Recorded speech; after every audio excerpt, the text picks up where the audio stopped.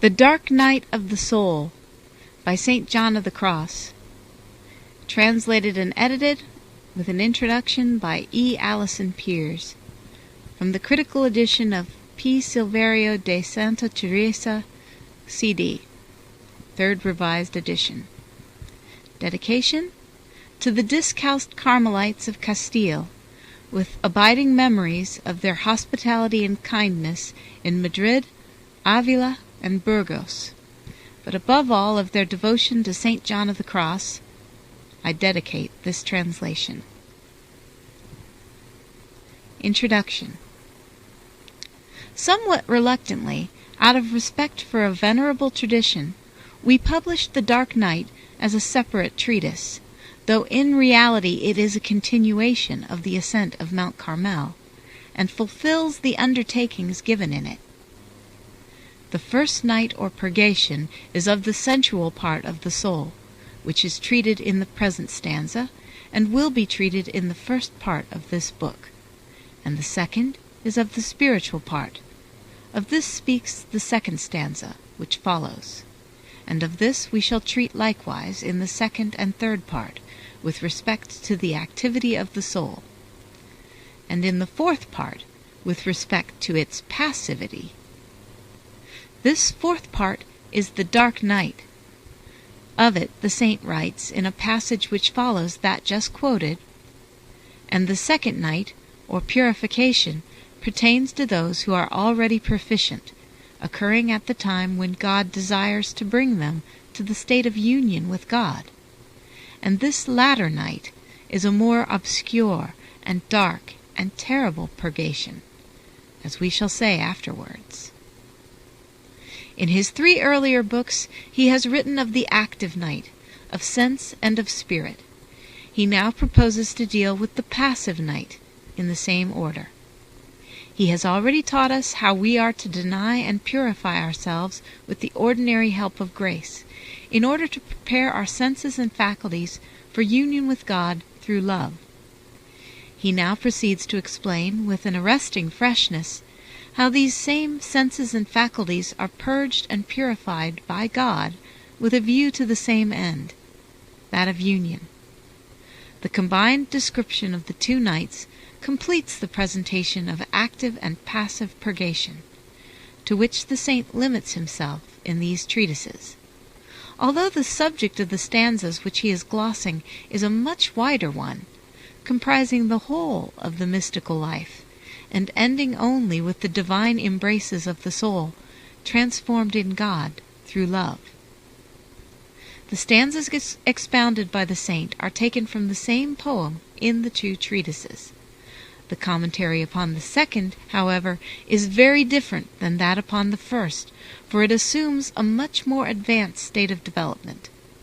The active night has left the senses and faculties well prepared, though not completely prepared, for the reception of divine influences and illuminations in greater abundance than before. The saint here postulates a principle of dogmatic theology, that by himself, and with the ordinary aid of grace, man cannot attain to that degree of purgation which is essential to his transformation in God. He needs divine aid more abundantly.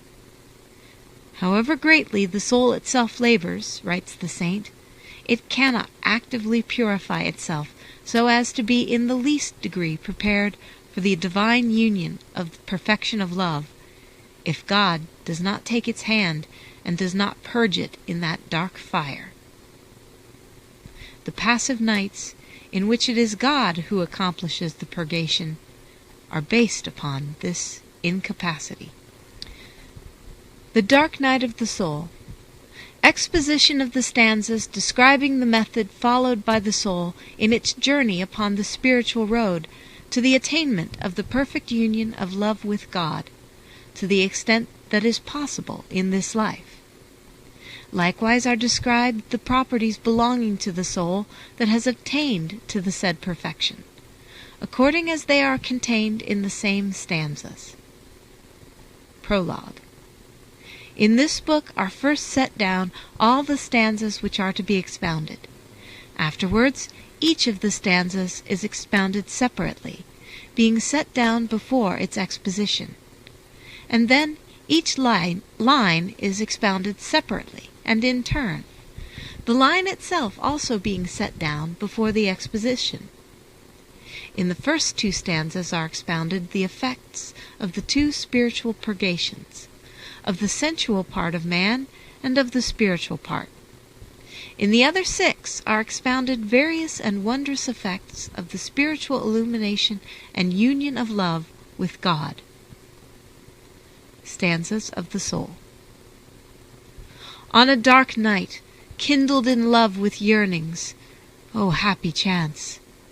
I went forth without being observed, my house being now at rest.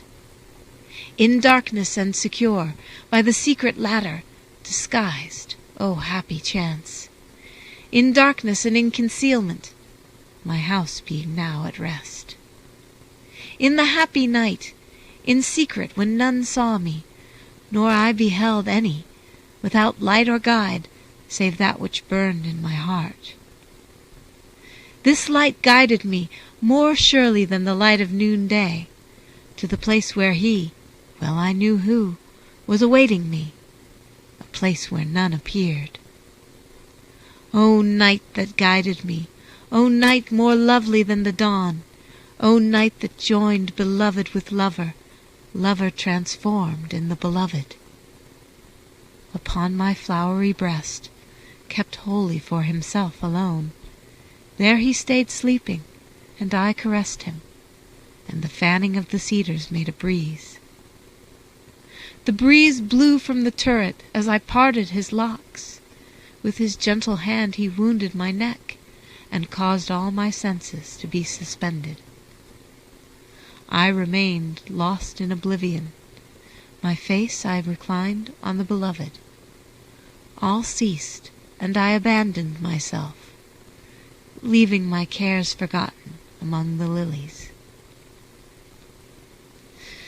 Begins the exposition of the stanzas which treat of the way and manner which the soul follows upon the road of the union of love with God. Before we enter upon the exposition of these stanzas, it is well to understand here that the soul that utters them is now in the state of perfection, which is the union of love with God, having already passed through severe trials and straits by means of spiritual exercise in the narrow way of eternal life, whereof our Saviour speaks in the Gospel, along which road the soul ordinarily passes in order to reach this high and happy union with God. Since this road, as the Lord himself says likewise, is so narrow, and since there are so few that enter by it, the soul considers it a great happiness and good chance to have passed along it to the said perfection of love, as it sings in the first stanza, calling this narrow road with full propriety dark night, as will be explained hereafter in the lines of the said stanza. The soul, then, rejoicing at having passed along this narrow road from which so many blessings have come to it, speaks after this manner. The Dark Night of the Soul, by St. John of the Cross.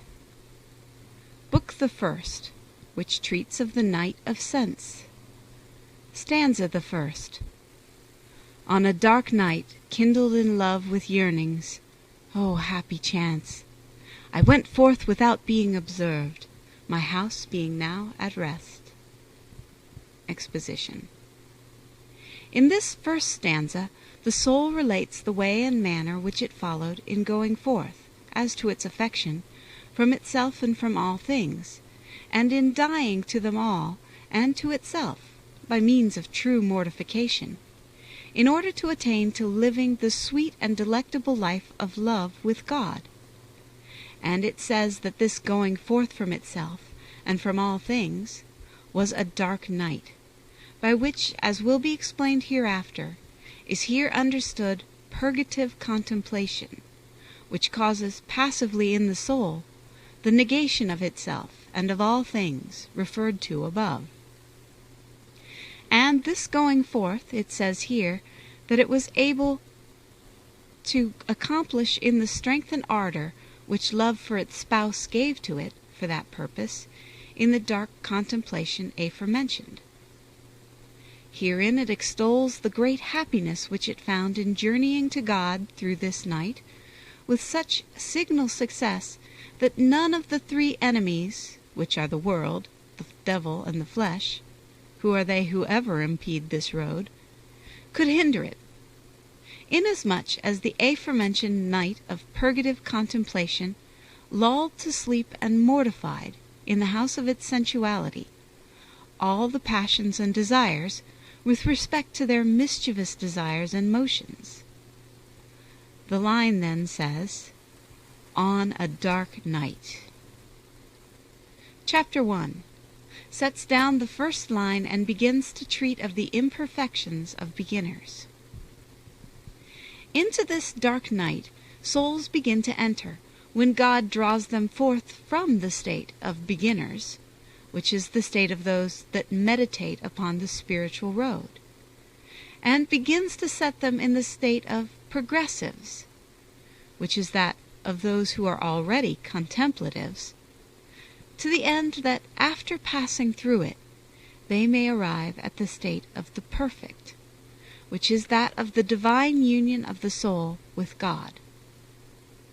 Wherefore, to the end that we may the better understand and explain what night is this through which the soul passes, and for what cause God sets it therein, it will be well here to touch first of all upon certain characteristics of beginners, which, although we treat them with all possible brevity, will not fail to be of service likewise to the beginners themselves, in order that, realizing the weakness of the state wherein they are, they may take courage, and may desire that God will bring them into this night, wherein the soul is strengthened and confirmed in the virtues, and made ready for the inestimable delights of the love of God.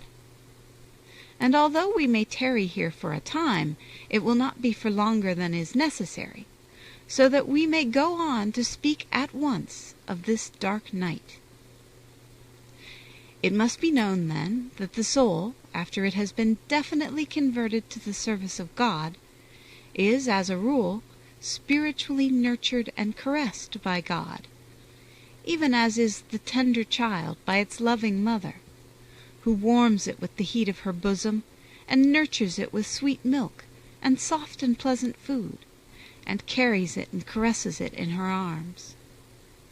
But as the child grows bigger, the mother gradually ceases caressing it, and hiding her tender love, puts bitter aloes upon her sweet breast, sets down the child from her arms, and makes it walk upon its feet, so that it may lose the habits of a child, and betake itself to more important and substantial occupations.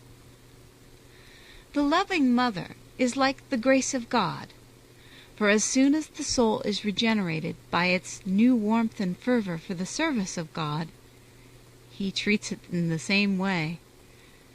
He makes it to find spiritual milk sweet and delectable in all the things of God without any labor of its own, and also great pleasure in spiritual exercises. For here God is giving to it the breast of His tender love, even as to a tender child. Therefore such a soul finds its delight in spending long periods, perchance whole nights, in prayer. Penances are its pleasures, fasts its joys, and its consolations are to make use of the sacraments and to occupy itself in divine things. In the which things spiritual persons, though taking part in them with great efficacy and persistence, and using and treating them with great care, often find themselves, spiritually speaking, very weak and imperfect. For since they are moved to these things and to these spiritual exercises by the consolation and pleasure they find in them, and since, too, they have not been prepared for them by the practice of earnest striving in the virtues, They have many faults and imperfections with respect to these spiritual actions of theirs. For after all, any man's actions correspond to the habit of perfection attained by him. And as these persons have not had the opportunity of acquiring the said habits of strength, they have necessarily to work like feebler children, feebly.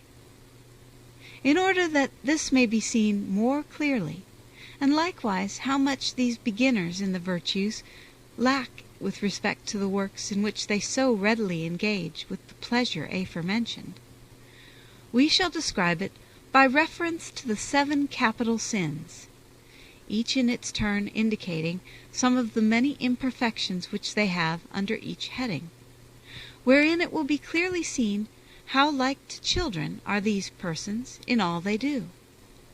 And it will also be seen how many blessings the dark night, of which we shall afterwards treat, brings with it, since it cleanses the soul and purifies it from all these imperfections. Chapter 2. Of certain spiritual imperfections which beginners have with respect to the habit of pride. As these beginners feel themselves to be very fervent and diligent in spiritual things and devout exercises, from this prosperity, although it is true that holy things of their own nature cause humility, there often comes to them through their imperfections a certain kind of secret pride, whence they come to have some degree of satisfaction with their works and with themselves. And hence there comes to them likewise a certain desire, which is somewhat vain, and at times very vain, to speak of spiritual things in the presence of others, and sometimes even to teach such things rather than learn them. They condemn others in their heart when they see that they have not the kind of devotion which they themselves desire, and sometimes they even say this in words, herein resembling the Pharisee, who boasted of himself, praising God for his own good works, and despising the publican. In these persons the devil often increases the fervor that they have, and the desire to perform these and other works more frequently, so that their pride and presumption grow greater. For the devil knows quite well that all these works and virtues which they perform are not only valueless to them, but even become vices in them. And such a degree of evil are some of these persons wont to reach, that they would have none appear good except themselves. And thus, in deed and word, whenever the opportunity occurs, they condemn others and slander them, beholding the mote in their brother's eye, and not considering the beam which is in their own. They strain at another's gnat, and themselves swallow a camel. Sometimes, too, when their spiritual masters, such as confessors and superiors, do not approve of their spirit and behavior, for they are anxious that all they do shall be esteemed and praised, they consider that they do not understand them, or that because they do not approve of this and comply with that, their confessors are themselves not spiritual. And so they immediately desire and contrive to find someone else who will fit in with their tastes. For as a rule, they desire to speak of spiritual matters with those who they think will praise and esteem what they do. And they flee as they would from death, from those who disabuse them, in order to lead them into a safe road. Sometimes they even harbor ill will against them. Presuming thus, they are wont to resolve much and accomplish very little. Sometimes they are anxious that others shall realize how spiritual and devout they are, to which end they occasionally give outward evidence thereof, in movements, sighs, and other ceremonies. And at times they are apt to fall into certain ecstasies in public rather than in secret, wherein the devil aids them, and they are pleased that this should be noticed, and are often eager that it should be noticed more. Many such persons desire to be the favorites of their confessors, and to become intimate with them, as a result of which there beset them continual occasions of envy and disquiet. They are too much embarrassed to confess their sins nakedly, lest their confessors should think less of them. So they palliate them and make them appear less evil. And thus it is to excuse themselves rather than to accuse themselves that they go to confession. And sometimes they seek another confessor to tell the wrongs that they have done, so that their own confessor shall think that they have done nothing wrong at all, but only good. And thus they always take pleasure in telling him what is good, and sometimes in such terms as to make it appear to be greater than it is rather than less, desiring that he may think them to be good, when it would be greater humility in them, as we shall say, to depreciate it, and to desire that neither he nor anyone else should consider them of account. Some of these beginners, too, make little of their faults, and at other times become over-sad when they see themselves fall into them, thinking themselves to have been saints already. And thus they become angry and impatient with themselves, which is another imperfection. Often they beseech God with great yearnings that he will take from them their imperfections and faults, but they do this so that they may find themselves at peace, and may not be troubled by them, rather than for God's sake, not realizing that if he should take their imperfections from them, they would probably become prouder and more presumptuous still. They dislike praising others, and love to be praised themselves. Sometimes they seek out such praise. Herein they are like the foolish virgins, who, when their lamps could not be lit, sought oil from others. From these imperfections, some souls go on to develop many very grave ones, which do them very great harm. But some have fewer, and some more, and some only the first motions thereof, or little beyond these. And there are hardly any such beginners, who at the time of these signs of fervor do not fall into some of these errors. But those who at this time are going on to perfection proceed very differently, and with quite another temper of spirit.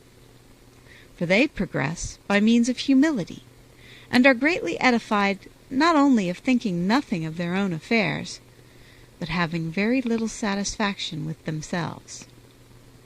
They consider all others as far better, and usually have a holy envy of them, and an eagerness to serve God as they do.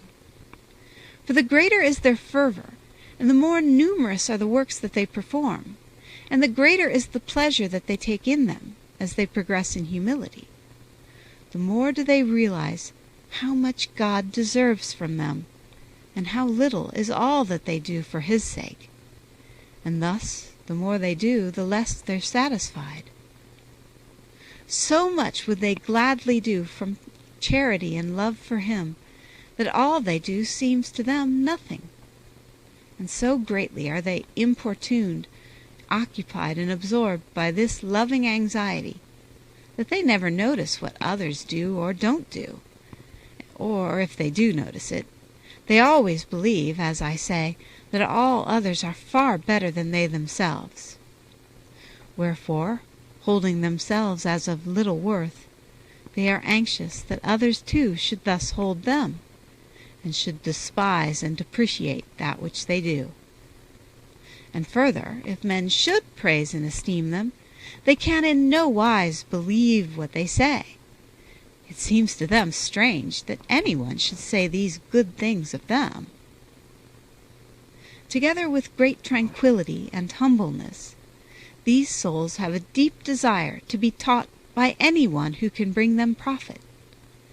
They are the complete opposite of those of whom we have spoken above, who would be eager to be always teaching, and who, when others seem to be teaching them, take the words from their mouths as if they knew them already. These souls, on the other hand, being far from desiring to be the masters of anyone, are very ready to travel and set out on another road than that which they are actually following, if they be so commanded, because they never think that they are right in anything whatsoever. They rejoice when others are praised. They grieve only because they do not serve God like them. They have no desire to speak of the things which they do, because they think so little of them that they are ashamed to speak of them even to their spiritual masters, since they seem to them to be things that do not merit being spoken of. They are more anxious to speak of their faults and sins, or that these should be recognized rather than their virtues. And thus they incline to talk of their souls with those who account their actions and their spirituality of little value. This is a characteristic of the spirit which is simple, pure, genuine, and very pleasing to God. For as the wise Spirit of God dwells in these humble souls, he moves them and inclines them to keep his treasures secretly within, and likewise to cast out from themselves all evil. God gives this grace to the humble, together with the other virtues, even as he denies it to the proud. These souls will give their heart's blood to anyone that serves God, and will help others to serve him as much as in them lies. The imperfections into which they see themselves fall, they bear with humility, meekness of spirit, and a loving fear of God, hoping in him. But souls who in the beginning journey with this kind of perfection are, as I understand, and as has been said, a minority, and very few are those who we can be glad do not fall into the opposite errors. For this reason, as we shall afterwards say, God leads into the dark night those whom he desires to purify from all these imperfections, so that he may bring them farther onward. End of Chapter 2 of Book 1. The Dark Night of the Soul by St. John of the Cross. Book 1, Chapter 3. Of some imperfections which some of these souls are apt to have, with respect to the second deadly sin, which is avarice, in the spiritual sense. Many of these beginners have also at times great spiritual avarice. They will be found to be discontented with the spirituality which God gives them, and they are very disconsolate and querulous, because they do not find in spiritual things the consolation that they would desire. Many can never have enough of listening to counsels and learning spiritual precepts, and of possessing and reading many books which treat of this matter, and they spend their time on all these things rather than on works of mortification and the perfecting of the inward poverty of spirit which should be theirs. Furthermore, they burden themselves with images and rosaries which are very curious. Now they put down one, now they take up another, now they change about, now change back again, now they want this kind of thing, now that, preferring one kind of cross to another because it is more curious. And others you will see adorned with Agnus Deis and relics and tokens, like children with trinkets. Here I condemn the attachment of the heart, and the affection which they have for the nature, multitude, and curiosity of these things, inasmuch as it is quite contrary to poverty of spirit, which considers only the substance of devotion, makes use only of what suffices for that end, and grows weary of this other kind of multiplicity and curiosity. For true devotion must issue from the heart, and consist in the truth and substances alone of what is represented by spiritual things. All the rest is affection and attachment, proceeding from imperfection. And in order that one may pass to any kind of perfection, it is necessary for such desires to be killed. I know a person who for more than 10 years made use of a cross roughly formed from a branch that had been blessed, fastened with a pin around it. He never ceased using it, and he always carried it about with him until I took it from him. And this was a person of no small sense and understanding. And I saw another who said his prayers using beads made of bones from the spine of a fish. His devotion was certainly no less precious on that account in the sight of God, for it is clear that these things carried no devotion in their workmanship or value. Those, then, who start from these beginnings and make good progress attach themselves to no visible instruments, nor do they burden themselves with such, nor desire to know more than is necessary in order that they may act well.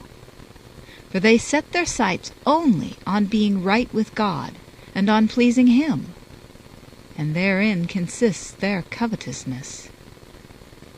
And thus with great generosity they give away all they have, and delight to know that they do not have it, for God's sake and for charity to their neighbor, no matter whether these be spiritual things or temporal. For as I say, they set their eyes only upon the reality of interior perfection, which is to give pleasure to God, and in nothing to give pleasure to themselves. But neither from these imperfections nor from those others can the soul be perfectly purified, until God brings it into the passive purgation of that dark night, whereof we shall speak presently.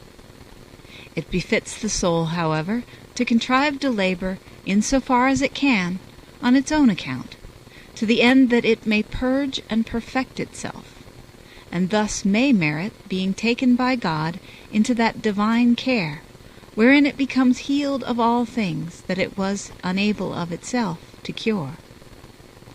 Because, however greatly the soul itself labors, it cannot actively purify itself so as to be in the least degree prepared for the divine union of perfection of love, if God does not take its hand and purge it in that dark fire, in the way and the manner which we have to describe.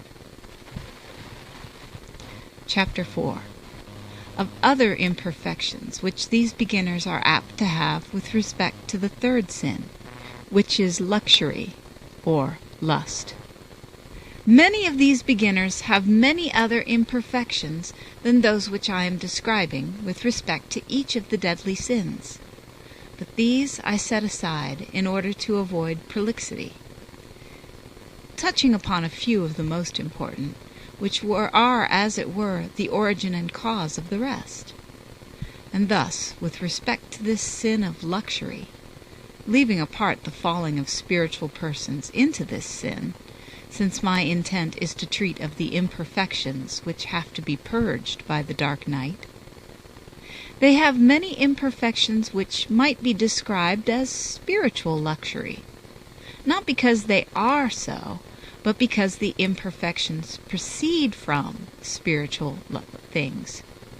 For it often comes to pass that in their very spiritual exercises, when they are powerless to prevent it, there arise and assert themselves in the sensual part of the soul impure acts and motions. And sometimes this happens even when the spirit is deep in prayer, or engaged in the sacrament of penance, or in the Eucharist. These things are not, as I say, in their power. They proceed from one of three causes. The first cause from which they often proceed is the pleasure which human nature takes in spiritual things. For when the spirit and the sense are pleased, every part of a man is moved by that pleasure to delight, according to its proportion and nature. For then the spirit, which is the higher part, is moved to pleasure and delight in God, And the sensual nature, which is the lower part, is moved to pleasure and delight of the senses, because it cannot possess and lay hold upon anything else, and it therefore lays hold upon that which comes nearest to itself, which is the impure and the sensual. So it comes to pass that the soul is in deep prayer with God according to the Spirit, and, on the other hand, according to sense, it is passively conscious, not without great displeasure, of rebellions and motions and acts of the senses, which often happens in communion. For when the soul receives joy and comfort in this act of love, because this Lord bestows it, since it is to that end that he gives himself, the sensual nature takes that which is its own likewise, as we have said, after its manner. Now, as after all these two parts are combined in one individual, they ordinarily both participate in that which one of them receives, each after its own manner. For as the philosopher says, everything that is received is in the recipient after the manner of the same recipient. And thus, in these beginnings, and even when the soul has made some progress, its sensual part, being imperfect, oftentimes receives the Spirit of God with the same imperfection. Now, when this sensual part is renewed by the purgation of the dark night which we shall describe, it no longer has these weaknesses. For it is no longer this part that receives anything, but rather it is itself received into the Spirit. And thus it then has everything after the manner of the Spirit. The second cause from where these rebellions sometimes proceed is the devil, who, in order to disquiet and disturb the soul, at times when it is at prayer or is striving to pray, contrives to stir up these motions of impurity in its nature. And if the soul gives heed to any of these, they cause it great harm.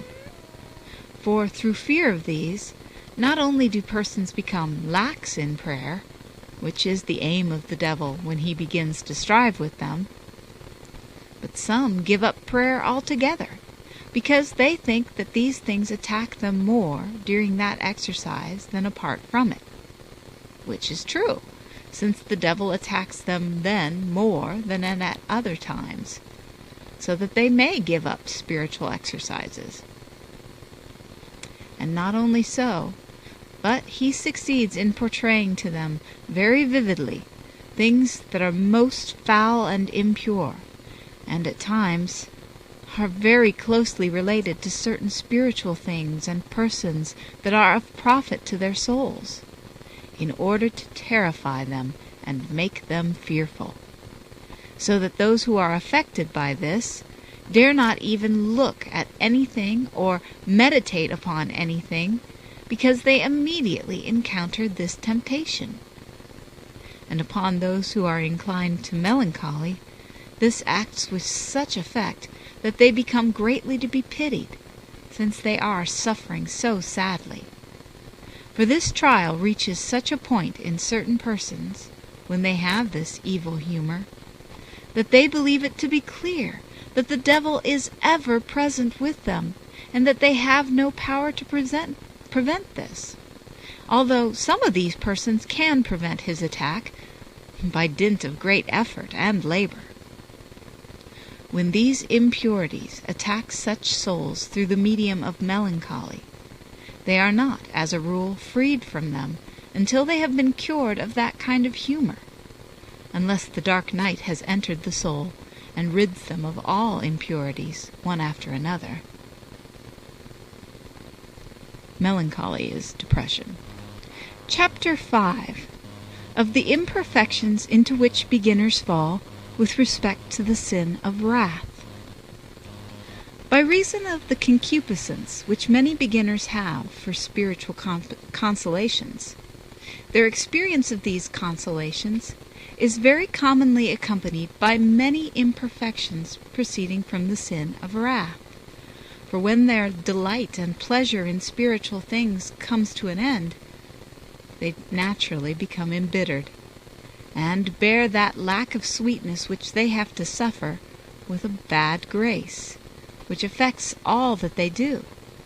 And they very easily become irritated over the smallest matter. Sometimes, indeed, no one can tolerate them. This frequently happens after they have been very pleasantly recollected in prayer, according to sense. When their pleasure and delight therein come to an end, their nature is naturally vexed and disappointed, just as the child is when they take it from the breast of which it was enjoying the sweetness. There is no sin in this natural vexation when it is not permitted to indulge itself, but only imperfection, which must be purged by the aridity and severity of the dark night. There are other of these spiritual persons, again, who fall into another kind of spiritual wrath. This happens when they become irritated at the sins of others, and keep watch on those others with a sort of uneasy zeal. At times the impulse comes to them to reprove them angrily, and occasionally they go so far as to indulge it, and set themselves up as masters of virtue. All this is contrary to spiritual meekness. There are others who are vexed with themselves when they observe their own imperfection, and display an impatience that is not humility. So impatient are they about this, that they would like to be saints in a day. Many of these persons purpose to accomplish a great deal, and make grand resolutions. Yet, as they are not humble and do not have misgivings about themselves, the more resolutions they make, the greater their fall is, and the greater their annoyance, since they do not have the patience to wait for what God will give them when it pleases Him. This likewise is contrary to the spiritual meekness aforementioned, which cannot be wholly remedied except by the purgation of the dark night. Some souls, on the other hand, are so patient as regards the progress which they desire, that God would be glad to see them less so. End of Chapter 5.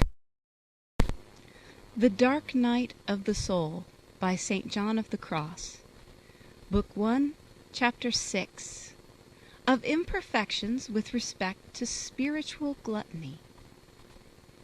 With respect to the fourth sin, which is spiritual gluttony, there is much to be said, for there is scarce one of these beginners who, however satisfactory his progress, does not fall into some of the many imperfections which come to these beginners with respect to this sin, on account of the sweetness which they find at first in spiritual exercises. For many of these, lured by the sweetness and pleasure which they find in such exercises, strive more after spiritual sweetness than after spiritual purity and discretion, which is that which God regards and accepts throughout the spiritual journey. Therefore, besides the imperfections into which the seeking for sweetness of this kind makes them fall, the gluttony which they now have makes them continually go to extremes, so that they pass beyond the limits of moderation within which the virtues are required, and wherein they have their being. For some of these persons, attracted by the pleasure which they find therein, kill themselves with penances, and others weaken themselves with fasts, by performing more than their frailty can bear, without the order or advice of any, but rather endeavoring to avoid those whom they should obey in these matters. Some, indeed, dare to do these things even though the contrary has been commanded them. These persons are most imperfect and unreasonable, for they set bodily penance before subjection and obedience, which is penance according to reason and discretion, and therefore a sacrifice more acceptable to God than any other. But such one-sided penance is no more than the penance of beasts, to which they are attracted exactly like beasts by the desire and pleasure which they find there. Inasmuch as all extremes are vicious, and in behaving thus such persons are working their own will, they grow in vice rather than in virtue. For to say the least, they are acquiring spiritual gluttony and pride in this way, through not walking in obedience. And many of these the devil assails, stirring up the gluttony in them through the pleasures and desires which he increases within them, to such an extent that since they can no longer help themselves, they either change or vary or add to that which is commanded them, as any obedience in this respect is so bitter to them. To such an evil pass have some persons come, that simply because it is through obedience that they engage in these exercises, they lose the desire and devotion to perform them, their only desire and pleasure being to do what they themselves are inclined to do, so that it would probably be more profitable for them not to engage in these exercises at all. You will find that many of these persons are very insistent with their spiritual masters to be granted that which they desire, extracting it from them almost by force. If they are refused it, they become as peevish as children, and go about in great displeasure, thinking that they are not serving God when they are not allowed to do what they want. For they go about clinging to their own will and pleasure, which they treat as though it came from God, and immediately their directors take it from them, and try to subject them to the will of God. They become peevish, grow faint-hearted, and fall away. These persons think that their own satisfaction and pleasure are the satisfaction and service of God. There are others, again, who because of this gluttony know so little of their own unworthiness and misery, and have thrust so far from them the loving fear and reverence which they owe to the greatness of God, that they do not hesitate to insist continually that their confessors shall allow them to take communion. And what is worse, they frequently dare to take communion without the leave and consent of the minister and steward of Christ, merely acting on their own opinion and contriving to conceal the truth from him. And for this reason, because they desire to communicate continually, they make confessions carelessly, being more eager to eat than to eat cleanly and perfectly, although it would be healthier and holier for them if they had the contrary inclination, and begged their confessors not to command them to approach the altar so frequently. Between these two extremes, however, the better way is that of humble resignation. But the boldness referred to is a thing that does great harm, and men may fear to be punished for such temerity. These persons, in taking communion, strive with every nerve to obtain some kind of sensible sweetness and pleasure, instead of humbly doing reverence and giving praise within themselves to God. And in such wise do they devote themselves to this, that they think, when they have received no pleasure or sweetness in the senses, that they have accomplished nothing at all. This is to judge God very unworthily. They have not realized that the least of the benefits which come from this most holy sacrament is that which concerns the senses, and that the invisible part of the grace that it bestows is much greater. For in order that they may look at it with the eyes of faith, God oftentimes withholds from them these other consolations and sweetnesses of sense. And thus they desire to feel and taste God as though he were comprehensible by them and accessible to them, not only in this, but likewise in other spiritual practices. All this is very great imperfection, and completely opposed to the nature of God, since it is impurity in faith. These persons have the same defect as regards the practice of prayer, for they think that all the business of prayer consists in experiencing sensible pleasure and devotion, and they strive to obtain this by great effort, as they say, by the strength of their arms, wearying and fatiguing their faculties and their heads. And when they have not found this pleasure, they become greatly discouraged, thinking they have accomplished nothing. Through these efforts they lose true devotion and spirituality, which consist in perseverance, together with patience and humility and mistrust of themselves, that they may please God alone. For this reason, when they have once failed to find pleasure in this or some other exercise, they have great disinclination and repugnance to return to it, and at times they abandon it. They are, in fact, as we have said, like children who are not influenced by reason, and who act not from rational motives, but from inclination. Such persons expend all their effort in seeking spiritual pleasure and consolation. They never tire, therefore, of reading books, and they begin now one meditation, now another, in this pursuit of the pleasure which they desire to experience in the things of God. But God, very justly, wisely, and lovingly, denies it to them, for otherwise this spiritual gluttony and inordinate appetite would breed innumerable evils. It is therefore very fitting that they should enter into this dark night whereof we shall speak, that they may be purged from this childishness.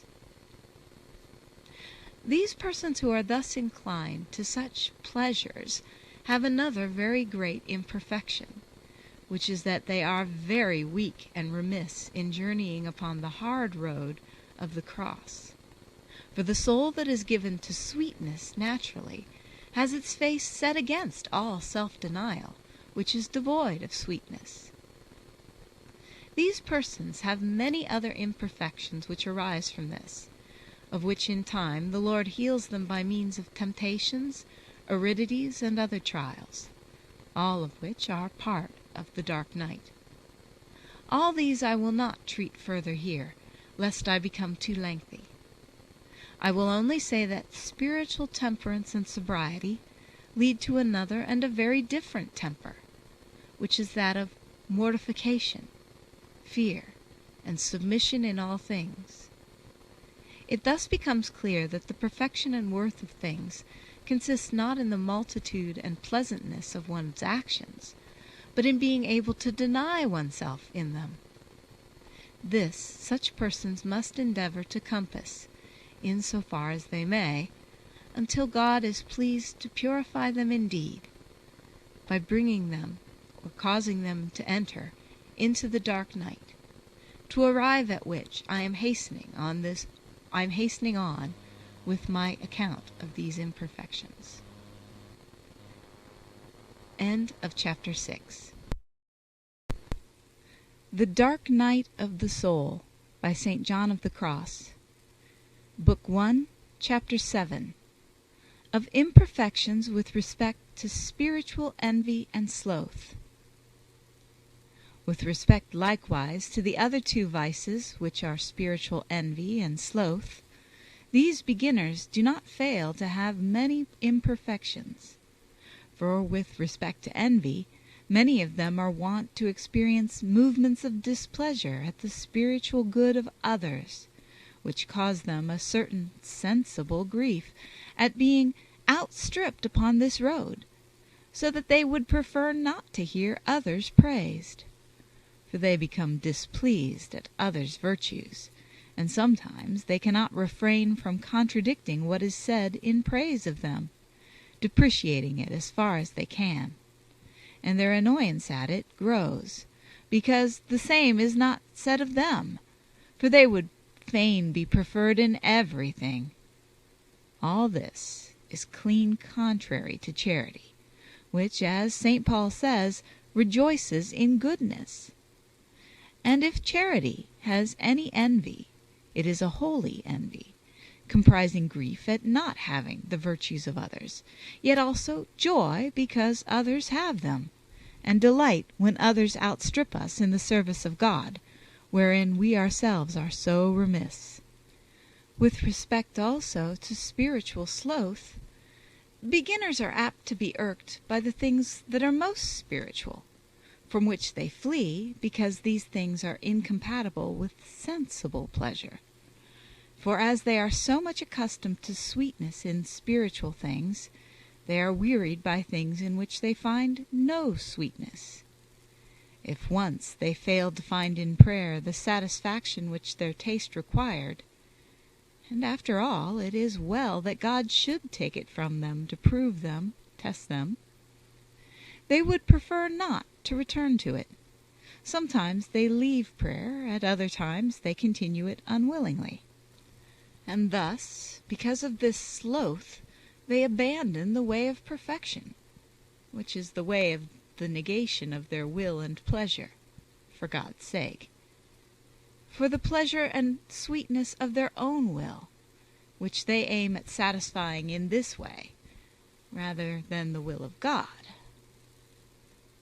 And many of these would have God will what they themselves will, and are fretful at having to will what He wills, and find it repugnant to accommodate their will to the will of God. Hence it happens to them that oftentimes they think that wherein they do not find their own will and pleasure is not the will of God, and that on the other hand, when they themselves find satisfaction, God is satisfied.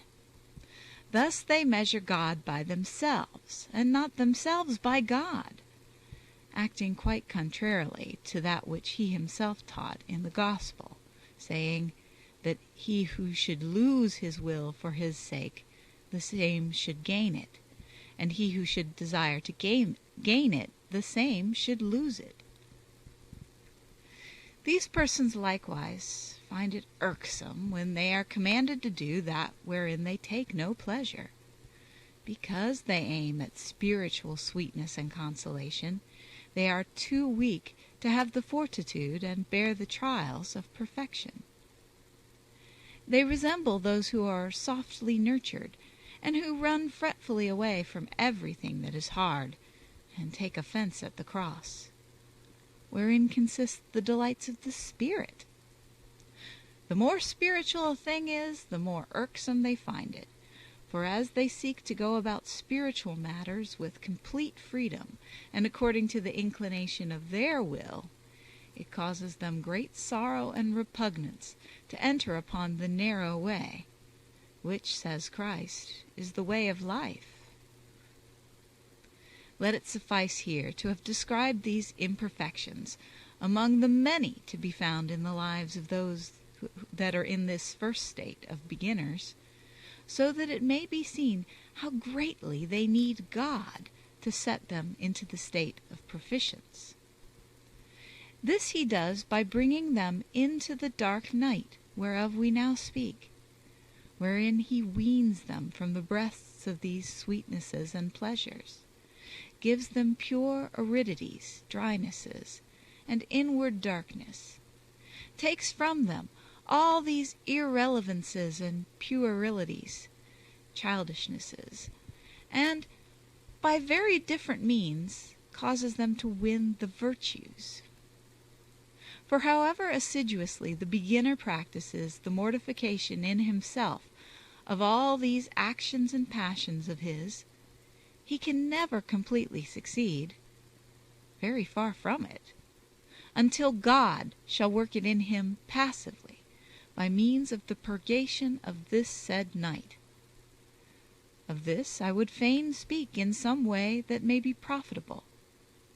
May God, then, be pleased to give me His divine light, because this is very needful in a night that is so dark, and a matter that is so difficult to describe and to expound.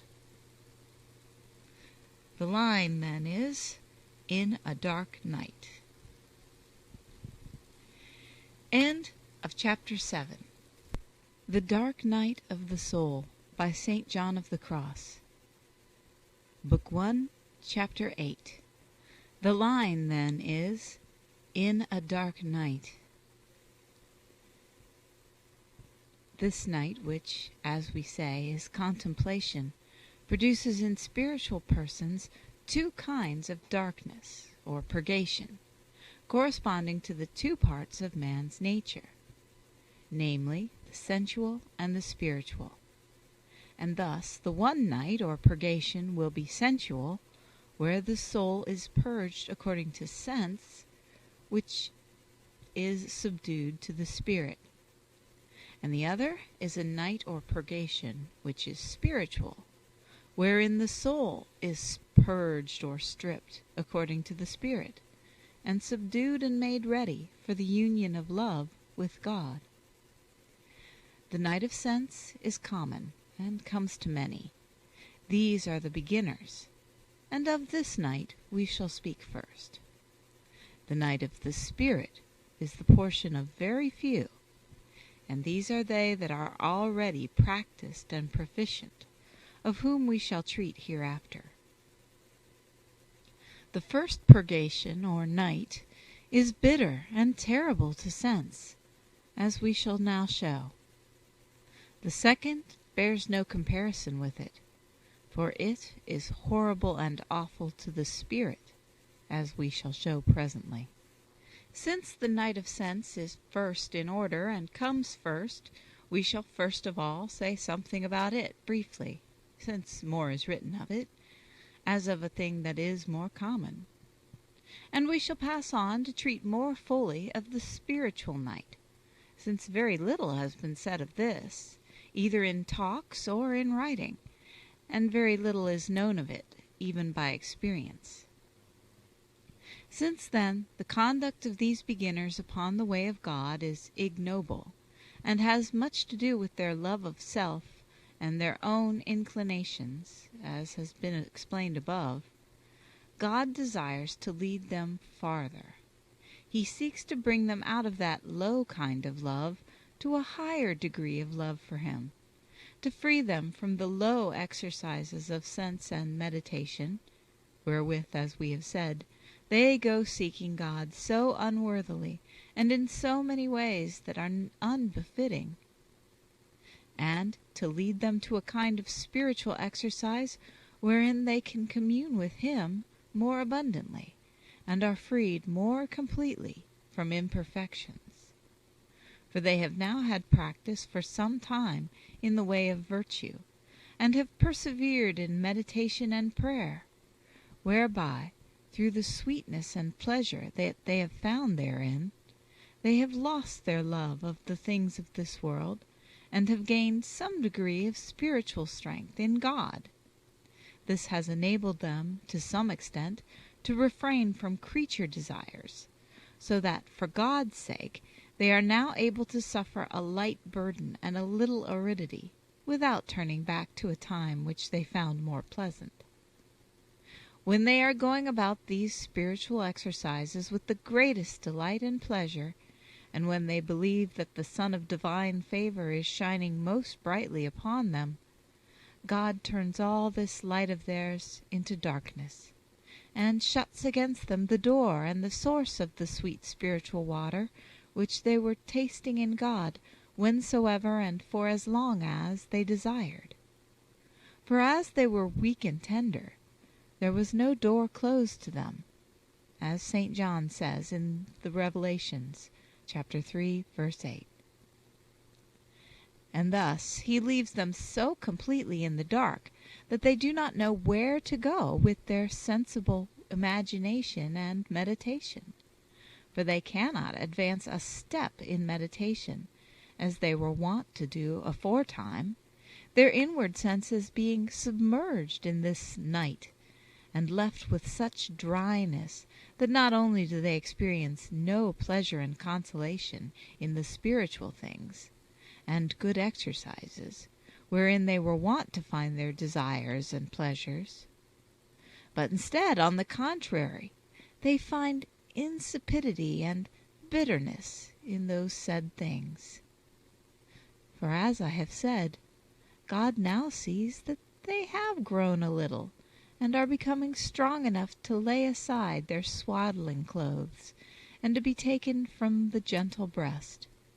So he sets them down from his arms, and teaches them to walk on their own 2 feet, which they feel to be very strange, for everything seems to be going wrong.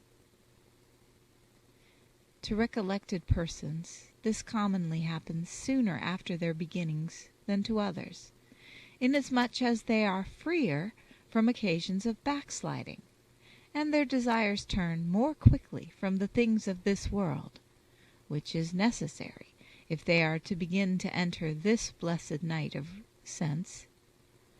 Ordinarily, no great time passes after their beginnings before they begin to enter this night of sense, and the great majority of them do in fact enter it, for they will generally be seen to fall into these aridities.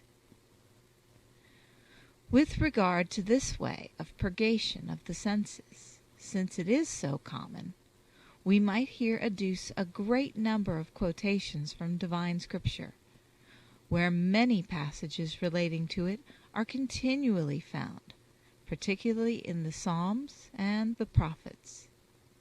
However, I do not wish to spend time upon these, for he who knows not how to look for them will find the common experience of this purgation to be sufficient.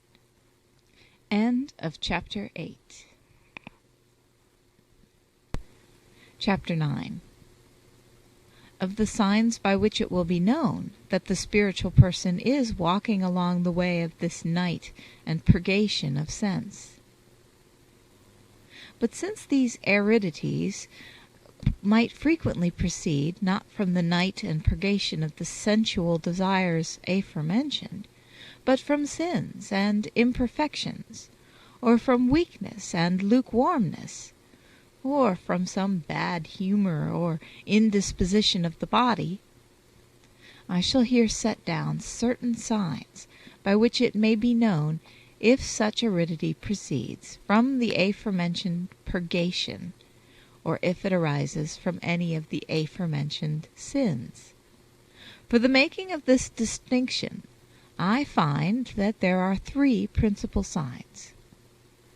The first is whether, when a soul finds no pleasure or consolation in the things of God, it also fails to find it in anything created.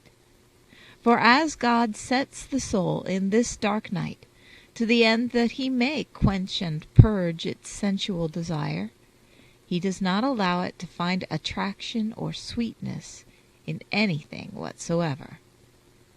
In such a case it may be considered very probable that this aridity and insipidity do not proceed from recently committed sins or imperfections.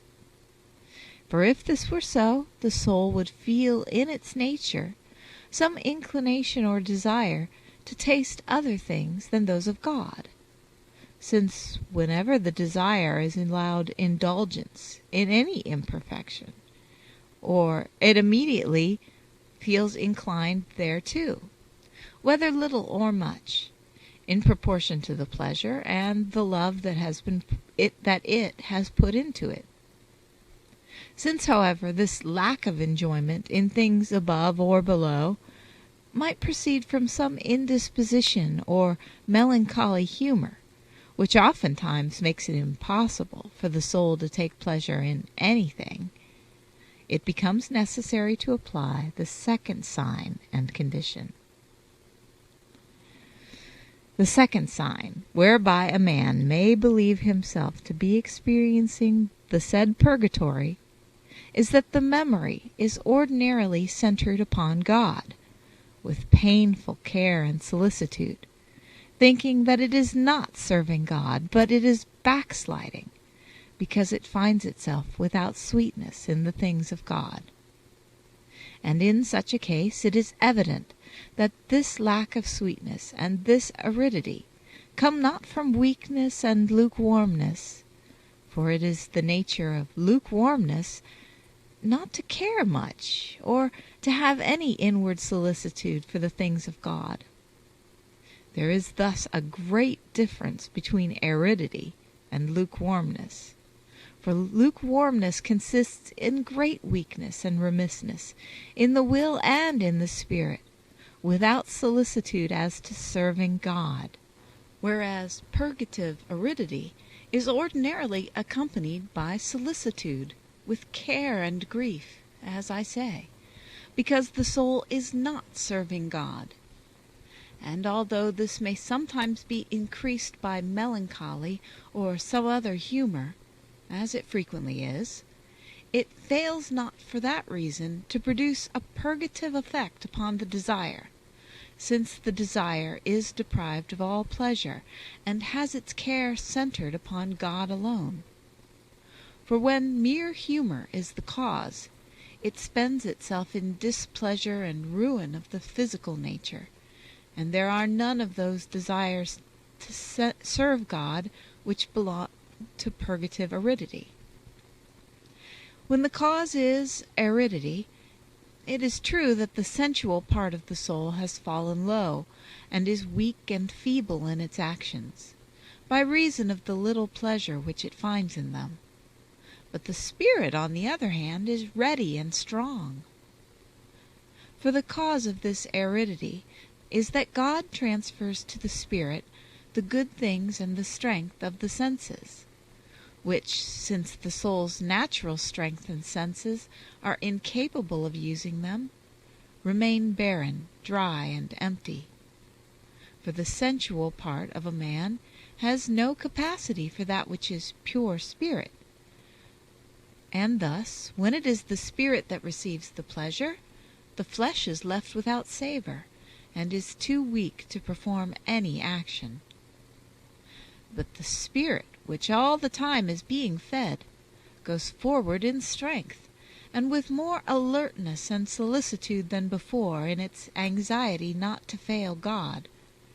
And if it is not immediately conscious of spiritual sweetness and delight, but only of aridity and lack of sweetness, the reason for this is the strangeness of the exchange. For its palate has been accustomed to those other sensual pleasures upon which its eyes are still fixed, and since the spiritual palate is not made ready or purged for such subtle pleasure, until it finds itself becoming prepared for it by means of this arid and dark night, it cannot experience spiritual pleasure and good, but only aridity and lack of sweetness, since it misses the pleasure which aforetime it enjoyed so readily.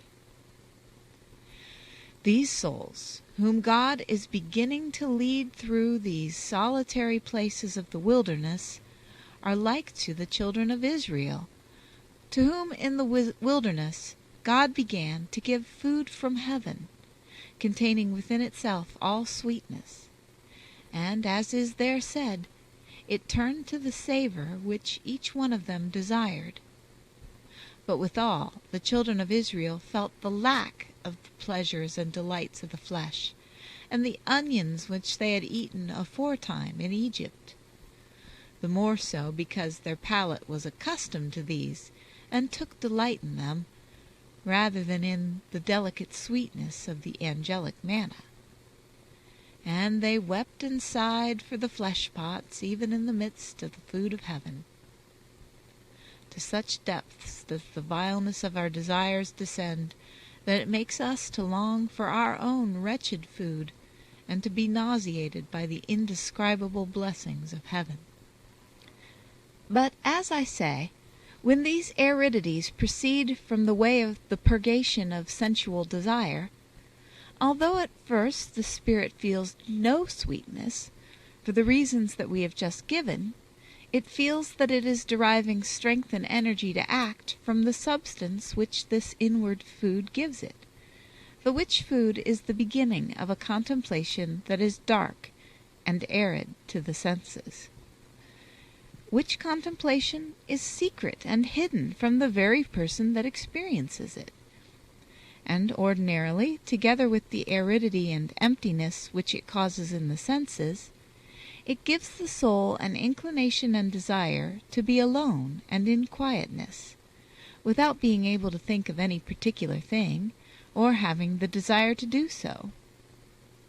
If those souls to whom this comes to pass knew how to be quiet at this time, and did not trouble about performing any kind of action, whether inward or outward, nor had any anxiety about doing anything, then they would delicately experience this inward refreshment in that ease and freedom from care.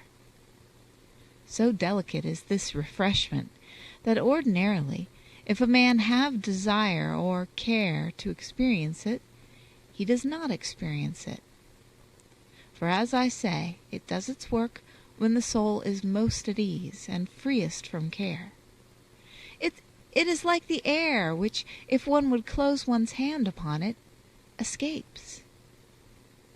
In this sense we may understand that which the spouse said to the bride in the songs, namely, "Withdraw your eyes from me, for they make me to soar aloft." For in such a way does God bring the soul into this state, and by so different a path does he lead it, that if it desires to work with its faculties, it hinders the work which God is doing in it, rather than aids it. Whereas aforetime it was quite the contrary. The reason is that in this state of contemplation, which the soul enters when it forsakes meditation for the state of the proficient, it is God who is now working in the soul. He binds its interior faculties, and does not allow it to cling to the understanding, nor to have delight in the will, nor to reason with the memory. For anything that the soul can do of its own accord at this time serves only, as we have said, to hinder inward peace, and the work which God is accomplishing in the spirit by means of that aridity of sense. And this peace, being spiritual and delicate, performs a work which is quiet and delicate, solitary, productive of peace and satisfaction, and far removed from all those earlier pleasures which were very palpable and sensual.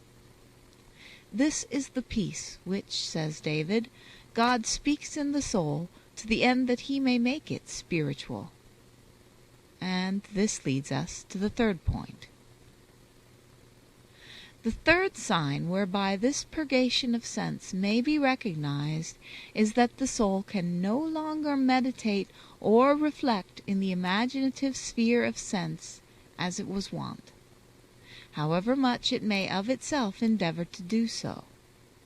For God now begins to communicate himself to it, no longer through sense as he did aforetime, by means of reflections which joined and sundered its knowledge, but by pure spirit, into which consecutive reflections do not enter. But he communicates himself to it by an act of simple contemplation, to which neither the exterior nor the interior senses of the lower part of the soul can attain. From this time forward, therefore, imagination and fancy can find no support in any meditation, and can gain no foothold by means thereof. With regard to this third sign, it is to be understood that this embarrassment and dissatisfaction of the faculties do not proceed from indisposition, for when this is the case, and the indisposition, which never lasts for long, comes to an end, the soul is able once again, by taking some trouble about the matter, to do what it did before, and the faculties find their wonted support. But in the purgation of the desire this is not so. When once the soul begins to enter therein, its inability to reflect with the faculties grows ever greater. For although it is true that at first, and with some persons, the process is not as continuous as this, so that Occasionally they fail to abandon their pleasures and reflections of sense, for perchance, by reason of their weakness, it was not fitting to wean them from these immediately. Yet this inability grows within them more and more, and brings the workings of sense to an end, if indeed they are to make progress. For those who do not walk in the way of contemplation act very differently. For this night of aridities is not usually continuous in their senses. At times they have these aridities, at others they do not. At times they cannot meditate, at others they can.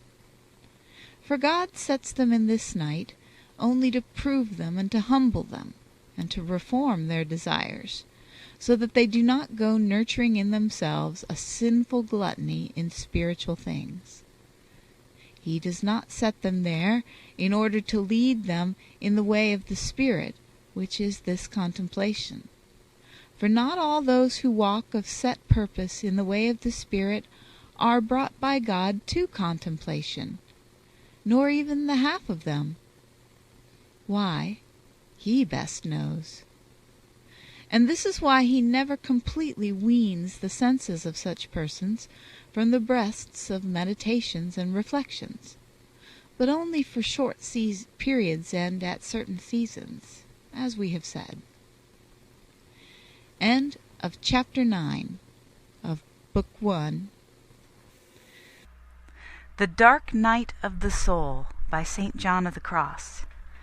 Book 1, Chapter 10. Of the way in which these souls are to conduct themselves in this dark night. During the time, then, of the aridities of this night of sense, wherein God effects the change of which we have spoken above, drawing forth the soul from the life of sense into that of the Spirit, that is, from meditation to contemplation, wherein it no longer has any power to work or to reason with its faculties concerning the things of God, as has been said. Spiritual persons suffer great trials, by reason not so much of the aridities which they suffer, as of the fear which they have of being lost on the road, thinking that all spiritual blessing is over for them, and that God has abandoned them, since they find no help or pleasure in good things. Then they grow weary, and endeavor, as they have been accustomed to do, to concentrate their faculties with some degree of pleasure upon some object of meditation, thinking that when they are not doing this, and yet are conscious of making an effort, they are doing nothing. This effort they make not without great inward repugnance and unwillingness on the part of their soul, which was taking pleasure in being in that quietness and ease, instead of working with its faculties. So they have abandoned the one pursuit, yet draw no profit from the other. For by seeking what is prompted by their own spirit, they lose the spirit of tranquillity and peace which they had before. And thus they are like to one who abandons what he has done in order to do it over again, or to one who leaves a city only to re-enter it, or to one who is hunting and lets his prey go in order to hunt it once more. This is useless here, for the soul will gain nothing further by conducting itself in this way, as has been said. These souls turn back at such a time, if there is none who understands them. They abandon the road, or lose courage, or at the least, they are hindered from going farther by the great trouble which they take in advancing along the road of meditation and reasoning. Thus they fatigue and overwork their nature, imagining that they are failing through negligence or sin. But this trouble that they are taking is quite useless, for God is now leading them by another road, which is that of contemplation, and it is very different from the first. For the one is of meditation and reasoning, and the other belongs neither to imagination nor yet to reasoning. It is well for those who find themselves in this condition to take comfort, to persevere in patience, and to be in no wise afflicted. Let them trust in God, who does not abandon those that seek him with a simple and right heart, and will not fail to give them what is needful for the road, until he bring them into the clear and pure light of love. This last he will give them by means of that other dark night, that of the Spirit, if they merit his bringing them thereto. The way in which they are to conduct themselves in this night of sense is to devote themselves not at all to reasoning and meditation, since this is not the time for it, but to allow the soul to remain in peace and quietness, although it may seem clear to them that they are doing nothing and are wasting their time, and although it may appear to them that it is because of their weakness that they have no desire in that state to think of anything. The truth is that they will be doing quite sufficient if they have patience and persevere in prayer, without doing anything themselves. What they must do is merely to leave the soul free and disencumbered, and at rest from all knowledge and thought, not troubling themselves in that state about what they shall think or meditate upon, but contenting themselves with merely a peaceful and loving attentiveness toward God, and in being without anxiety, without the ability and without desire to have experience of him or to perceive him. For all of these yearnings disquiet and distract the soul from the peaceful quiet and sweet ease of contemplation which is here granted to it. And although further scruples may come to them, that they are wasting their time, and that it would be well for them to do something else, because they can neither do nor think anything in prayer, let them suffer these scruples and remain in peace, as there is no question save of their being at ease and having freedom of spirit. For if such a soul should desire to make any effort of its own with its interior faculties, this means that it will hinder and lose the blessings which, by means of that peace and ease of the soul, God is instilling into it and impressing upon it. It is just as if some painter were painting or dyeing a face. If the sitter were to move because he desired to do something, he would prevent the painter from accomplishing anything, and would disturb him in what he was doing. And thus, when the soul desires to remain in inward ease and peace, any operation and affection or attentions wherein it may then seek to indulge, or wish to have, will distract it and disquiet it, and make it conscious of dryness and emptiness of sense. For the more a soul endeavors to find support in affection and knowledge, the more it will feel the lack of these, which cannot now be supplied to it upon that road. Wherefore it behooves such a soul to pay no heed if the operations of its faculties become lost to it. It is rather to desire that this should happen quickly. For by not hindering the operation of infused contemplation that God is bestowing upon it, it can receive this with more peaceful abundance, and cause its spirit to be enkindled, and to burn with the love which this dark and secret contemplation brings with it, and sets firmly in the soul. For contemplation is nothing else than a secret, peaceful, and loving infusion from God, which, if it be permitted, enkindles the soul with the spirit of love, according as the soul declares in the next lines, namely, kindled in love with yearnings. End of chapter 10. The Dark Night of the Soul, by St. John of the Cross, Book 1, Chapter 11, wherein are expounded the 3 lines of the stanza.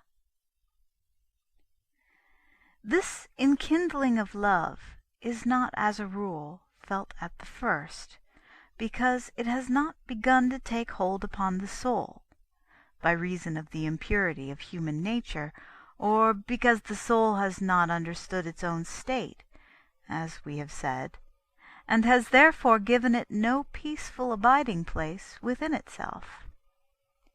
Yet sometimes, nevertheless, there soon begins to make itself felt a certain yearning towards God, and the more this increases, the more is the soul affectioned and enkindled in love towards God, without knowing or understanding how and whence this love and affection come to it, but from time to time seeing this flame and this enkindling grow so greatly within it, that it desires God with yearning of love, even as David, when he was in this dark night, said of himself in these words, namely, "Because my heart was enkindled," that is to say, in love of contemplation, "my reins also were changed." That is, my desires for sensual affections were changed, namely, from the way of sense to the way of the spirit, which is the aridity and cessation from all these things whereof we are speaking. "And I," he says, "was dissolved in nothing and annihilated, and I did not know."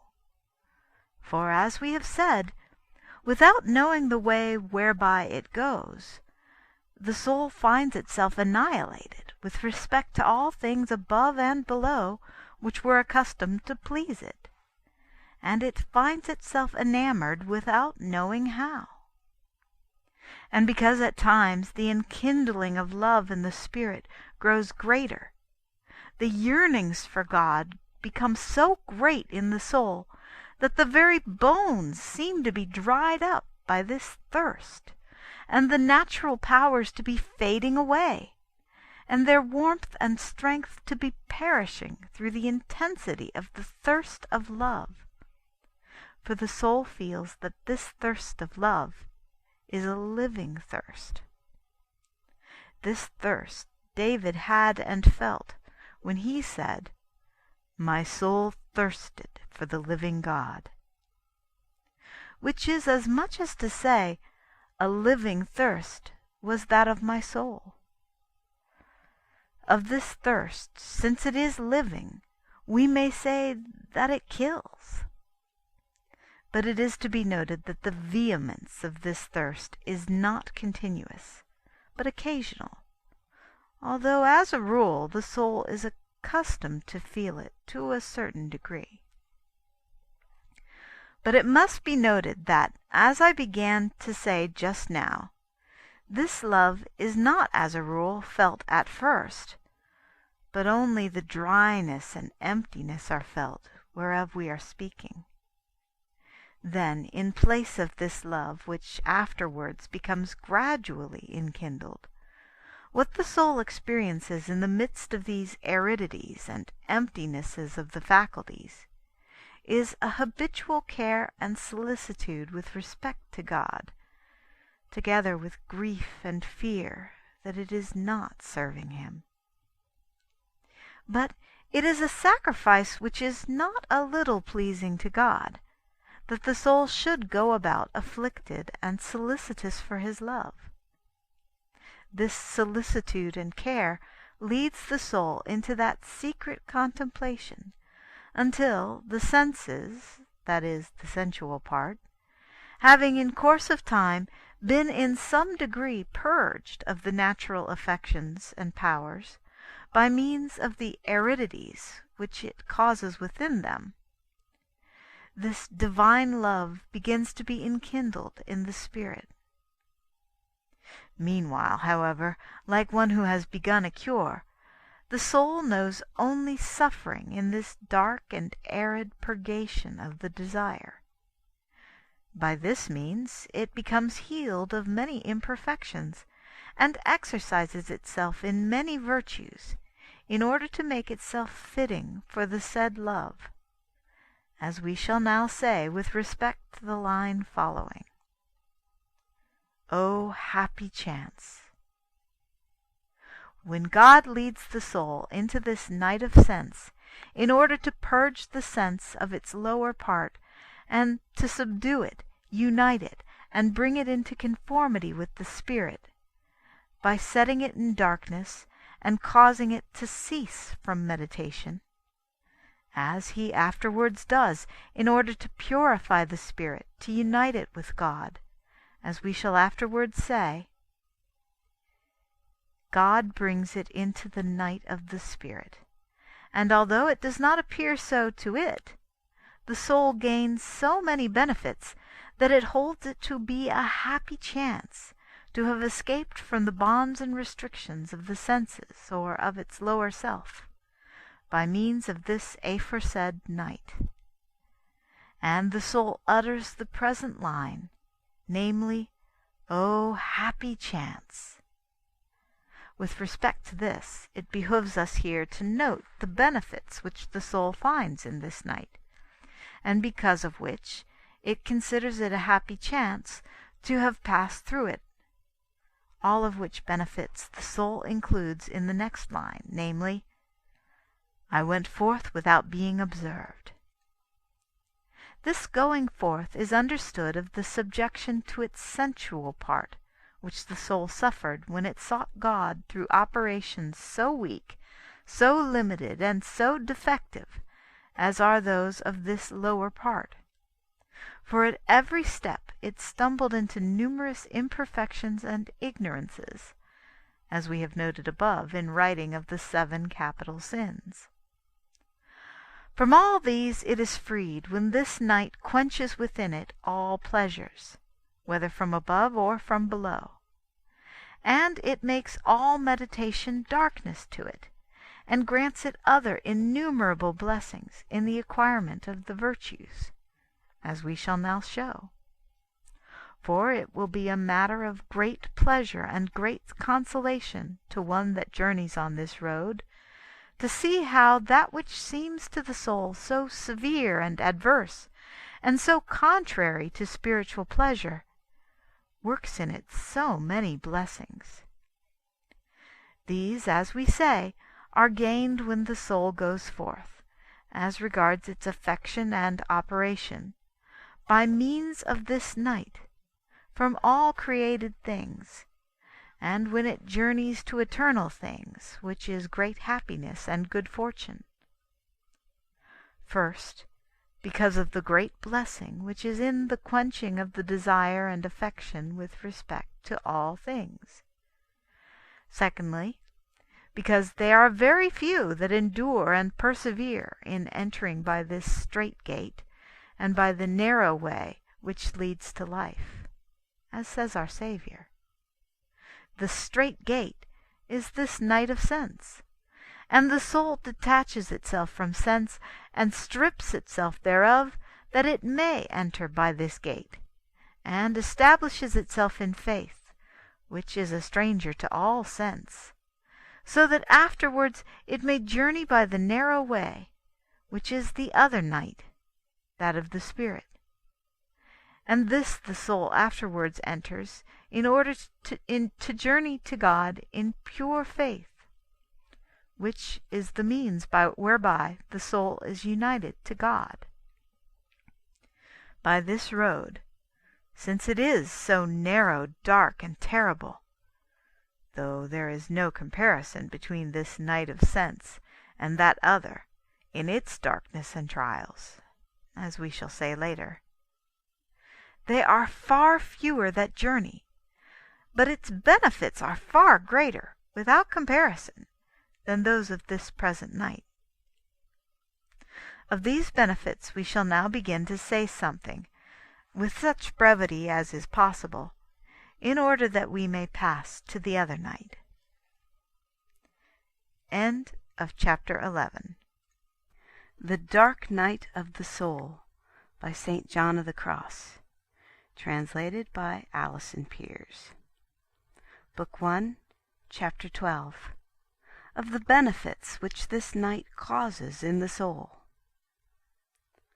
This night and purgation of desire, a happy one for the soul, works in it so many blessings and benefits, although to the soul, as we have said, it seems rather that blessings are being taken away from it, that even as Abraham made a great feast when he weaned his son Isaac, even so is there joy in heaven, because God is now taking this soul from its swaddling clothes, setting it down from his arms, making it walk upon its feet, and likewise taking from it the milk of the breast, and the soft sweet food proper to infants, and making it eat bread with the crusts on it, and to begin to enjoy the food of robust persons. This food, in these aridities and this darkness of sense, is now given to the spirit, which is dry and emptied of all the sweetness of sense. And this food is the infused contemplation whereof we have spoken. This is the first and principal benefit caused by this arid and dark night of contemplation, the knowledge of oneself and of one's misery. For besides the fact that all the favors which God grants to the soul are habitually granted to them enwrapped in this knowledge, these aridities and this emptiness of the faculties, compared with the abundance which the soul experienced aforetime, and the difficulty which it finds in good works, make it recognize its own lowliness and misery, which in the time of its prosperity it was unable to see. Of this there is a good illustration in the book of Exodus, where God, wishing to humble the children of Israel, and desiring that they should know themselves, commanded them to take away and strip off the festal garments and adornments, wherewith they were accustomed to adorn themselves in the wilderness, saying, Now from henceforth strip yourselves of festal ornaments, and put on every-day working dress, that you may know what treatment you deserve. This is as though he had said, Inasmuch as the attire that you wear, being proper to festival and rejoicing, causes you to feel less humble concerning yourselves than you should, put off from you this attire, in order that henceforth, seeing yourself clothed with vileness, you may know that you merit no more, and may know who you are. Wherefore the soul knows the truth that it did not know at first, concerning its own misery. For at the time when it was clad as for a festival, and found in God much pleasure, consolation, and support, it was somewhat more satisfied and contented, since it thought itself to some extent to be serving God. It is true that such souls may not have this idea explicitly in their minds, but some suggestion of it, at least, is implanted in them by the satisfaction which they find in their pleasant experiences. But now that the soul has put on its other clothes, its working attire, that of aridity and abandonment, and now that its first lights have turned into darkness, it possesses these lights more truly in this virtue of self-knowledge, which is so excellent and so necessary, considering itself now as nothing, and experiencing no satisfaction in itself, for it sees that it does nothing of itself, neither can do anything. And the smallness of this self-satisfaction, together with the soul's affliction at not serving God, is considered and esteemed by God as greater than all the consolations which the soul formerly experienced, and the works which it wrought, however great they were, inasmuch as they were the occasion of many imperfections and ignorances.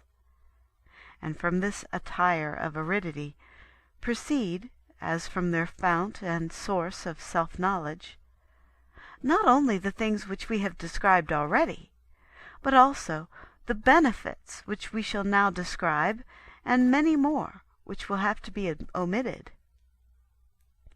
In the first place, the soul learns to commune with God with more respect and more courtesy, such as a soul must ever observe in converse with the Most High.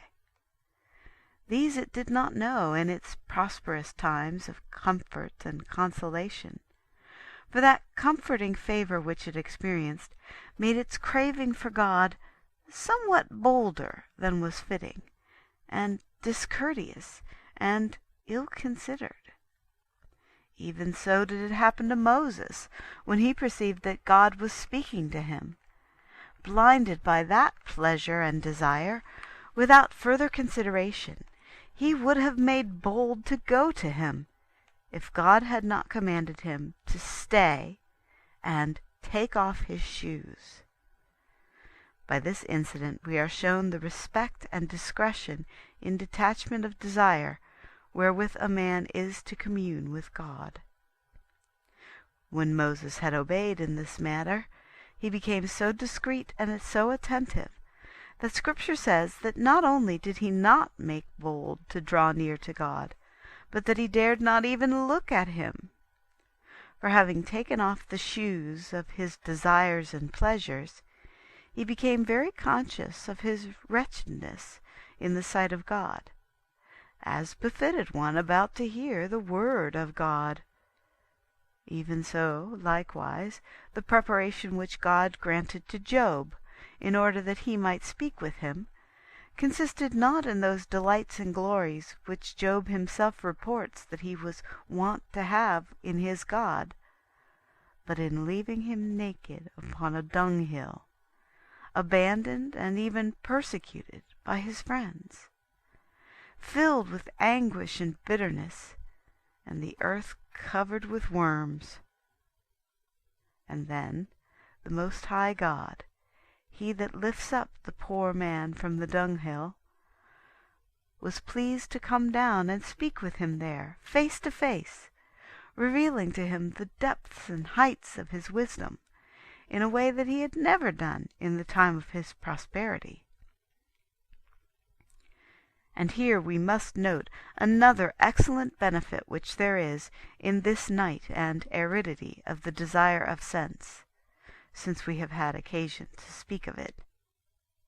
It is that in this dark night of desire, to the end that the words of the prophet may be fulfilled, namely, "Thy light shall shine in the darkness," God will enlighten the soul, giving it knowledge not only of its lowliness and wretchedness, as we have said, but likewise of the greatness and excellence of God.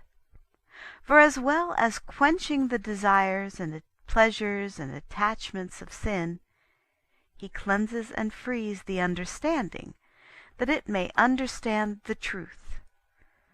For pleasure of sense and desire, even though it be for spiritual things, darkens and obstructs the spirit, and furthermore, that narrowness and aridity of sense enlightens and quickens the understanding, as says Isaiah. Vexation makes us to understand how the soul that is empty and disencumbered, as is necessary for his divine influence, is instructed supernaturally by God in his divine wisdom, through this dark and arid night of contemplation, as we have said. And this instruction God did not give in those first sweetnesses and joys. This is very well explained by the same prophet Isaiah, where he says, "Whom shall God teach his knowledge, and whom shall he make to understand the hearing? To those, he says, that are weaned from the milk, and drawn away from the breasts." Here it is shown that the first milk of spiritual sweetness is no preparation for this divine influence, neither is there preparation in attachment to the breast of delectable meditations, belonging to the faculties of sense, which gave the soul pleasure. Such preparation consists rather in the lack of the one and the withdrawal of the other. Inasmuch as, in order to listen to God, the soul needs to stand upright and to be detached with regard to affection and sense, even as the prophet says concerning himself in these words, "I will stand upon my watch." This is that detachment of desire. "And I will make firm my step." That is, I will not meditate with sense. In order to contemplate, that is, in order to understand that which may come to me from God. So we have now arrived at this, that from this arid night there first of all comes self-knowledge, whence, as from a foundation, rises this other knowledge of God. For which cause St. Augustine said to God, "Let me know myself, Lord, and I shall know you." For as the philosophers say, one extreme can be well known by another. And in order to prove more completely how efficacious is this night of sense, with its aridity and its desolation, in bringing the soul that light which, as we say, it receives there from God, we shall quote that passage of David wherein he clearly describes the great power which is in this night for bringing the soul this lofty knowledge of God. He says then, thus, "In the desert land, waterless, dry, and pathless, I appeared before you, that I might see your virtue and your glory."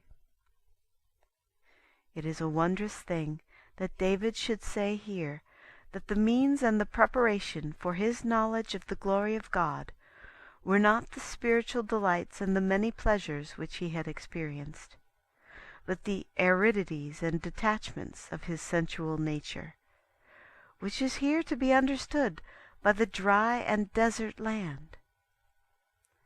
No less wondrous is it that he should describe as the road to his perception and vision of the virtue of God, not the divine meditations and conceptions of which he had often made use, but his being unable to form any conception of God, or to walk by meditation produced by imaginary considerations, which is here to be understood by the pathless land. So that the means to a knowledge of God and of oneself is this dark night with its aridities and voids, although it leads not to a knowledge of him with the same plenitude and abundance that comes from the other night of the Spirit, since this is only, as it were, the beginning of the other. Likewise, from the aridities and voids of this night of the desire, the soul draws spiritual humility, which is the contrary virtue to the first sin, which, as we said, is spiritual pride. Through this humility, which is acquired by the said knowledge of self, the soul is purged from all those imperfections whereinto it fell with respect to that capital sin of pride, in the time of its prosperity. For it sees itself so dry and miserable that the idea never even occurs to it that it is making better progress than others, or outstripping them, as it believed itself to be doing before. On the contrary, it recognizes that others are making better progress than itself. And hence arises the love of its neighbors, for it esteems them, and does not judge them as it was wont to do beforetime, when it saw that itself had great fervor, and others did not. It is aware only of its own wretchedness, which it keeps before its eyes to such an extent that it never forgets it, nor takes occasion to set its eyes on any one else. This was described wonderfully by David when he was in this night, in these words, I was dumb, and was humbled, and kept silence from good things, and my sorrow was renewed. This he says because it seemed to him that the good that was in his soul had so completely departed, that not only did he neither speak nor find any language concerning it, but with respect to the good of others, he was likewise dumb, because of his grief at the knowledge of his misery. In this condition, again, souls become submissive and obedient upon the spiritual road. For when they see their own misery, not only do they hear what is taught them, but they even desire that any one whatsoever may set them on the way, and tell them what they should do. The effect of presumption, which they sometimes had in their prosperity, is taken from them. And finally, there are swept away from them on this road all the other imperfections which we noted above, with respect to this first sin, which is that of spiritual pride. End of chapter 12 of Book 1. The Dark Night of the Soul by St. John of the Cross. Book 1, Chapter 13. Of other benefits which this night of sense causes in the soul. With respect to the soul's imperfections of spiritual avarice, because of which it coveted this and that spiritual thing, and found no satisfaction in this and that exercise, by reason of its covetousness for the desire and pleasure which it found therein, this arid and dark night has now greatly reformed it. For as it does not find the pleasure and sweetness which it was wont to find, but rather finds affliction and lack of sweetness, it has such moderate recourse to them that it might possibly now lose through defective use what aforetime it lost through excess, although as a rule God gives to those whom he leads into this night humility and readiness, albeit with lack of sweetness, so that what is commanded them they may do for God's sake alone, and thus they no longer seek profit in many things, because they find no pleasure in them. With respect to spiritual luxury, it is likewise clearly seen that through this aridity and lack of sensible sweetness which the soul finds in spiritual things, it is freed from those impurities which we there noted. For we said that, as a rule, they proceeded from the pleasure which overflowed from spirit into sense. But with regard to the imperfections from which the soul frees itself in this dark night, with respect to the fourth sin, which is spiritual gluttony, they may be found above, though they have not all been described there, because they are innumerable. And thus I will not detail them here, for I would fain make an end of this night, in order to pass to the next, concerning which we shall have to pronounce grave words and instructions. Let it suffice for the understanding of the innumerable benefits which, over and above those mentioned, the soul gains in this night with respect to this sin of spiritual gluttony, to say that it frees itself from all those imperfections which have there been described, and from many other and greater evils, and vile abominations, which are not written above, into which fell many of whom we have had experience, because they had not reformed their desire as concerning this inordinate love of spiritual sweetness. For in this arid and dark night wherein he sets the soul, God has restrained its concupiscence and curbed its desire, so that the soul cannot feed upon any pleasure or sweetness of sense, whether from above or from below. And this he continues to do after such manner that the soul is subjected, reformed, and repressed with respect to concupiscence and desire. it loses the strength of its passions and concupiscence, and it becomes sterile, because it no longer consults its likings. Just as, when none is accustomed to take milk from the breast, the courses of the milk are dried up, so the desires of the soul are dried up. And besides these things, there follow admirable benefits from this spiritual sobriety. For when desire and concupiscence are quenched, the soul lives in spiritual tranquillity and peace. For where desire and concupiscence do not reign, there is no disturbance, but peace and consolation of God. From this there arises another and a second benefit, which is that the soul habitually has remembrance of God, with fear and dread of backsliding upon the spiritual road, as has been said. This is a great benefit, and not one of the least, that results from this aridity and purgation of the desire, for the soul is purified and cleansed of the imperfections that were clinging to it because of the desires and affections, which of their own accord deaden and darken the soul. There is another very great benefit for the soul in this night. There is another very great benefit for the soul in this night, which is that it practices several virtues together, as for example, patience and long-suffering, which are often called upon in these times of emptiness and aridity, when the soul endures and perseveres in its spiritual exercises without consolation and without pleasure.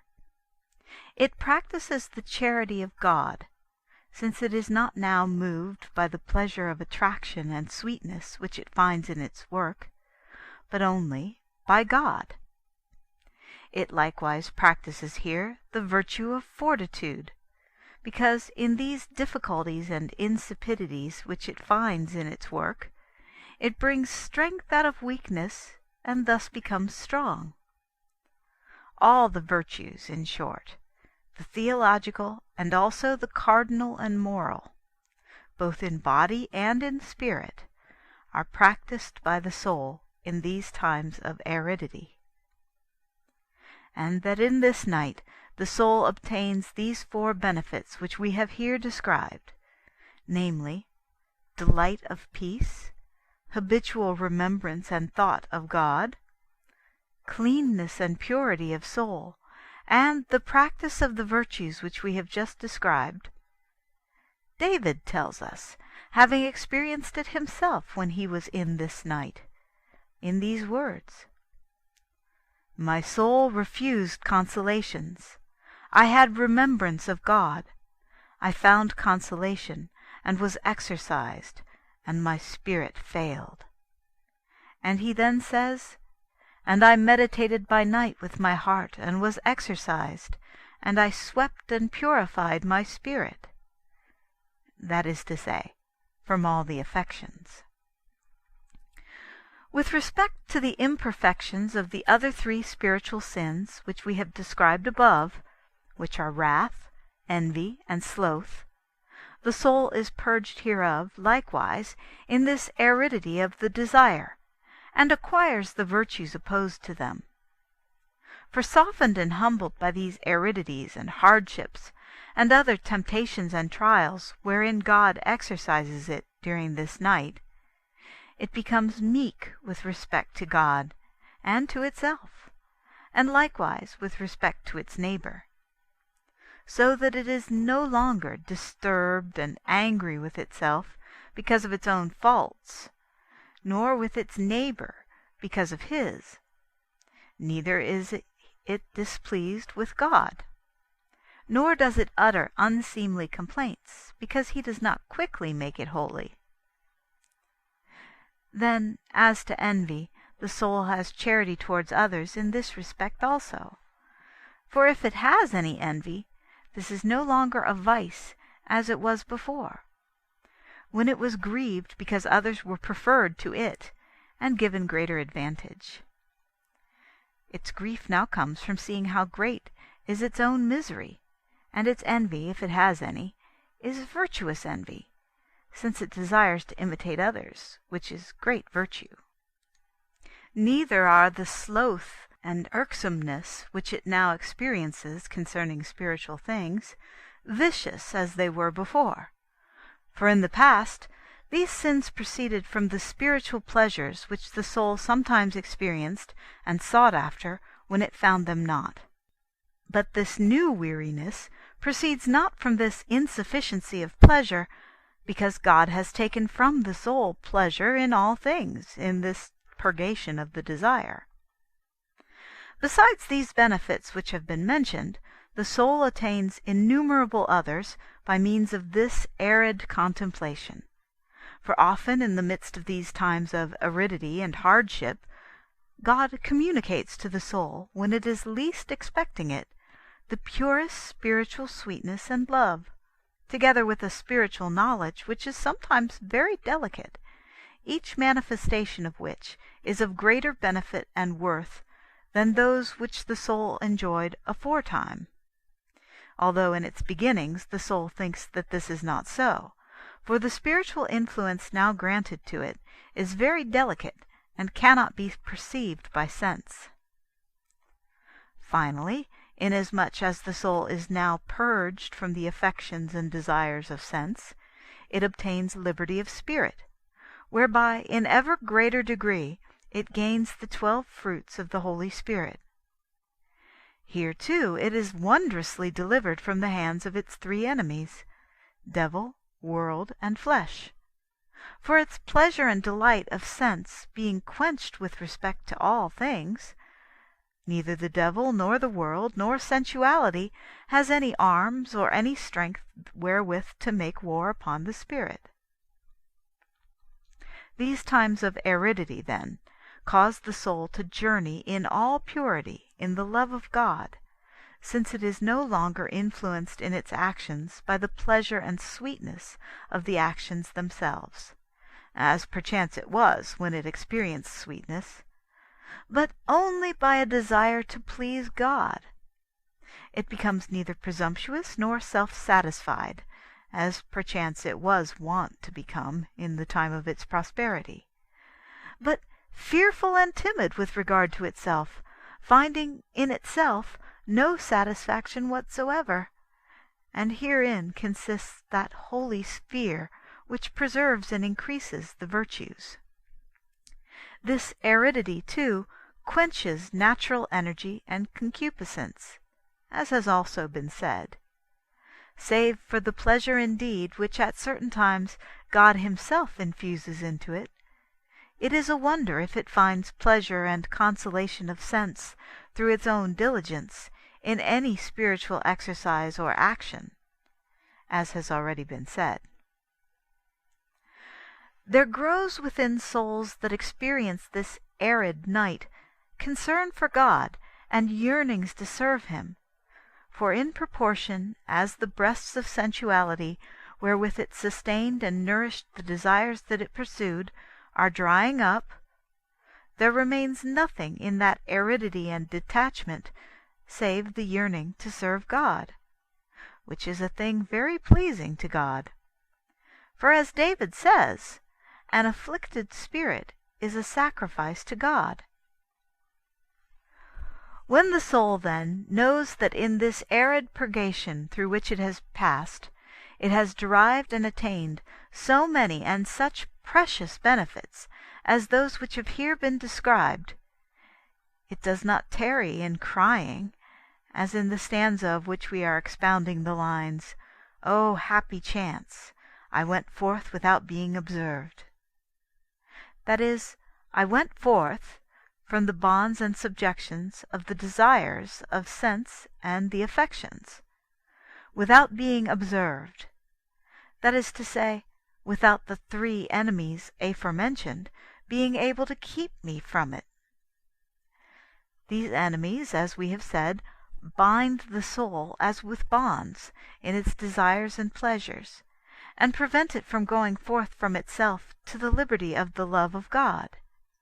And without these desires and pleasures, they cannot give battle to the soul, as has been said. When, therefore, the four passions of the soul, which are joy, grief, hope, and fear, are calmed through continual mortification, when the natural desires have been lulled to sleep in the sensual nature of the soul, by means of habitual times of aridity, and when the harmony of the senses and the interior faculties causes a suspension of labor and a cessation from the work of meditation, as we have said, which is the dwelling and the household of the lower part of the soul, these enemies cannot obstruct this spiritual liberty, and the house remains at rest and quiet, as says the following line, "My house being now at rest."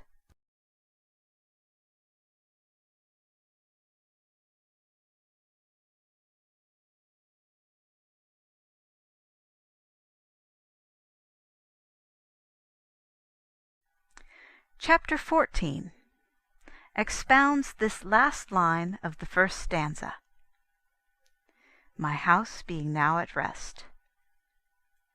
When this house of sensuality was now at rest, that is, was mortified, its passions being quenched and its desires put to rest and lulled to sleep by means of this blessed night of the purgation of sense, the soul went forth to set out upon the road and way of the spirit, which is that of progressives and proficients, and which by another name is called the way of illumination, or of infused contemplation, wherein God himself feeds and refreshes the soul, without meditation or the soul's active help.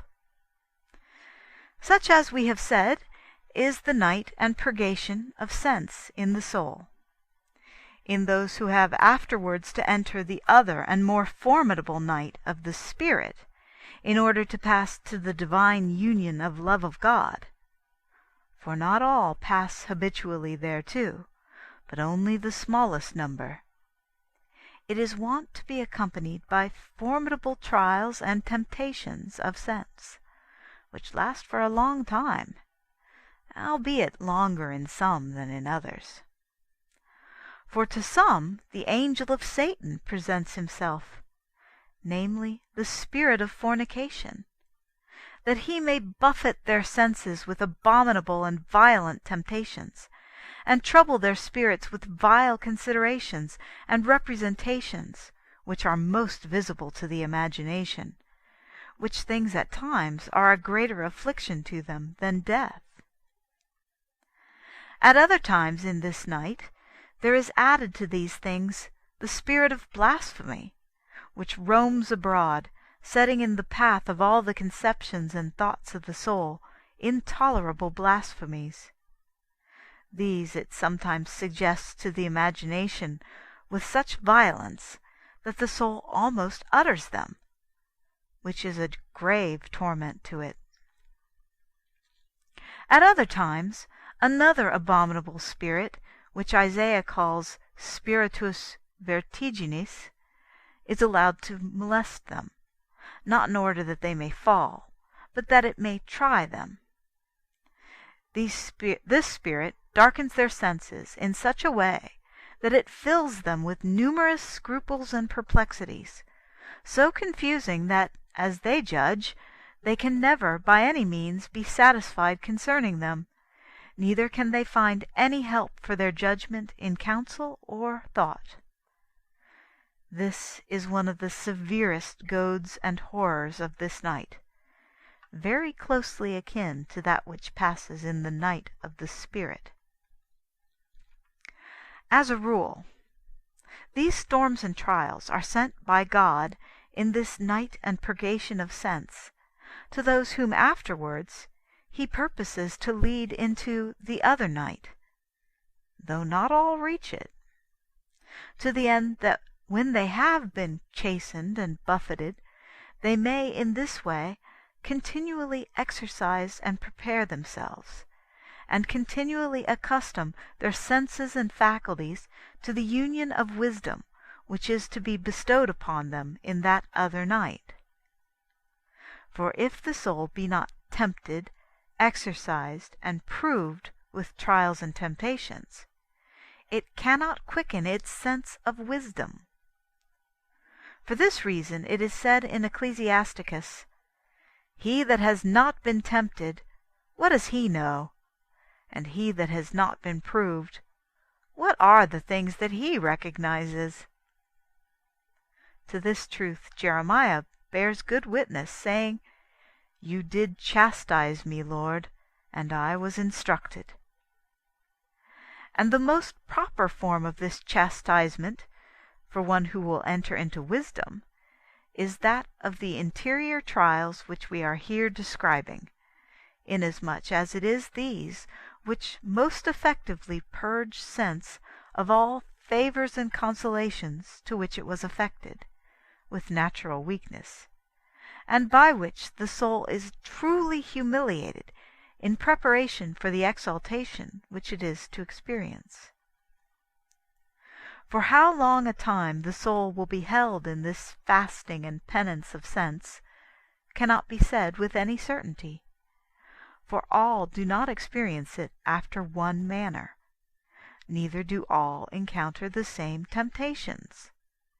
For this is meted out by the will of God in conformity with the greater or smaller degree of imperfection which each soul has to purge away. In conformity likewise with the degree of love of union to which God is pleased to raise it, he will humble it with greater or less intensity, or in greater or less time. Those who have the disposition and greater strength to suffer, he purges with greater intensity and more quickly. But those who are very weak are kept for a long time in this night, and these he purges very gently and with slight temptations. Habitually, too, he gives them refreshments of sense, so that they may not fall away, and only after a long time do they attain to purity of perfection in this life, some of them never attaining to it at all.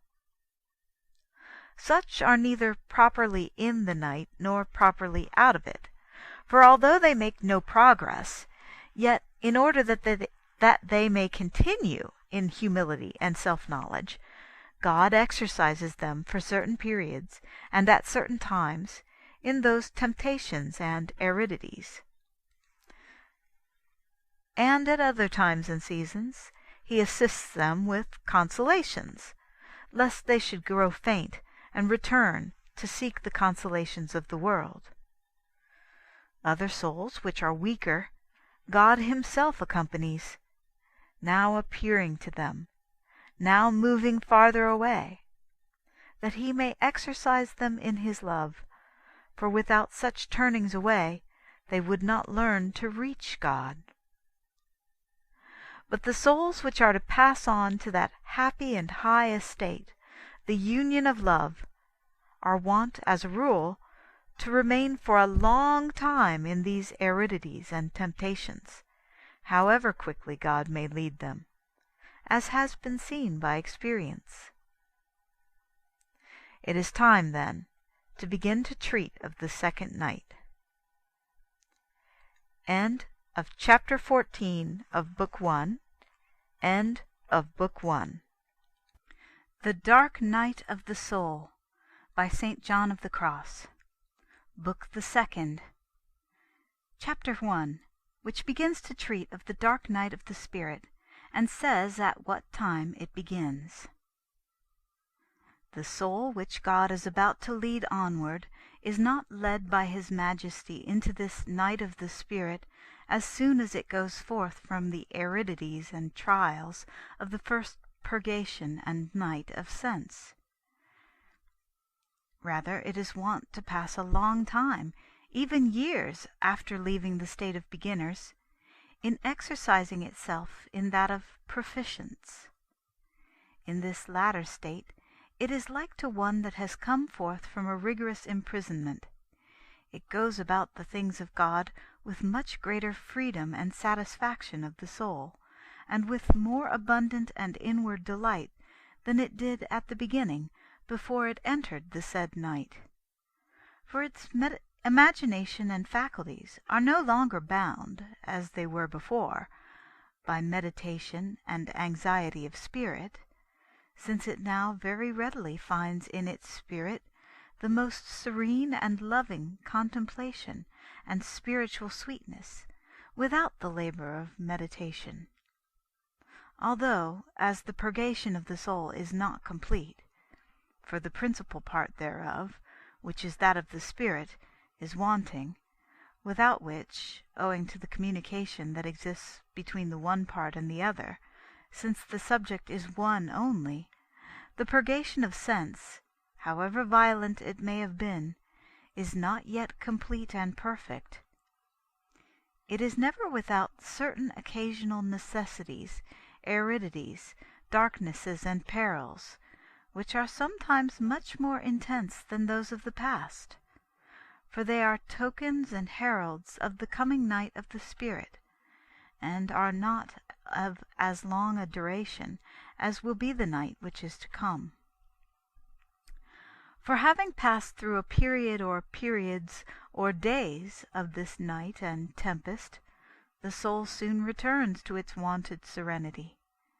And after this manner God purges certain souls which are not to rise to so high a degree of love as are others, bringing them at times, and for short periods, into this night of contemplation and purgation of the spirit, causing night to come upon them, and then dawn, and this frequently, so that the words of David may be fulfilled, that he sends his crystal, that is, his contemplation, like morsels, although these morsels of dark contemplation are never as intense as is that terrible night of contemplation which we are to describe, into which, of set purpose, God brings the soul, that he may lead it to divine union. This sweetness, then, and this interior pleasure which we are describing, and which these progressives find and experience in their spirits so easily and so abundantly, is communicated to them in much greater abundance than aforetime, overflowing into their senses more than was usual previously to this purgation of sense. For inasmuch as the sense is now purer, it can more easily feel the pleasures of the spirit after its manner.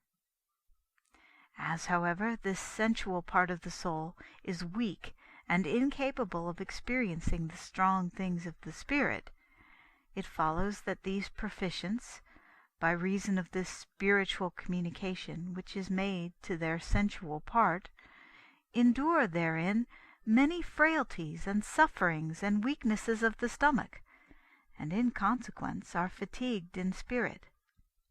For as the wise man says, the corruptible body presses down the soul. Hence comes it that the communications that are granted to these souls cannot be very strong, or very intense, or very spiritual, as is required for divine union with God, by reason of the weakness and corruption of the sensual nature which has a part in them. Hence arise the raptures and trances and dislocations of the bones, which always happen when the communications are not purely spiritual, that is, are not given to the spirit alone, as are those of the perfect who are purified by the second night of the spirit, and in whom these raptures and torments of the body no longer exist, since they are enjoying liberty of spirit, and their senses are now neither clouded nor transported. And in order that the necessity for such souls to enter this night of the spirit may be understood, we will here note certain imperfections and perils which belong to these proficients. Chapter 2. describes other imperfections which belong to these proficients. These proficients have two kinds of imperfection. The one kind is habitual, the other actual. The habitual imperfections are the imperfect habits and affections which have remained all the time in the spirit, and are like roots to which the purgation of sense has been unable to penetrate. The difference between the purgation of these and that of this other kind is the difference between the root and the branch, or between the removing of a stain which is fresh and one which is old and of long standing. For, as we said, the purgation of sense is only the entrance and beginning of contemplation leading to the purgation of spirit, which, as we have likewise said, serves rather to accommodate sense to spirit than to unite spirit to God.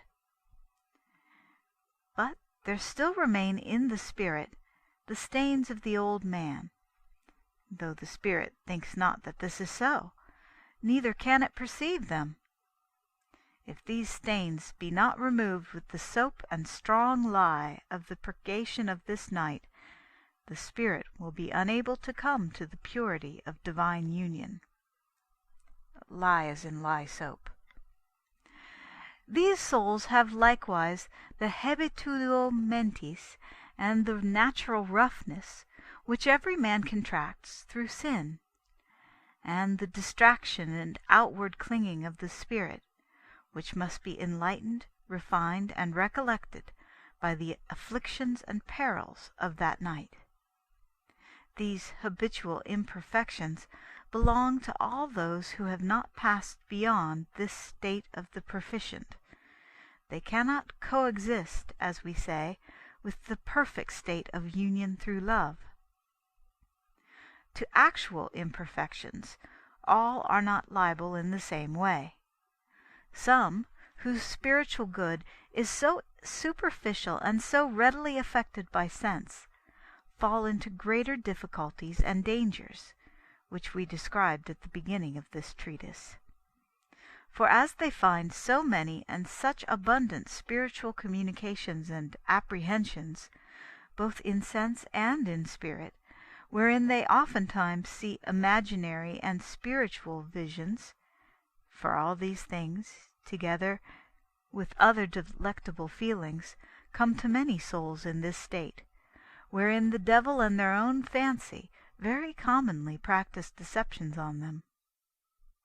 And as the devil is apt to take such pleasure in impressing upon the soul and suggesting to it the said apprehensions and feelings, he fascinates and deludes it with great ease, unless it take the precaution of resigning itself to God, and of protecting itself strongly, by means of faith, from all these visions and feelings. For in this state the devil causes many to believe in vain visions and false prophecies, and strives to make them presume that God and the saints are speaking to them, and they often trust their own fancy. And the devil is also accustomed in this state to fill them with presumption and pride, so that they become attracted by vanity and arrogance, and allow themselves to be seen engaging in outward acts which appear holy, such as raptures and other manifestations. Thus they become bold with God and lose holy fear, which is the key and custodian of all the virtues. And in some of these souls so many are the falsehoods and deceits which tend to multiply, and so inveterate do they grow, that it is very doubtful that such souls will return to the pure road of virtue and true spirituality. Into these miseries they fall, because they are beginning to give themselves over to spiritual feelings and apprehensions with too great of security, when they were beginning to make some progress upon the way. There is much more that I might say of these imperfections, and of how they are the more incurable because such souls consider themselves to be more spiritual than the others. But I will leave this subject. I shall only add, in order to prove how necessary for him that would go farther is the night of the spirit, which is purgation, that none of these proficients, however strenuously he may have labored, is free, at best, from many of those natural affections and imperfect habits, purification from which, we said, is necessary if a soul is to pass to divine union. And over and above this, as we have said already, inasmuch as the lower part of the soul still has a share in these spiritual communications, they cannot be as intense, as pure, and as strong as is needful for the aforesaid union. Wherefore, in order to come to this union, the soul must needs enter into the second night of the spirit, wherein it must strip sense and spirit perfectly from all these apprehensions and from all sweetness, and be made to walk in dark and pure faith, which is the proper and adequate means whereby the soul is united with God, according as Hosea says in these words, I will betroth thee, that is, I will unite thee with me through faith. End of chapter 2 of book 2. The Dark Night of the Soul by St. John of the Cross. Book 2, chapter 3. Annotation for that which follows. These souls, then, have now become proficients, because of the time which they have spent in feeding the senses with sweet communications, so that their sensual part, being thus attracted and delighted by spiritual pleasure, which came to it from the Spirit, may be united with the Spirit and made one with it, each part after its own manner, eating of one and the same spiritual food from one and the same dish, as one person and with one sole intent, so that thus they may in a certain way be united and brought into agreement, and thus united may be prepared for the endurance of the stern and severe purgation of the spirit which awaits them. In this purgation these two parts of the soul, the spiritual and the sensual, must be completely purged, since the one is never truly purged without the other, the purgation of sense becoming effective when that of the spirit has fairly begun. Wherefore, the night which we have called that of sense may and should be called a kind of correction and restraint of the desire, rather than purgation. The reason is that all the imperfections and disorders of the sensual part have their strength and root in the spirit, where all habits, both good and bad, are brought into subjection, and thus, until these are purged, the rebellions and depravities of sense cannot be purged thoroughly. Wherefore, in this night following, both parts of the soul are purged together, and it is for this end that it is well to have passed through the corrections of the first night, and the period of tranquillity which proceeds from it, in order that, sense being united with spirit, both may be purged after a certain manner, and may then suffer with greater fortitude. For very great fortitude is needful for so violent and severe a purgation, since, if the weakness of the lower part has not first been corrected, and fortitude has not been gained from God through the sweet and delectable communion which the soul has afterwards enjoyed with Him, its nature will not have the strength or the disposition to bear it. Therefore, since these proficients are still at a very low stage of progress, and follow their own nature closely in the intercourse and dealings which they have with God, because the gold of their spirit is not yet purified and refined, they still think of God as little children, and speak of God as little children, and feel and experience God as little children, even as St. Paul says, because they have not reached perfection, which is the union of the soul with God. In the state of union, however, they will work great things in the Spirit, even as grown men, and their works and faculties will then be divine rather than human, as will afterwards be said.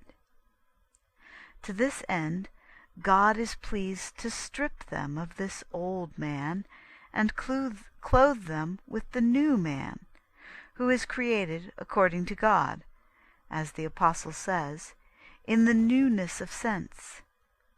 He strips their faculties, affections, and feelings, both spiritual and sensual, both outward and inward, leaving the understanding dark, the will dry, the memory empty, and the affections in the deepest affliction, bitterness, and constraint, taking from the soul the pleasure and experience of spiritual blessings which it had aforetime, in order to make of this privation one of the principles which are requisite in the spirit, so that there may be introduced into it, and united with it, the spiritual form of the Spirit, which is the union of love. All this the Lord works in the soul by means of a pure and dark contemplation, as the soul explains in the first stanza. This, although we originally interpreted it with reference to the first night of sense, is principally understood by the soul of this second night of the Spirit, since this is the principal part of the purification of the soul. And thus we shall set it down and expound it here again in this sense. Chapter 4 sets down the first stanza and the exposition thereof. On a dark night, kindled in love with yearnings, oh, happy chance! I went forth without being observed, my house being now at rest. Interpreting this stanza now with reference to purgation, contemplation, or detachment, or poverty of spirit, which here are almost one and the same thing, we can expound it after this manner, and make the soul speak thus: in poverty, and without protection or support in all the apprehensions of my soul, that is, in the darkness of my understanding and the constraint of my will, in affliction and anguish with respect to memory, remaining in the dark, in pure faith, which is dark night for the said natural faculties, the will alone being touched by grief and afflictions and yearnings for the love of God, I went forth from myself, that is, from my low manner of understanding, from my weak mode of loving, and from my poor and limited manner of experiencing God, without being hindered therein by sensuality or the devil. This was a great happiness and a good chance for me, for when the faculties had been perfectly annihilated and calmed, together with the passions, desires, and affections of my soul, wherewith I had experienced and tasted God after a lowly manner, I went forth from my own human dealings and operations to the operations and dealings of God. That is to say, my understanding went forth from itself, turning from the human and natural to the divine. For when it is united with God by means of this purgation, its understanding no longer comes through its natural light and vigor, but through the divine wisdom wherewith it has become united. And my will went forth from itself, becoming divine. For being united with divine love, it no longer loves with its natural strength after a lowly manner, but with strength and purity from the Holy Spirit. And thus the will, which is now near to God, acts not after a human manner, and similarly the memory has been transformed into eternal apprehensions of glory. And finally, by means of this night and purgation of the old man, all the energies and affections of the soul are wholly renewed into a divine temper and divine delight. There follows the line, "On a dark night." End of Chapter 4 of Book 2. The Dark Night of the Soul by St. John of the Cross. Book 2, Chapter 5 sets down this first line and begins to explain how this dark contemplation is not only night for the soul, but is also grief and torment. This dark night is an inflowing of God into the soul, which purges it from its ignorances and imperfections, habitual, natural, and spiritual, and which is called by contemplatives infused contemplation or mystical theology. Herein God secretly teaches the soul and instructs it in perfection of love without its doing anything, or understanding of what manner is this infused contemplation. Inasmuch as it is the loving wisdom of God, God produces striking effects in the soul, for by purging and illumining it, He prepares it for the union of love with God. Wherefore the same loving wisdom that purges the blessed spirits and enlightens them is that which here purges the soul and illumines it. But the question arises, why is the divine light, which, as we say, illumines and purges the soul from its ignorances, here called by the soul a dark night? To this the answer is that for two reasons this divine wisdom is not only night and darkness for the soul, but is likewise affliction and torment. The first is because of the height of divine wisdom, which transcends the talent of the soul, and in this way is darkness to it. The second, because of its vileness and impurity, in which respect it is painful and afflictive to it, and is also dark. In order to prove the first point, we must here assume a certain doctrine of the philosopher, which says that the more manifest and the clearer are divine things in themselves, the darker and more hidden they are to the soul naturally. Just as the clearer is the light, the more it blinds and darkens the pupil of the owl, and the more directly we look at the sun, the greater the darkness which it causes in our visual faculty, overcoming and overwhelming it through its own weakness. In the same way, when this divine light of contemplation assails the soul which is not yet wholly enlightened, it causes spiritual darkness in it. For not only does it overcome it, but likewise it overwhelms it and darkens the act of its natural intelligence. For this reason St. Dionysius and other mystical theologians call this infused contemplation a ray of darkness, that is to say, for the soul that is not enlightened and purged. For the natural strength of the intellect is transcended and overwhelmed by its great supernatural light. Wherefore David likewise said that near to God and round about him are darkness and cloud. Not that this is so in fact, but that it is so to our weak understanding, which is blinded and darkened by so vast a light to which it cannot attain.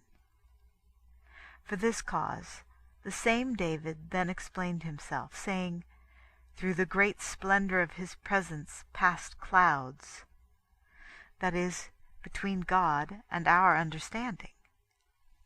And it is for this cause that when God sends it out from himself to the soul that is not yet transformed, this illumining ray of his secret wisdom causes thick darkness in the understanding. And it is clear that this dark contemplation is in these its beginnings painful likewise to the soul. For as this divine infused contemplation has many excellences that are extremely good, and the soul that receives them, not being purged, has many miseries that are likewise extremely bad, hence it follows that as two contraries cannot coexist in one subject, the soul, it must of necessity have pain and suffering, since it is the subject wherein these two contraries war against each other, working the one against the other, by reason of the purgation of the imperfections of the soul, which comes to pass through this contemplation. This we shall prove inductively in the manner following. In the first place, because the light of this and wisdom of this contemplation is most bright and pure, and the soul which it assails is dark and impure, it follows that the soul suffers great pain when it receives it in itself, just as when the eyes are dimmed by humours and become impure and weak, the assault made upon them by a bright light causes them pain. And when the soul suffers the direct assault of this divine light, its pain, which results from its impurity, is immense, because when this pure light assails the soul, in order to expel its impurity, the soul feels itself to be so impure and miserable that it believes God to be against it, and thinks that it has set itself up against God. This causes it sore grief and pain, because it now believes that God has thrown it away. This was one of the greatest trials which Job felt when God sent him this experience, and he said, "Why have you sent me contrary to you, so that I am grievous and burdensome to myself?"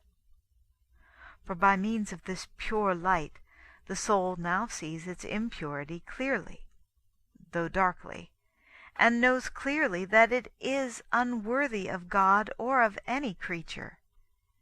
And what gives it most pain is that it thinks that it will never be worthy, and that its good things are all over for it.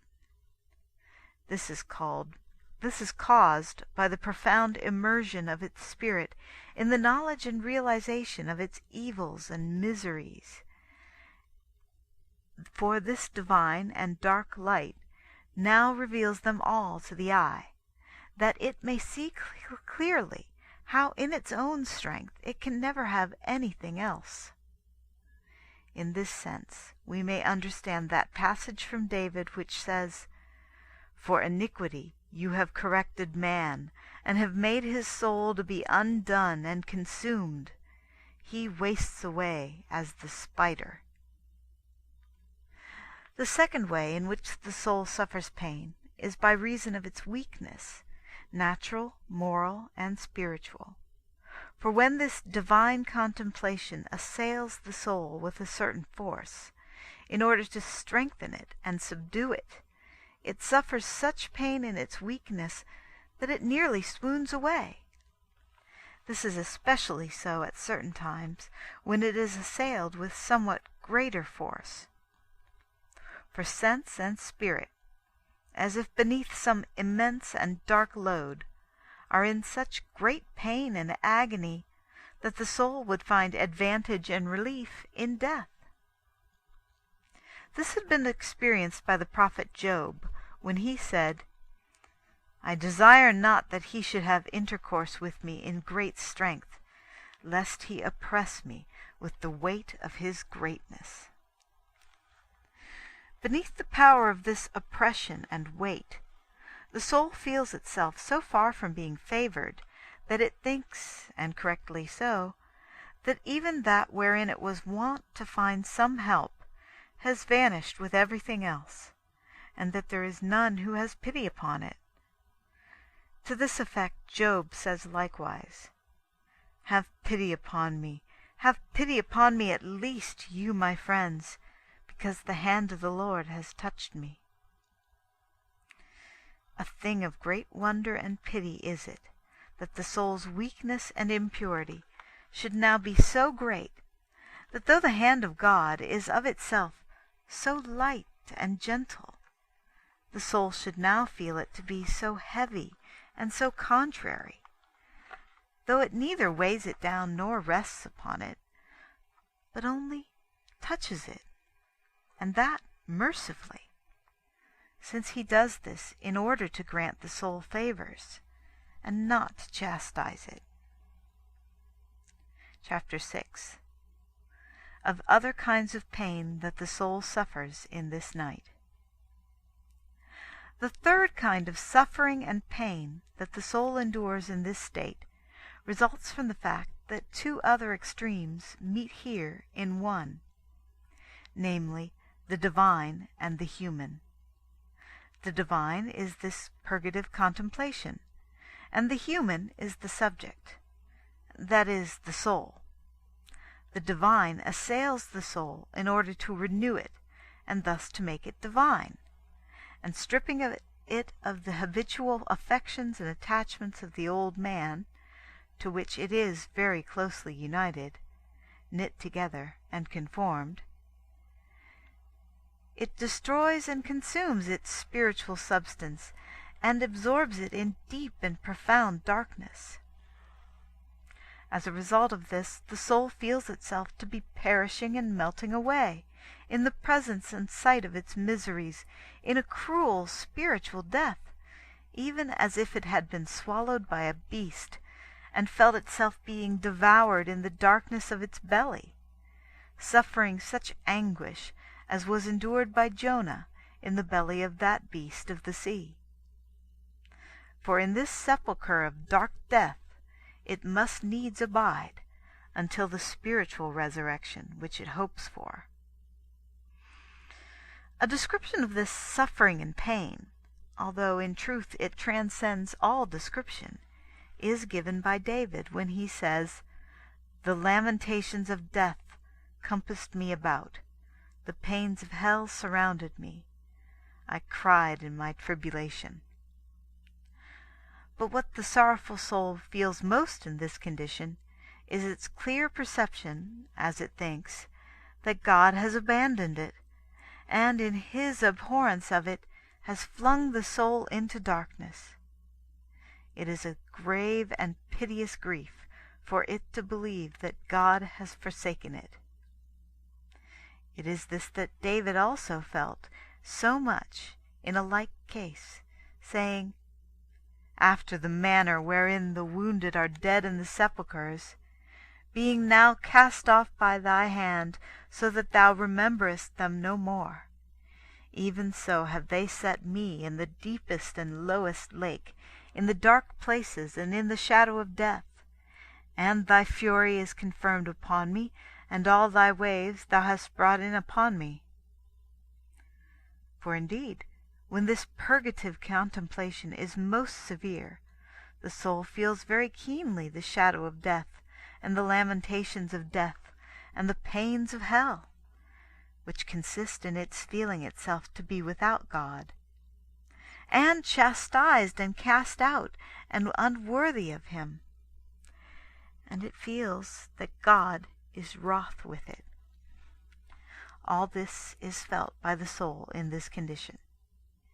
Yea, and more, for it believes that it is so with it forever. It feels, too, that all creatures have forsaken it, and that it is condemned by them, particularly by its friends. Wherefore David presently continues, saying, You have put far from me my friends and acquaintances. They have counted me an abomination. To all this will Jonah testify, as one who likewise experienced it in the belly of the beast, both bodily and spiritually. You have cast me forth, he says, into the deep, into the heart of the sea, and the flood has compassed me. All its billows and waves have passed over me. And I said, I am cast away out of the sight of thine eyes, but I shall once again see thy holy temple. Which he says because God purifies the soul in this state, that it may see his temple. The waters compassed me, even to the soul. The deep hath closed me round about. The ocean hath covered my head. I went down to the lowest parts of the mountains. The bars of the earth have shut me up forever. By these bars are here understood, in this sense, imperfections of the soul, which have impeded it from enjoying this delectable contemplation. The fourth kind of pain is caused in the soul by another excellence of this dark contemplation, which is its majesty and greatness, from which arises in the soul a consciousness of the other extreme which is in itself, namely, that of the deepest poverty and wretchedness. This is one of the chiefest pains that the soul suffers in this purgation, for it feels within itself a profound emptiness and impoverishment of three kinds of good, which are ordained for the pleasure of the soul, which are the temporal, the natural, and the spiritual. And the soul finds itself set in the midst of the evils contrary to these, namely, miseries of imperfection, dryness and emptiness of the apprehensions of the faculties, and abandonment of the spirit in darkness. Inasmuch as God here purges the soul according to the substance of its sense and spirit, and according to the interior and exterior faculties, the soul must needs be, in all its parts, reduced to a state of emptiness, poverty, and abandonment, and must be left dry and empty and in darkness. For the sensual part is purified in aridity, the faculties are purified in the emptiness of their perceptions, and the spirit is purified in thick darkness. All this God brings to pass by means of this dark contemplation, wherein the soul not only suffers this emptiness and the suspension of these natural supports and perceptions, which is a most afflictive suffering, as if a man were suspended or held in the air so that he could not breathe. But likewise God is purging the soul, annihilating it, emptying it or consuming it, even as fire consumes the mouldiness and the rust of metal. All the affections and imperfect habits which it has contracted in its whole life.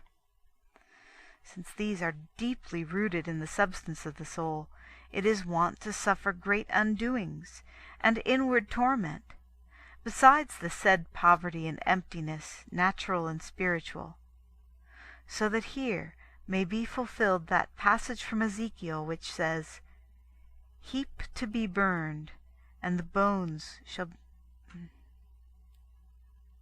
heap together the bones, and I shall burn them in the fire. The flesh shall be consumed, and the whole composition shall be burned, and the bones shall be destroyed. Herein is understood the pain which is suffered in the emptiness and poverty of the substance of the soul, both in sense and in spirit. And concerning this, he then says, Set it also empty upon the coals, that its metal may become hot and molten, and its uncleanness may be destroyed within it, and its rust may be consumed.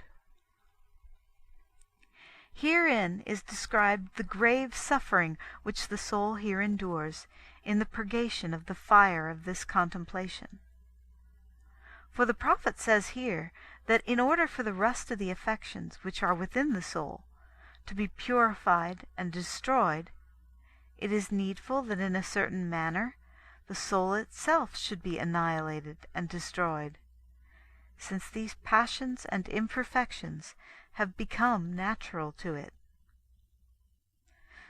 Wherefore, because the soul is purified in this furnace, like gold in a crucible, as says the wise man, it is conscious of this complete undoing of itself in its very substance, together with the direst poverty, wherein it is, as it were, nearing its end, as may be seen by that which David says of himself in this respect, in these words: "Save me, Lord," he cries to God, "for the waters have come in even unto my soul. I am made fast in the mire of the deep, and there is no place where I can stand. I am come into the depth of the sea, and a tempest has overwhelmed me. I have labored crying, my throat has become hoarse, my eyes have failed, whilst I hope in my God." Here God greatly humbles the soul, in order that he may afterwards greatly exalt it. And if he ordained not that when these feelings arise within the soul, they should speedily be stilled, it would die in a very short space. But there are only occasionally periods when it is conscious of their greatest intensity. At times, however, they are so keen that the soul seems to be seeing hell and perdition opened. Of such are they that in truth go down alive into hell, being purged here on earth in the same manner as there, since this purgation is that which would have to be accomplished there. And thus the soul that passes through this either does not enter that place at all, or tarries there only for a short time. For 1 hour of purgation here is more profitable than are many there. End of chapter 6, Book 2. The Dark Night of the Soul by St. John of the Cross. Book 2, Chapter 7. Continues the same matter, and considers other afflictions and constraints of the will. The afflictions and constraints of the will are now very great likewise, and of such a kind that they sometimes transpierce the soul with a sudden remembrance of the evils in the midst of which it finds itself, and with the uncertainty of finding a remedy for them. And to this is added the remembrance of times of prosperity now past. For as a rule, souls that enter this night have had many consolations from God, and have rendered him many services, and it causes them the greater grief to see that they are far removed from that happiness, and unable to enter into it. This was also described by Job, who had had experience of it, in these words: "I, who was wont to be wealthy and rich, am suddenly undone and broken to pieces. He hath taken me by the neck. He hath broken me and set me up for his mark to wound me. He hath compassed me round with his lances. He hath wounded all my loins. He hath not spared. He hath poured out my bowels on the earth. He hath broken me with wound upon wound. He hath assailed me as a strong giant. I have sewed sackcloth upon my skin, and have covered my flesh with ashes. My face is become swollen with weeping, and mine eyes are blinded." So many and so grievous are the afflictions of this night, and so many passages of Scripture are there which could be cited to this purpose, that time and strength would fail us to write of them. For all that can be said thereof is certainly less than the truth. From the passages already quoted, some idea may be gained of them. And that we may bring the exposition of this line to a close, and to explain more fully what is worked in the soul by this night, I shall tell what Jeremiah felt about it, which, since there is so much of it, he describes and bewails in many words after this manner. I am the man that sees my poverty in the rod of his indignation. He hath threatened me, and brought me into darkness, and not into light. So far hath he turned against me, and hath converted his hand upon me all the day. My skin and my flesh hath he made old. He hath broken my bones. He hath made a fence around me, and compassed me with gall and trial. He hath set me in dark places, as those that are dead forever. He hath made a fence around me and against me, that I may not go out. He hath made my captivity heavy. Yea, and when I have cried and have entreated, he hath shut out my prayer. He hath enclosed my paths and ways out with square stones. He hath thwarted my steps. He hath set ambushes for me. He hath become to me a lion in a secret place. He hath turned aside my steps, and broken me in pieces. He hath made me desolate. He hath bent his bow, and set me as a mark for his arrow. He hath shot into my reins the daughters of his quiver. I have become a derision to the people, and laughter and scorn for them all the day. He hath filled me with bitterness, and hath made me drunken with wormwood. He hath broken my teeth by number. He hath fed me with ashes. My soul is cast out from peace. I have forgotten good things.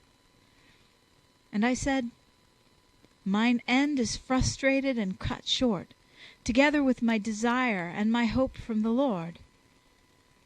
Remember my poverty and my excess, the wormwood and the gall. I shall be mindful with remembrance, and my soul shall be undone within me in pains.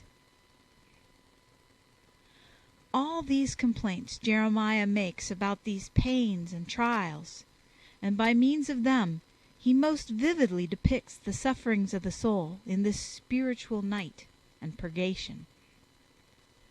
Wherefore the soul that God sets in this tempestuous and horrible night is deserving of great compassion.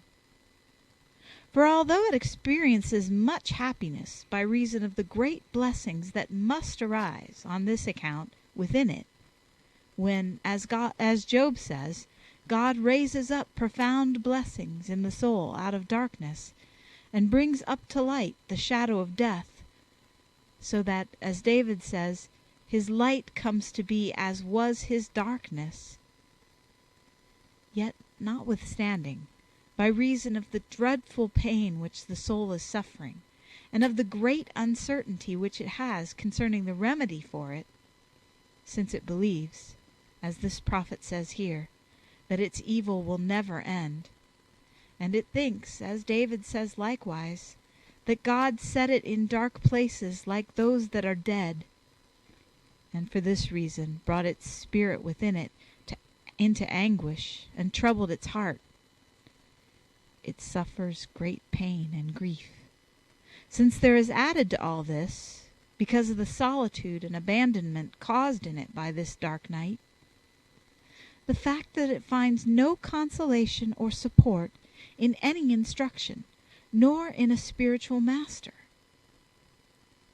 For although in many ways its director may show it good reason for being comforted, because of the blessings which are contained in these afflictions, it cannot believe him.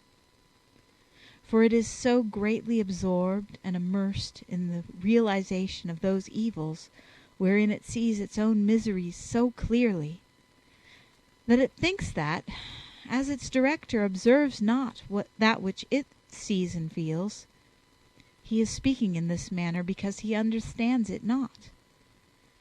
and so, instead of comfort, it rather receives fresh affliction, since it believes that its director's advice contained no remedy for its troubles. And in truth this is so, for until the Lord shall have completely purged it after the manner that he wills, no means or remedy is of any service or profit for the relief of its affliction. The more so because the soul is as powerless in this case as one who has been imprisoned in a dark dungeon, and is bound hand and foot, and can neither move nor see nor feel any favor, whether from above or from below, until the spirit is humbled, softened, and purified, and grows so keen and delicate and pure that it can become one with the Spirit of God, according to the degree of union of love which his mercy is pleased to grant it. In proportion to this, the purgation is of greater or less severity, and of greater or less duration. But if it is to be really effectual, it will last for some years, however severe it be, since the purgative process allows intervals of relief wherein, by the dispensation of God, this dark contemplation ceases to assail the soul in the form and manner of purgation, and assails it after an illuminative and loving manner, wherein the soul, like one that has gone forth from this dungeon and imprisonment, and is brought into the recreation of spaciousness and liberty, feels and experiences great sweetness of peace and loving friendship with God, together with a ready abundance of spiritual communication. This is to the soul a sign of the health which is being wrought within it by the said purgation, and a foretaste of the abundance for which it hopes. Occasionally this is so great that the soul believes its trials to be at last over. For spiritual things in the soul, when they are most purely spiritual, have this characteristic, that if trials come to it, the soul believes that it will never escape from them, and that all its blessings are now over, as has been seen in the passages quoted. And if spiritual blessings come, the soul believes in the same way that its troubles are now over, and that blessings will never fail it. This was so with David when he found himself in the midst of them, as he confesses in these words, "I had said in my abundance, I shall never be moved." This happens because the actual possession by the Spirit of one or two contrary things itself makes impossible the actual possession and realization of the other contrary thing. This is not so, however, in the sensual part of the soul, because its apprehension is weak. But as the spirit is not yet completely purged and cleansed from the affections that it has contracted from its lower part, while changing not in so far as it is spirit, it can be moved to further afflictions in so far as these affections sway it. In this way, as we see, David was afterwards moved, and experienced many ills and afflictions, although in the time of his abundance he had thought and said that he would never be moved. Just so is it with the soul in this condition, when it sees itself moved by that abundance of spiritual blessings, and being unable to see the root of the imperfection and impurity which still remain within it, thinks that its trials are over. This thought, however, comes to the soul but seldom, for until spiritual purification is complete and perfected, the sweet communication is very rarely so abundant as to conceal from the soul the root which remains hidden, in such a way that the soul can cease to feel that there is something that it lacks within itself, or that it has still to do. Thus it cannot completely enjoy that relief, but feels as if one of its enemies were within it. And although this enemy is, as it were, hushed and asleep, it fears that he will come to life again and attack it. And this is what indeed happens. For when the soul is most secure and least alert, it is dragged down and immersed again in another and a worse degree of affliction, which is severer and darker and more grievous than that which is past. And this new affliction will continue for a further period of time, perhaps longer than the first. And the soul once more comes to believe that all its blessings are over forever. Although it had thought during its first trial that there were no more afflictions which it could suffer, and yet, after the trial was over, it enjoyed great blessings, this experience is not sufficient to take away its belief, during this second degree of trial, that all is now over for it, and that it will never again be as happy as in the past. For, as I say, this belief, of which the soul is so sure, is caused in it by the actual apprehension of the spirit, which annihilates within it all that is contrary to it. This is the reason why those who lie in purgatory suffer great misgivings as to whether they will ever go forth from it, and whether their pains will ever be over.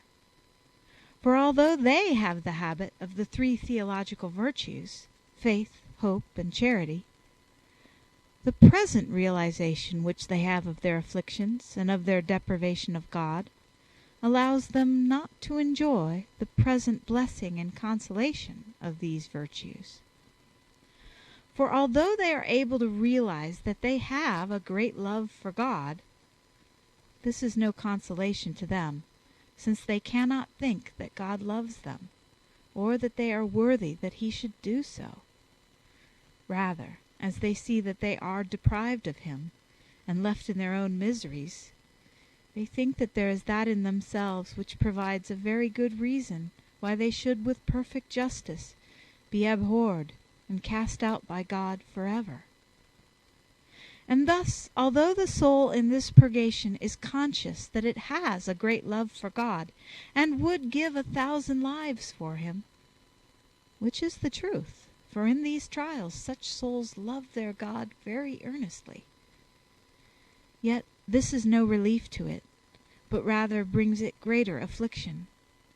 For it loves him so much that it cares about nothing beside.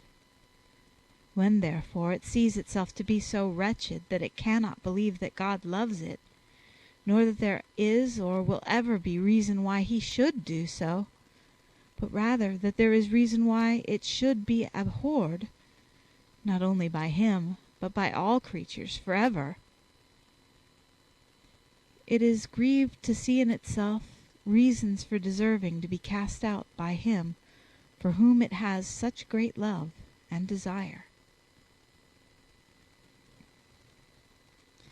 Chapter 8. Of other pains which afflict the soul in this state. But there is another thing here that afflicts and distresses the soul greatly, which is that, as this dark night has hindered its faculties and affections in this way, it is unable to raise its affection or its mind to God. Neither can it pray to him, thinking, as Jeremiah thought concerning himself, that God has set a cloud before it through which its prayer cannot pass. For it is this that is meant by that which is said in the passage referred to, namely, He hath shut and enclosed my paths with square stones. And if it sometimes prays, it does so with such lack of strength and of sweetness, that it thinks that God neither hears it nor pays heed to it, as this prophet likewise declares in the same passage, saying, When I cry and entreat, he hath shut out my prayer. In truth, this is no time for the soul to speak with God. It should rather put its mouth in the dust, as Jeremiah says, so that perchance there may come to it some present hope, and it may endure its purgation with patience. It is God who is passively working here in the soul, wherefore the soul can do nothing. Hence it can neither pray nor pay attention when it is present at the divine offices, much less can it attend to other things and affairs which are temporal. Not only so, but it has likewise such distractions and times of such profound forgetfulness of the memory that frequent periods pass by without its knowing what it has been doing or thinking, or what it is that it is doing or is going to do. Neither can it pay attention, although it desire to do so, to anything that occupies it. Inasmuch as not only is the understanding here purged of its light, and the will of its affections, but the memory is also purged of meditation and knowledge, it is well that it be likewise annihilated with respect to all these things, so that that which David says of himself in this purgation may be fulfilled, namely, I was annihilated, and I knew not. This unknowing refers to these follies and forgetfulnesses of the memory, which distractions and forgetfulnesses are caused by the interior recollection wherein this contemplation absorbs the soul. For in order that the soul may be divinely prepared and tempered with its faculties for the divine union of love, it would be well for it to be first of all absorbed, with all its faculties, in this divine and dark spiritual light of contemplation, and thus to be withdrawn from all the affections and apprehensions of the creatures, which condition ordinarily continues in proportion to its intensity.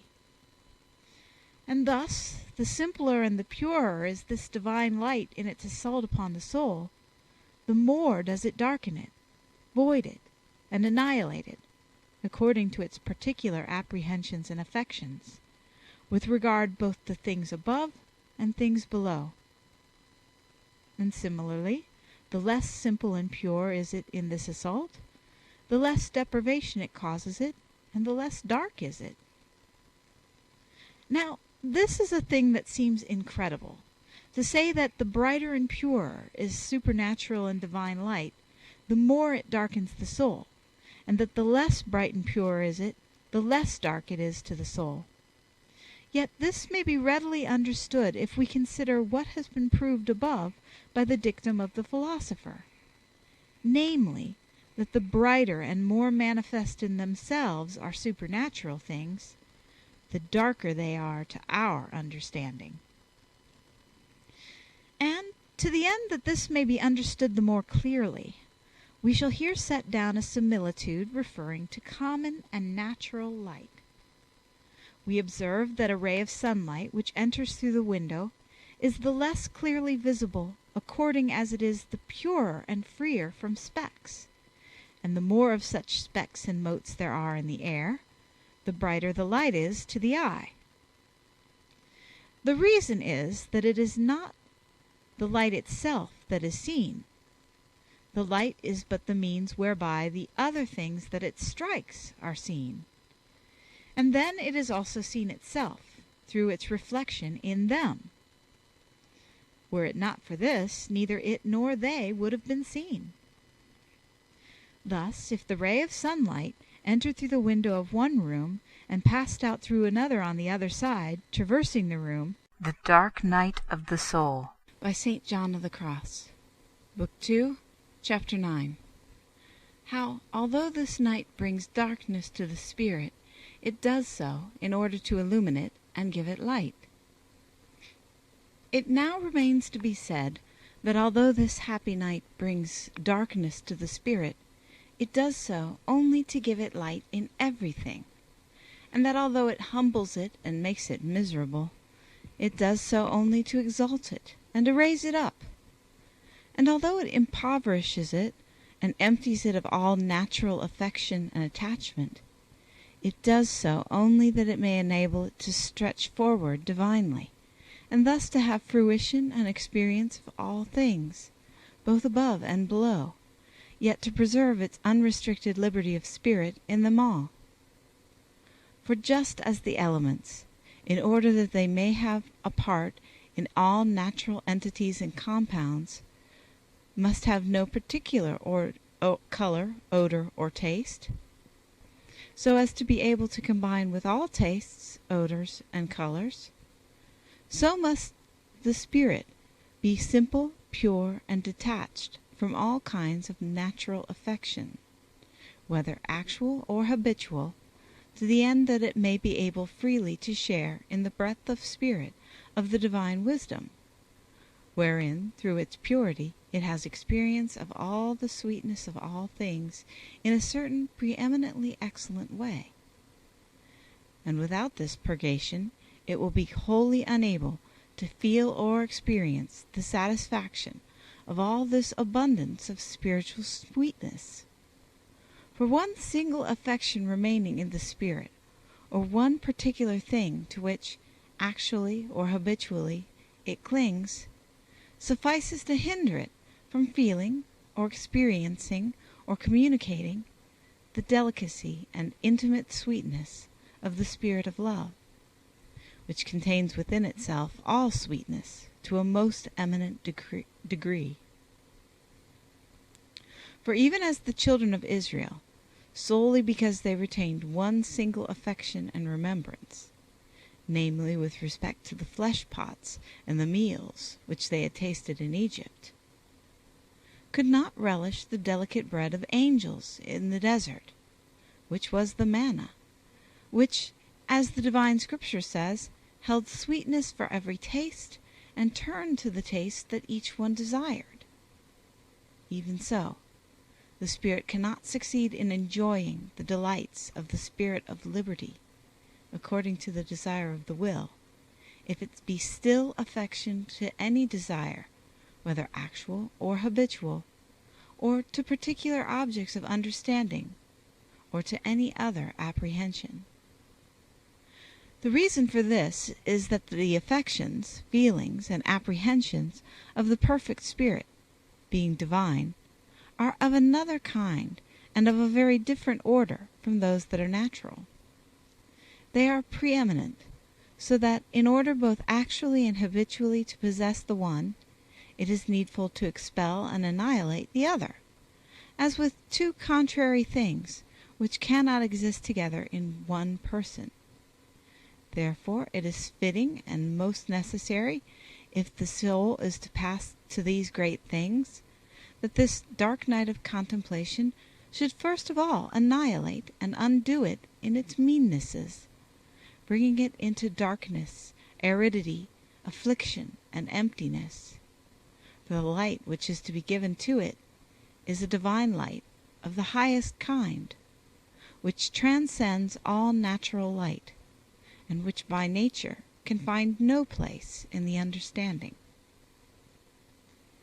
And thus it is fitting that if the understanding is to be united with that light and become divine in the state of perfection, it should first of all be purged and annihilated as to its natural light, and by means of this dark contemplation be brought actually into darkness.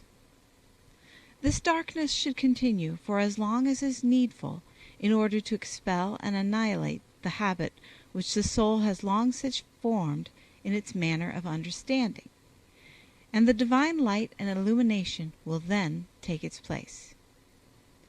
And thus, inasmuch as that power of understanding which it had aforetime is natural, it follows that the darkness which it here suffers is profound and horrible and most painful.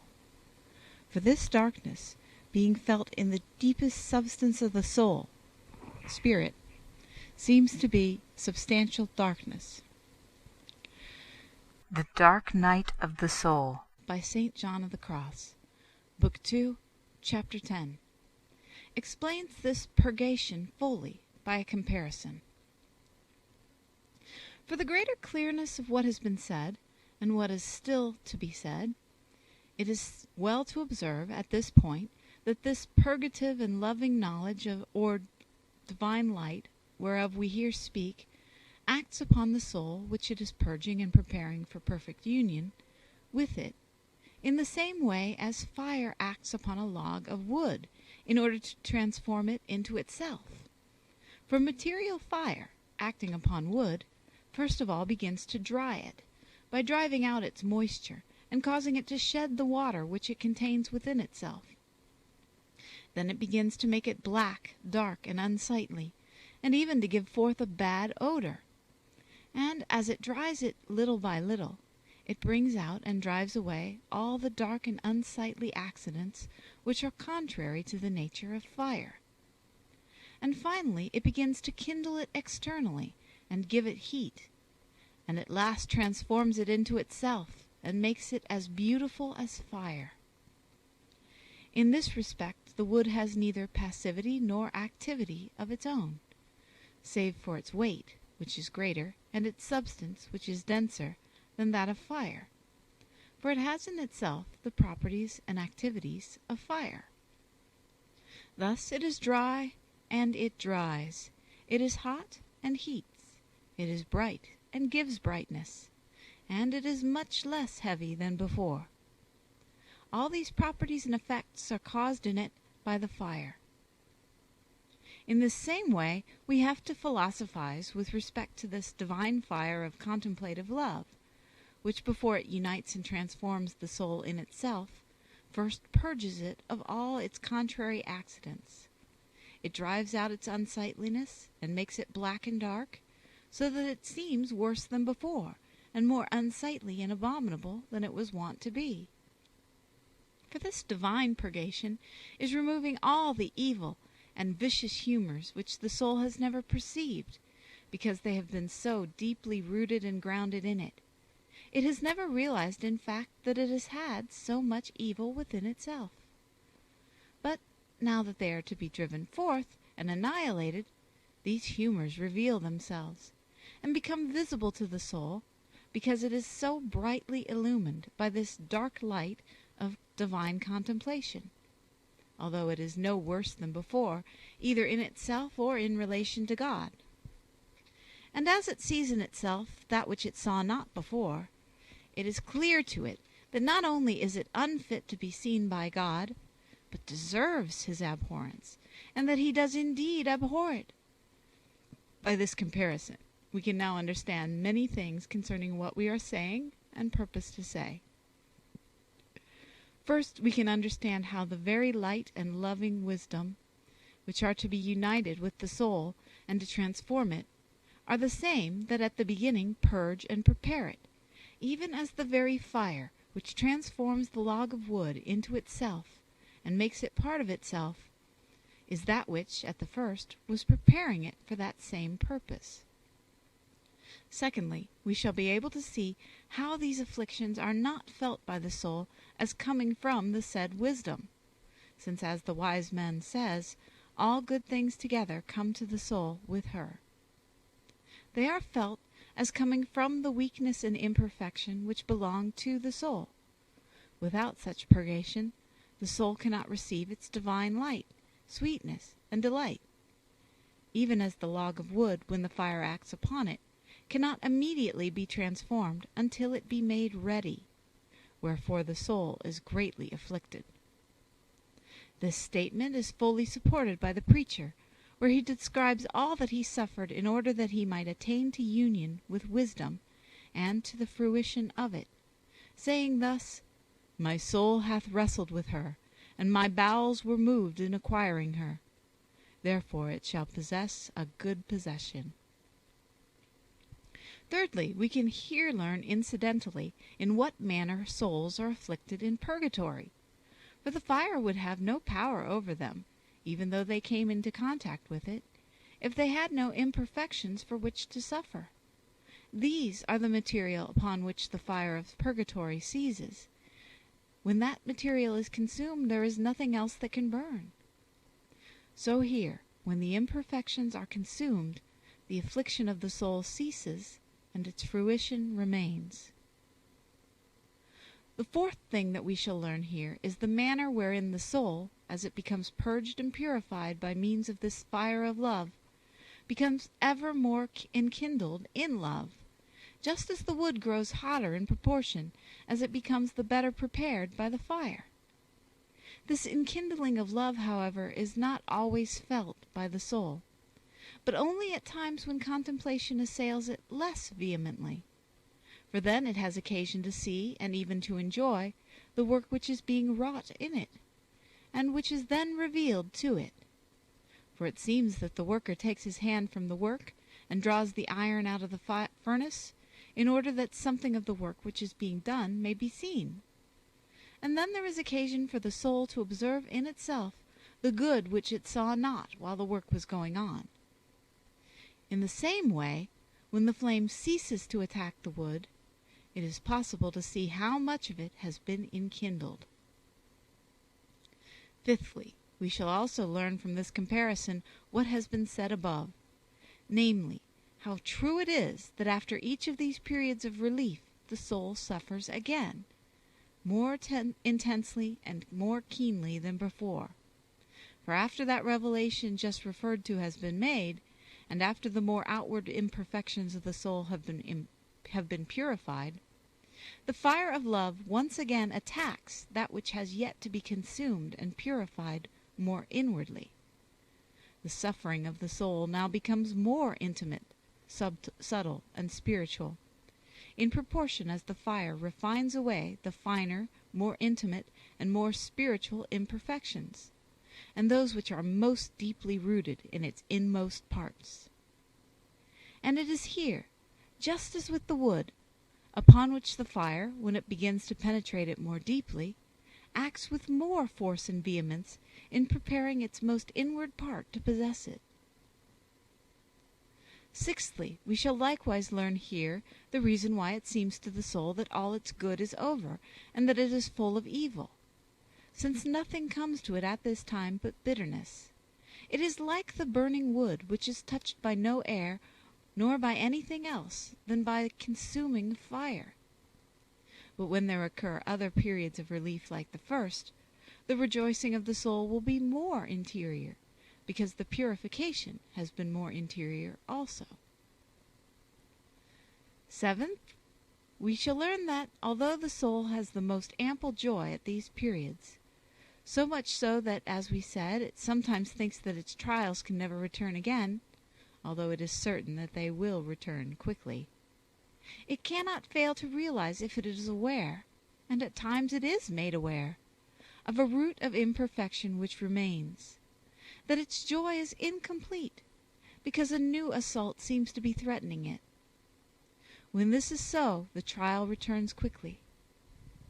Finally, that which still remains to be purged and enlightened most inwardly cannot well be concealed from the soul in view of its experience of its former purification. Even as also in the wood, it is the most inward part which remains longest unkindled. And the difference between it and that which has already been purged is clearly perceptible.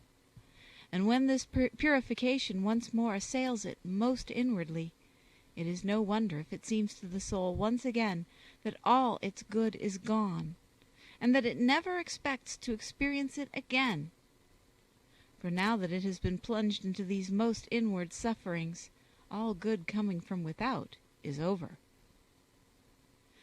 Keeping this comparison, then, before our eyes, together with what has already been said upon the first line of the first stanza concerning this dark night and its terrible properties, it will be well to leave these sad experiences of the soul, and to begin to speak of the fruit of its tears and their blessed properties, whereof the soul begins to sing from this second line, kindled in love with yearnings. End of chapter 10. The Dark Night of the Soul, by St. John of the Cross. Book 2, chapter 11. Begins to explain the second line of the first stanza, describes how, as the fruit of these rigorous constraints, the soul finds itself with the vehement passion of divine love. Kindled in love with yearnings. In this line the soul describes the fire of love, which, as we have said, like the material fire acting upon the wood, begins to take hold upon the soul in this night of painful contemplation. This enkindling now described, although in a certain way it resembles that which we described above as coming to pass in the sensual part of the soul, is in some ways as different from that other as is the soul from the body, or the spiritual part from the sensual.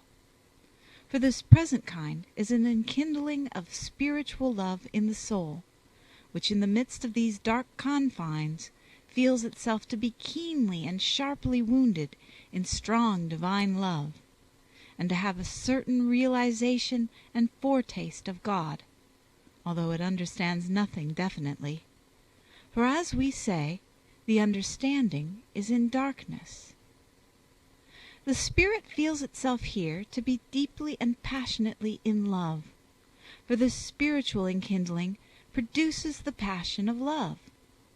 And inasmuch as this love is infused, it is passive rather than active, and thus it begets in the soul a strong passion of love. This love has in it something of union with God, and thus to some degree partakes of its properties, which are actions of God rather than that of the soul, these being subdued within it passively. What the soul does here is give its consent. The warmth and strength and temper and passion of love, or enkindling, as the soul here calls it, belong only to the love of God, which enters increasingly into union with it. This love finds in the soul more occasion and preparation to unite itself with it and to wound it, according as all the soul's desires are the more recollected, and are the more withdrawn from and disabled for the enjoyment of anything, either in heaven or on earth. This takes place to a great extent, and, as has been already said, in this dark purgation. For God has so weaned all the inclinations, and caused them to be so recollected, that they cannot find pleasure in anything they may wish. All this is done by God, to the end that when he withdraws them and recollects them in himself, the soul may have more strength and fitness to receive this strong union of love of God, which he is now beginning to give it through this purgative way, wherein the soul must love with great strength, and with all its desires and powers, both of spirit and of sense, which could not be if they were dispersed in the enjoyment of anything else.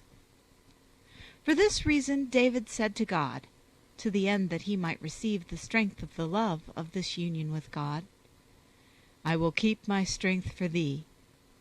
That is, I will keep the entire capacity and all the desires and energies of my faculties, nor will I employ their operation or pleasure in anything else than thyself.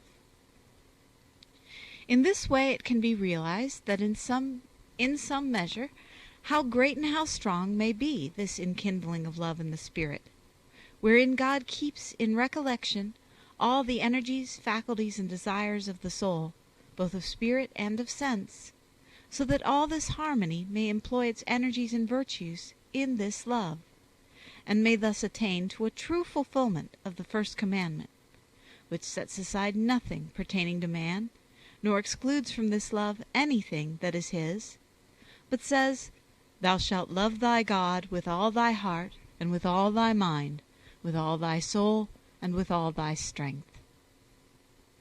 When all the desires and energies of the soul, then, have been recollected in this enkindling of love, and when the soul itself has been touched and wounded in them all, and has been inspired with passion, what shall we understand the movements and digressions of all these energies and desires to be, if they find themselves enkindled and wounded with strong love, and without the possession and satisfaction thereof, in darkness and in doubt?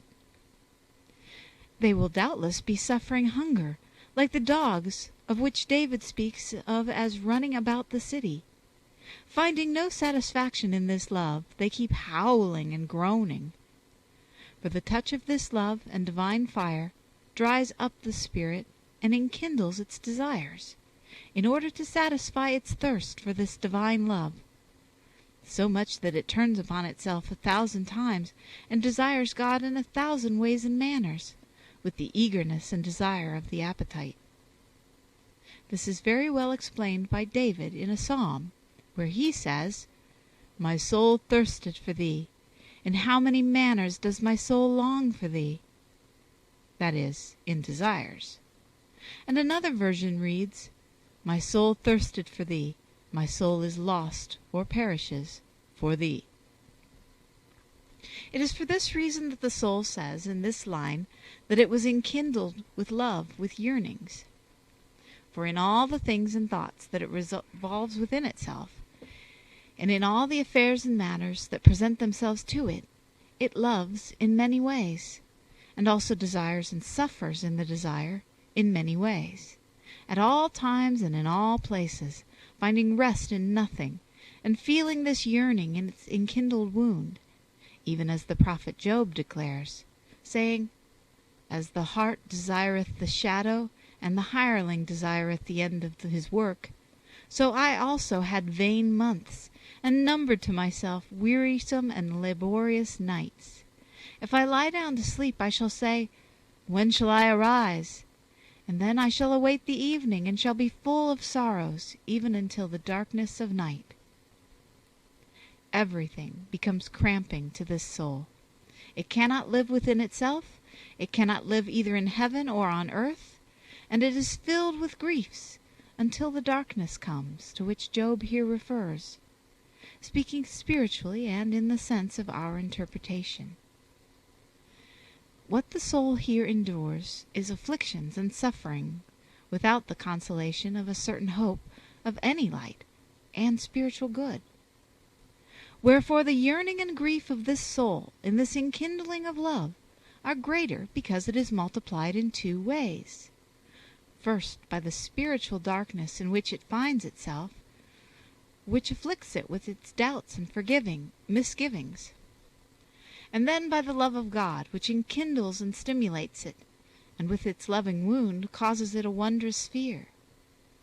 These two kinds of suffering at such a season are well described by Isaiah, where he says, "My soul desired thee in the night," that is, in misery.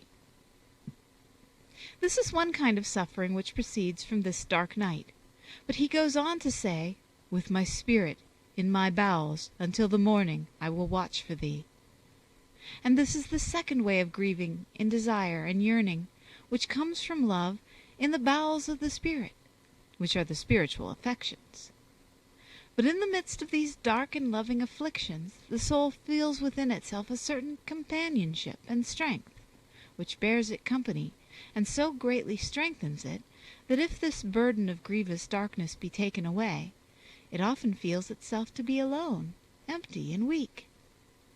The cause of this is that, as the strength and efficacy of the soul were derived and communicated passively from the dark fire of love which assailed it, it follows that, when that fire ceases to assail it, the darkness and power and heat of love cease in the soul. Chapter 12 shows how this horrible night is purgatory, and how in it the divine wisdom illumines men on earth with the same illumination that purges and illumines the angels in heaven. From what has been said, we shall be able to see how this dark night of loving fire, as it purges in the darkness, so also in the darkness enkindles the soul. We shall likewise be able to see that even as spirits are purged in the next life with dark material fire, so in this life they are purged and cleansed with the dark spiritual fire of love.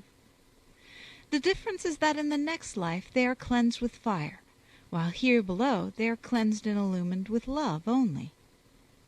It was this love that David entreated when he said, "Cor mundum crea in me, Deus," etc.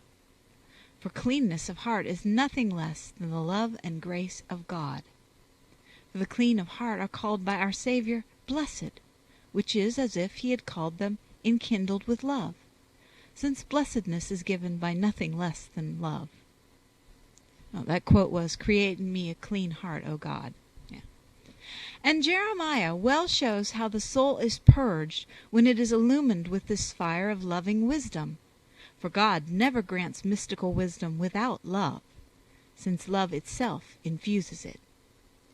Where he says, "He hath sent fire into my bones, and hath taught me." And David says that the wisdom of God is silver tried in fire. That is, in purgative fire of love.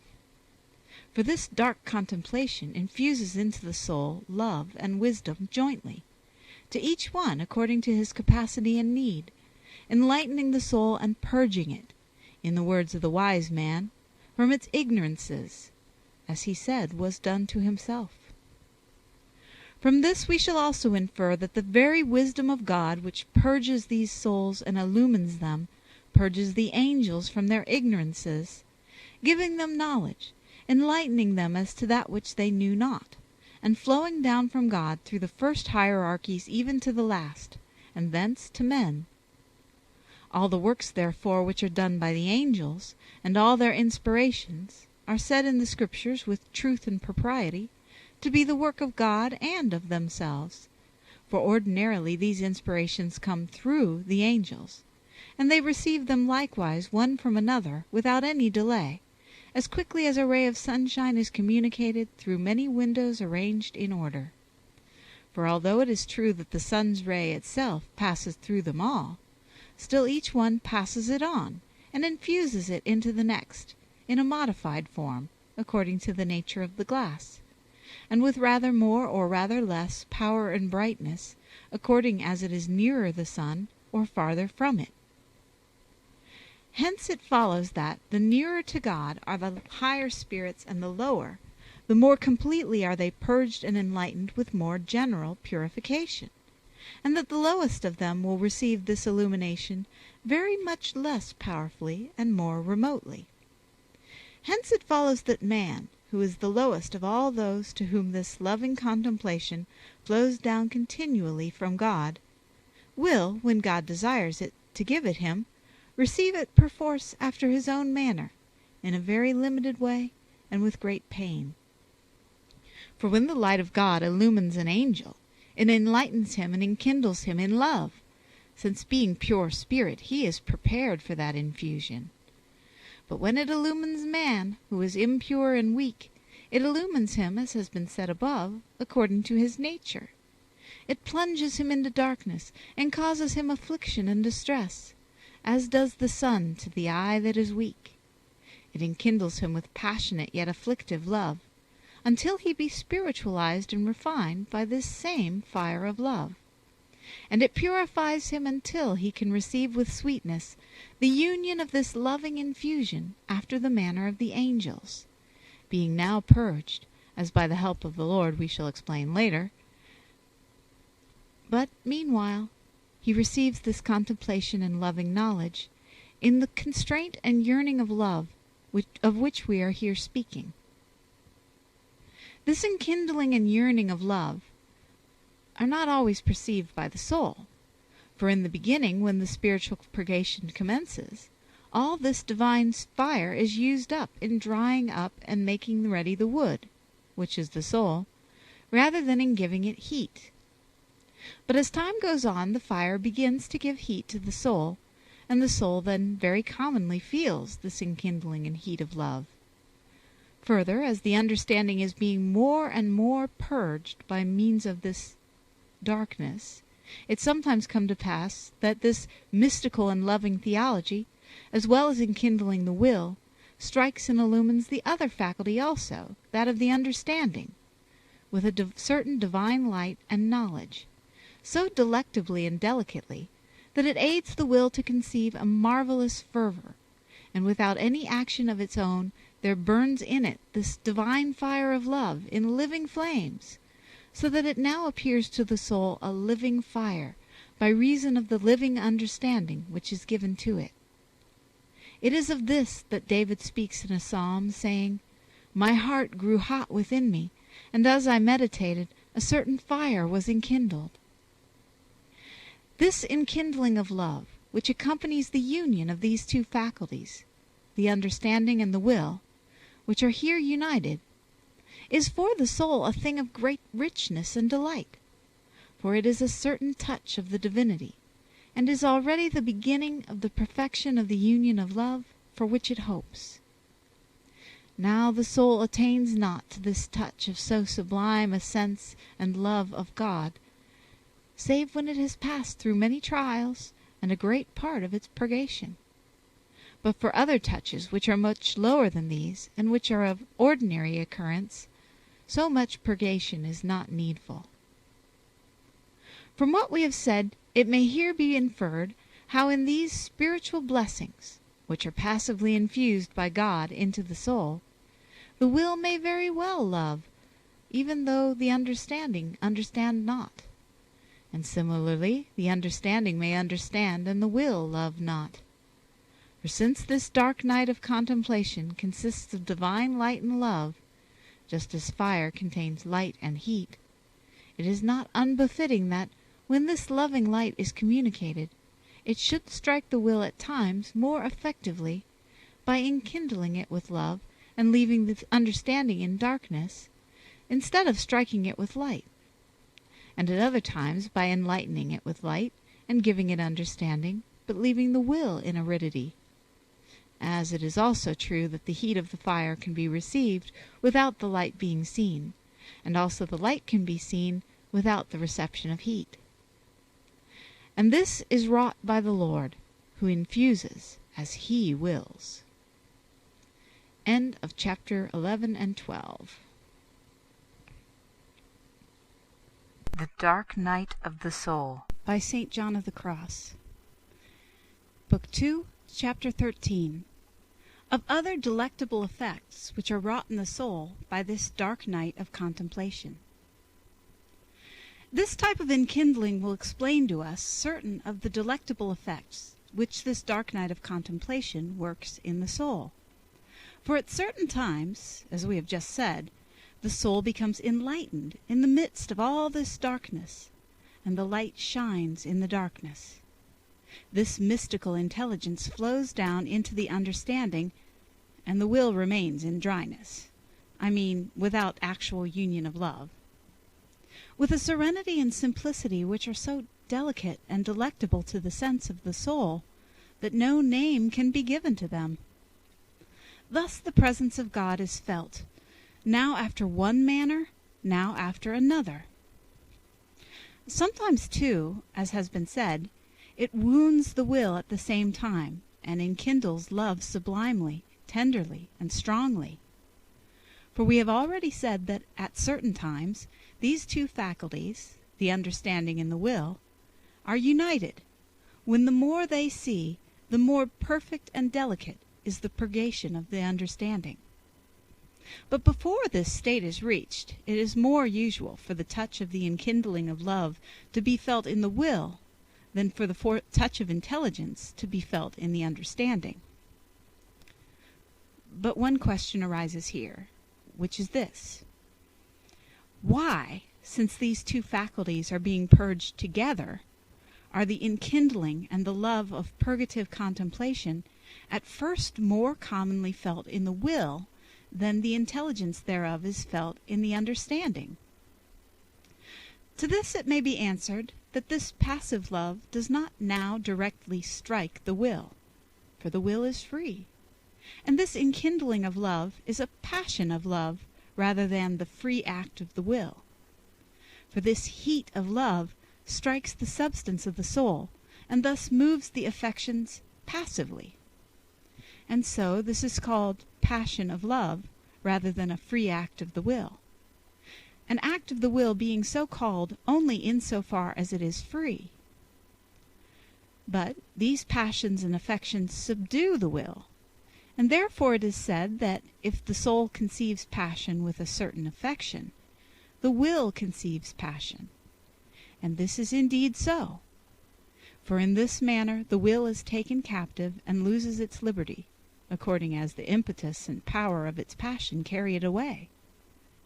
And therefore we can say that this enkindling of love is in the will, that is, it enkindles the desire of the will.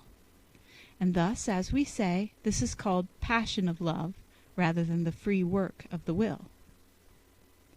And because the receptive passion of the understanding can receive intelligence only in a detached and passive way, and this is impossible without its having been purged, therefore, until this happens, the soul feels the touch of intelligence less frequently than that of the passion of love. For it is not necessary to this end that the will should be so completely purged with respect to the passions, since these very passions help it to feel impassioned love. This enkindling and thirst of love, which in this case belongs to the spirit, is very different from that other which we described in writing of the night of sense. For though the sense has also its part here, since it fails not to participate in the labor of the spirit, yet the source and the keenness of the thirst of love is felt in the superior part of the soul, that is, in the spirit. It feels and understands what it feels and its lack of what it desires in such a way that all its affliction of sense, although greater without comparison than in the first night of sense, is as nothing to it, because it recognizes within itself the lack of a great good which can in no way be measured. But here we must note that although at the beginning, when this spiritual night commences, this enkindling of love is not felt, because this fire of love has not begun to take a hold, God gives the soul, in place of it, an estimative love of himself, so great that, as we have said, the greatest sufferings and trials of which it is conscious in this night are the anguished thoughts that it has lost God, and the fears that he has abandoned it.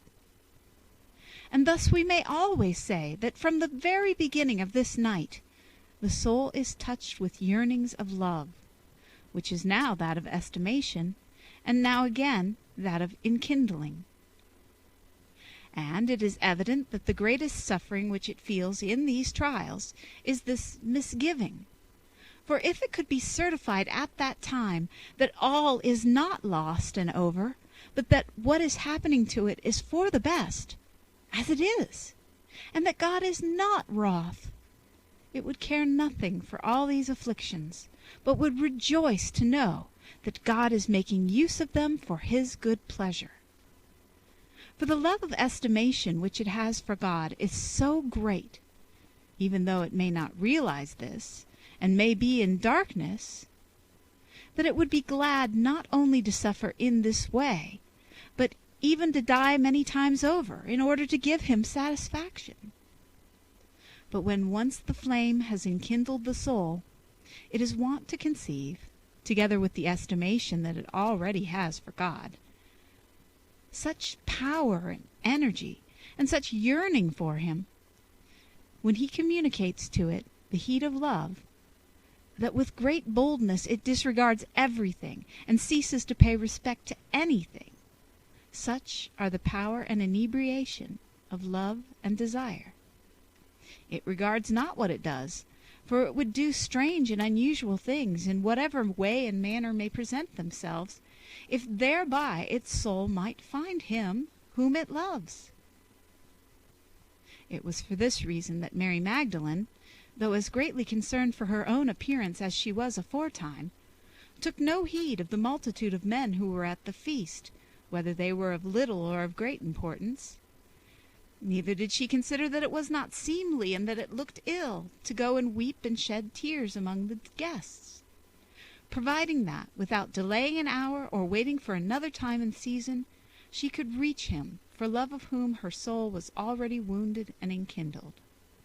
And such is the inebriating power and boldness of love, that though she knew her beloved to be enclosed in the sepulchre by the great sealed stone, and surrounded by soldiers who were guarding him lest his disciples should steal him away, she allowed none of these things to impede her, but went before daybreak with the ointments to anoint him.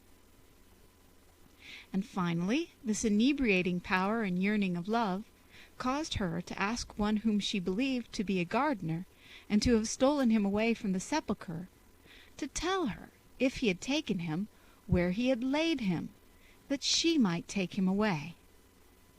Considering not that such a question, according to independent judgment and reason, was foolish, for it was evident that if the other had stolen him, he would not say so, still less would he allow him to be taken away. It is a characteristic of the power and vehemence of love that all things seem possible to it, and it believes all men to be of the same mind as itself.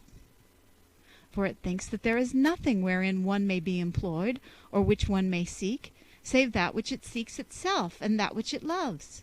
And it believes that there is nothing else to be desired, and nothing wherein it may be employed, save that one thing, which is pursued by all. For this reason, when the bride went out to seek her beloved through streets and squares, thinking that all others were doing the same, she begged them that if they found him, they would speak to him and say that she was pining away for love of him. Such was the power of the love of this Mary, that she thought that if the gardener would tell her where he had hidden him, she would go and take him away, however difficult it might be made for her. Of this manner, then, are the yearnings of love, whereof this soul becomes conscious when it has made some progress in this spiritual purgation. For it rises up by night, that is, in this purgative darkness, according to the affections of the will, and with the yearnings and vehemence of the lioness or the she-bear going to seek her cubs when they have been taken away from her and she finds them not, does this wounded soul go forth to seek its God. For being in darkness, it feels itself to be without him, and to be dying of love for him. And this is that impatient love, wherein the soul cannot long subsist without gaining its desire or dying. Such was Rachel's desire for children, when she said to Jacob, "Give me children, else shall I die."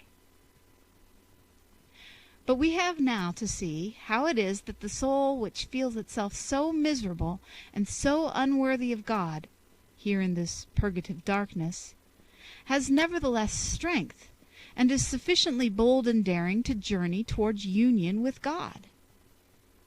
The reason is that, as love continually gives it strength wherewith it may love indeed, and as the property of love is to desire to be united, joined, and made equal and like to the object of its love, that it may perfect itself in love's good things, hence it comes to pass that when this soul is not perfected in love, through not having as yet attained to union, the hunger and thirst that it has for that which it lacks, which is union, and the strength set by love in the will which has caused it to become impassioned, make it bold and daring by reason of the enkindling of its will, although in its understanding, which is still dark and unenlightened, it feels itself to be unworthy, and knows itself to be miserable.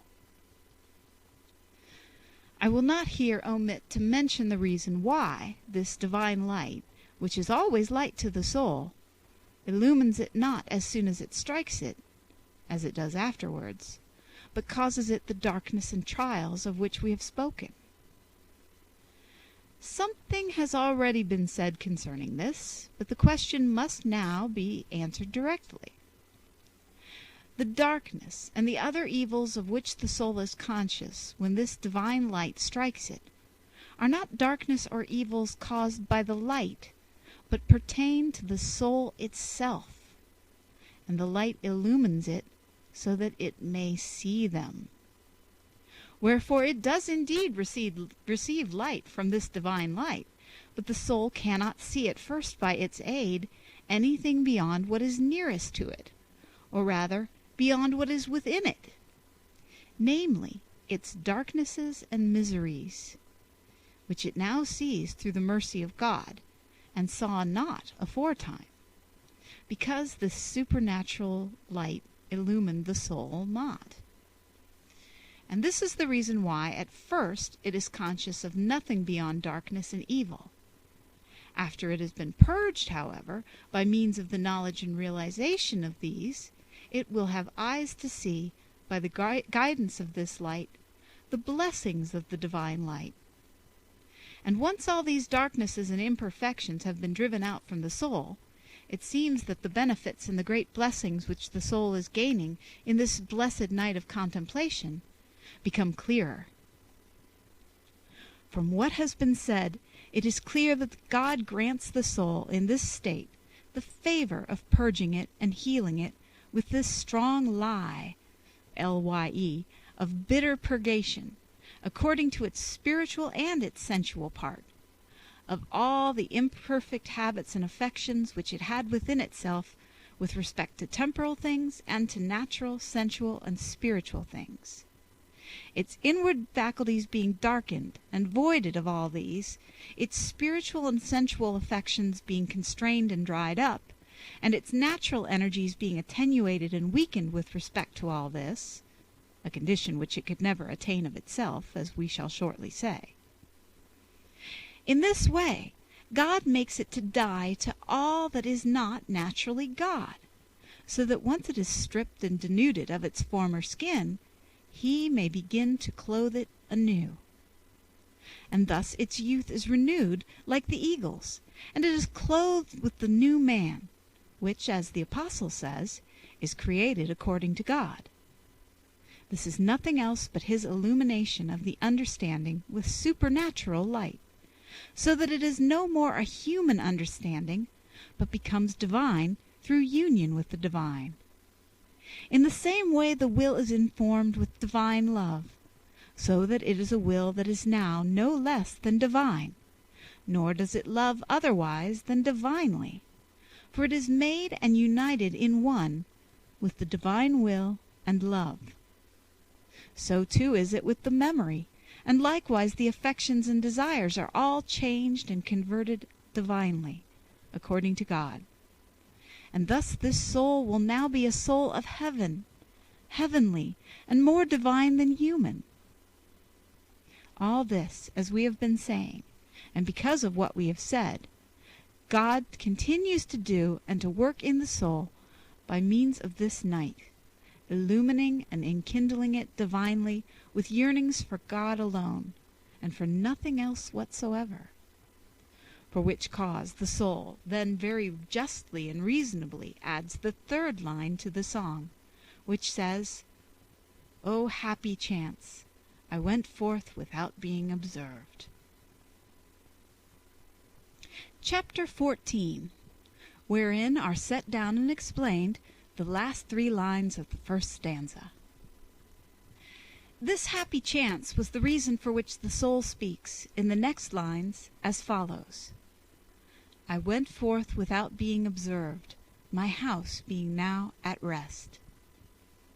It takes the metaphor from one who, in order the better to accomplish something, leaves his house by night and in the dark, when those that are in the house are now at rest, so that none may hinder him.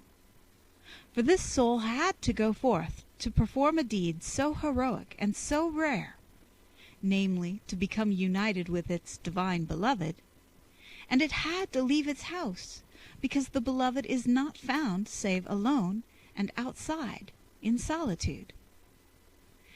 It was for this reason that the bride desired to find him alone, saying, "Who would give thee to me, my brother, that I might find thee alone, outside, and that my love might be communicated to thee?"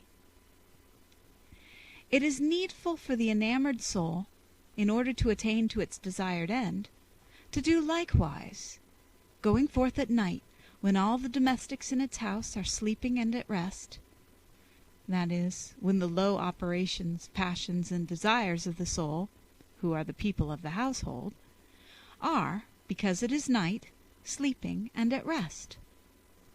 When these are awake, they invariably hinder the soul from seeking its good, since they are opposed to its going forth in freedom. These are they of whom our Saviour speaks in the Gospel, saying that they are the enemies of man. And thus it would be meet that their operations and motions should be put to sleep in the night, to the end that they may not hinder the soul from attaining the supernatural blessings of the union of love of God. For while these are alive and active, this cannot be. For all their work and their natural motions hinder rather than aid the soul's reception of the spiritual blessings of the union of love, inasmuch as all natural ability is impotent with respect to the supernatural blessings that God, by means of his own infusion, bestows upon the soul passively, secretly, and in silence. And thus it is needful that all the faculties should receive this infusion, and that in order to receive it they should remain passive, and not interpose their own base acts and vile inclinations. It was a happy chance for this soul that on this night God should put to sleep all the domestics in its house, that is, all the faculties, passions, affections, and desires which live in the soul, both sensually and spiritually. For thus it went forth without being observed, that is, without being hindered by these affections, etc. For they were put to sleep and mortified in this night, in the darkness of which they were left, that they might not notice or feel anything after their own low and natural manner, and might thus be unable to hinder the soul from going forth from itself and from the house of its sensuality. And thus only could the soul attain to the spiritual union of perfect love of God. Oh, how happy a chance is this for the soul which can free itself from the house of its sensuality! None can understand it, unless, as it seems to me, it be the soul that has experienced it. For such a soul will see clearly how wretched was the servitude in which it lay, and to how many miseries it was subject when it was at the mercy of its faculties and desires, and will know how the life of the spirit is true liberty and wealth, bringing with it inestimable blessings. Some of these we shall point out as we proceed in the following stanzas, wherein it will be seen more clearly what good reason the soul has to sing of the happy chance of its passage from this dreadful night which has been described above. End of chapter 13 and 14. The Dark Night of the Soul By St. John of the Cross. Book 2, Chapter 15, sets down the second stanza and its exposition. In darkness and secure, by the secret ladder disguised, O happy chance! In darkness and concealment, my house being now at rest. In this stanza the soul still continues to sing of certain properties of the darkness of this night, reiterating how great is the happiness which came to it through them.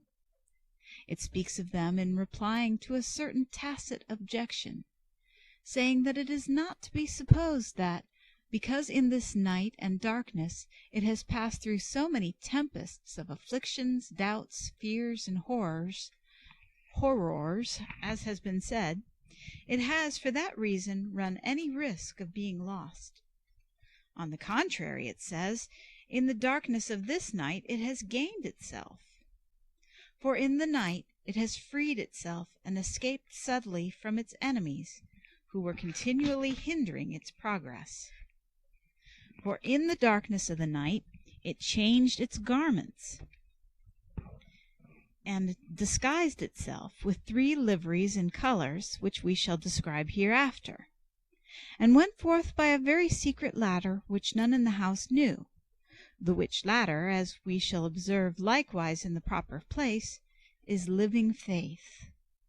By this ladder the soul went forth in such complete hiding and concealment, in order the better to execute its purpose, that it could not fail to be in great security.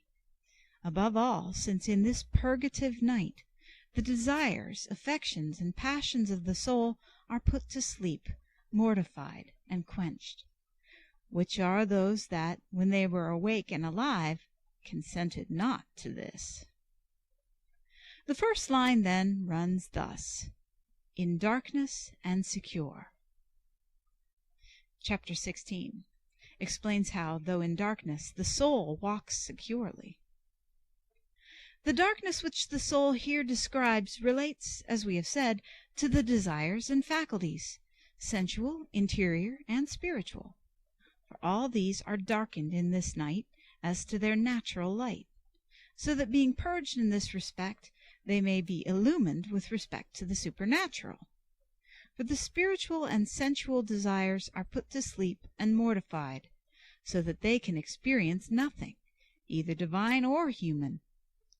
The affections of the soul are oppressed and constrained, so that they can neither move nor find support in anything.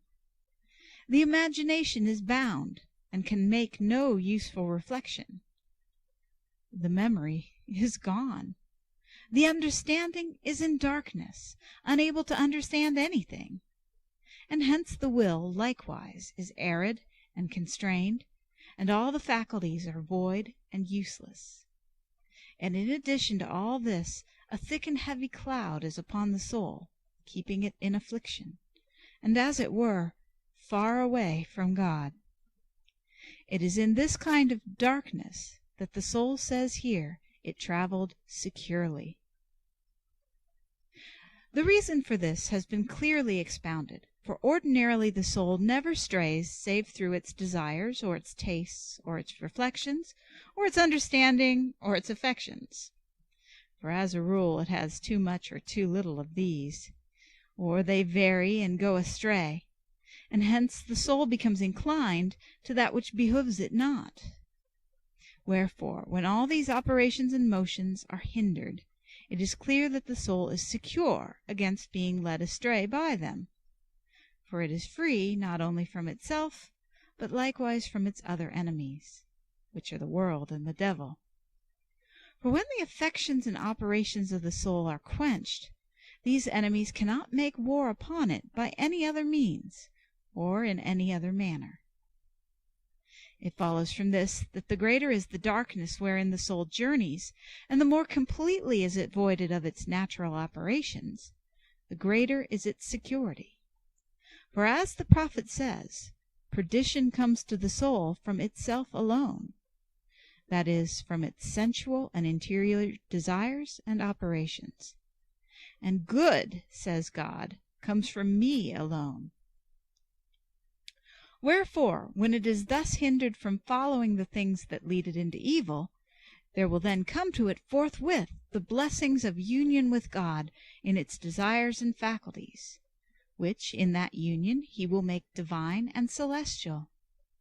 Hence, at the time of this darkness, if the soul considers the matter, it will see very clearly how little its desire and its faculties are being diverted to things that are useless and harmful, and how secure it is from vainglory and pride and presumption, vain and false rejoicing, and many other things. It follows clearly, then, that by walking in darkness, not only is the soul not lost, but it is even greatly gained, since it is here gaining the virtues. But there is a question which at once arises here, namely, since the things of God are of themselves profitable to the soul, and bring it gain and security, why does God in this night darken the desires and faculties with respect to these good things, likewise in such a way that the soul can no more taste of them or busy itself with them than with these other things, and indeed in some ways can do so less? The answer is that it is well for the soul to perform no operation touching spiritual things at that time, and to have no pleasure in such things, because its faculties and desires are base, impure, and wholly natural.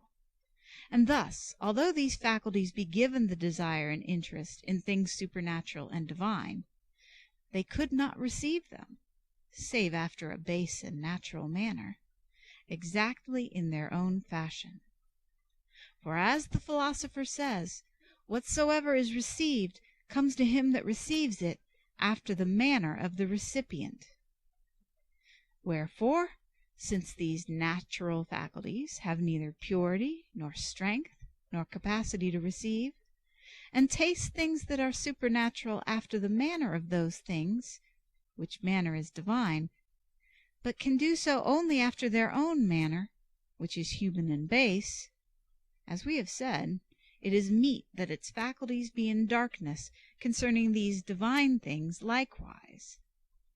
Thus, being weaned and purged and annihilated in this respect first of all, they may lose that base and human way of receiving and acting, and thus all these faculties and desires of the soul may come to be prepared and tempered in such a way as to be able to receive, feel, and taste that which is divine and supernatural after a lofty and sublime manner, which is impossible if the old man die not first of all.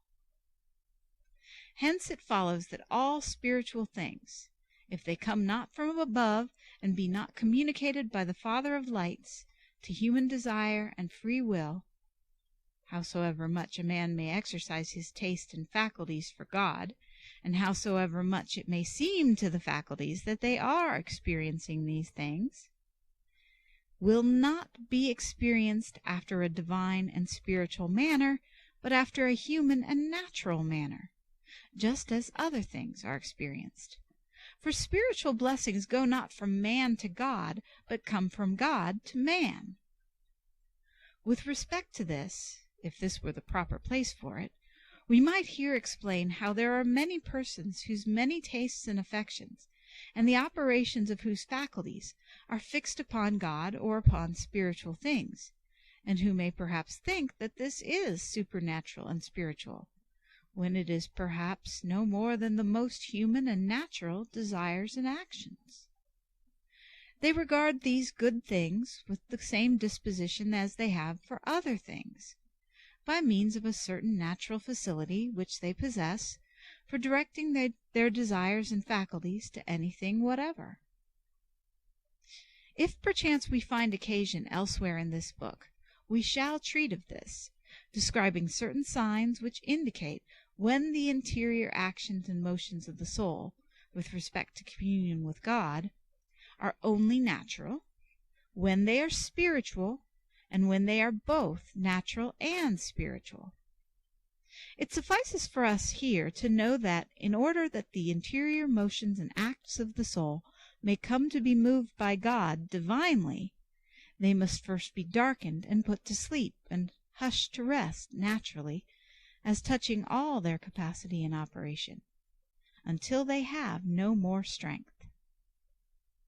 Therefore, O spiritual soul, when thou seest thy desire obscured, thy affections arid and constrained, and thy faculties bereft of their capacity for any interior exercise, be not afflicted by this, but rather consider it a great happiness, since God is freeing thee from thyself and taking the matter in from thy hands.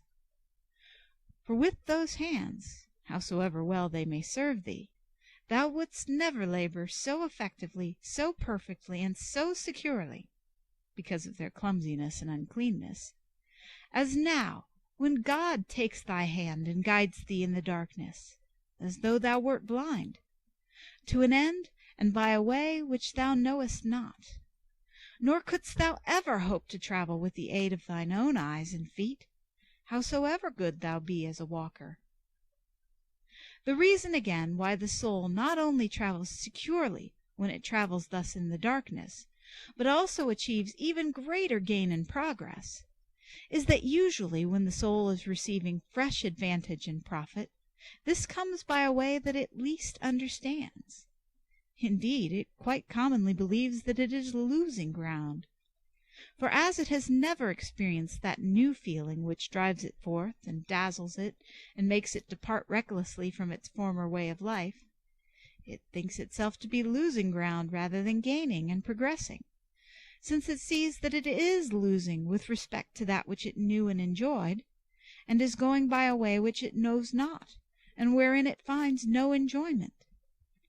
It is like the traveler, who in order to go to new and unknown lands, takes new roads, unknown and untried, and journeys unguided by his past experience, but doubtingly and according to what others say. It is clear that such a man could not reach new countries or add to his past experience if he went not along new and unknown roads, and abandoned those which were known to him.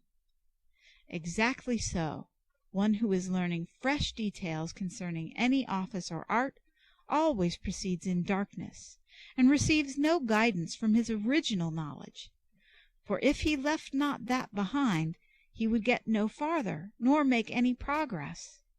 And in the same way, when the soul is making most progress, it is traveling in darkness, knowing nothing. Wherefore, since God, as we have said, is the master and guide of this blind soul, it may well and truly rejoice, once it has learned to understand this, and say, "In darkness and secure."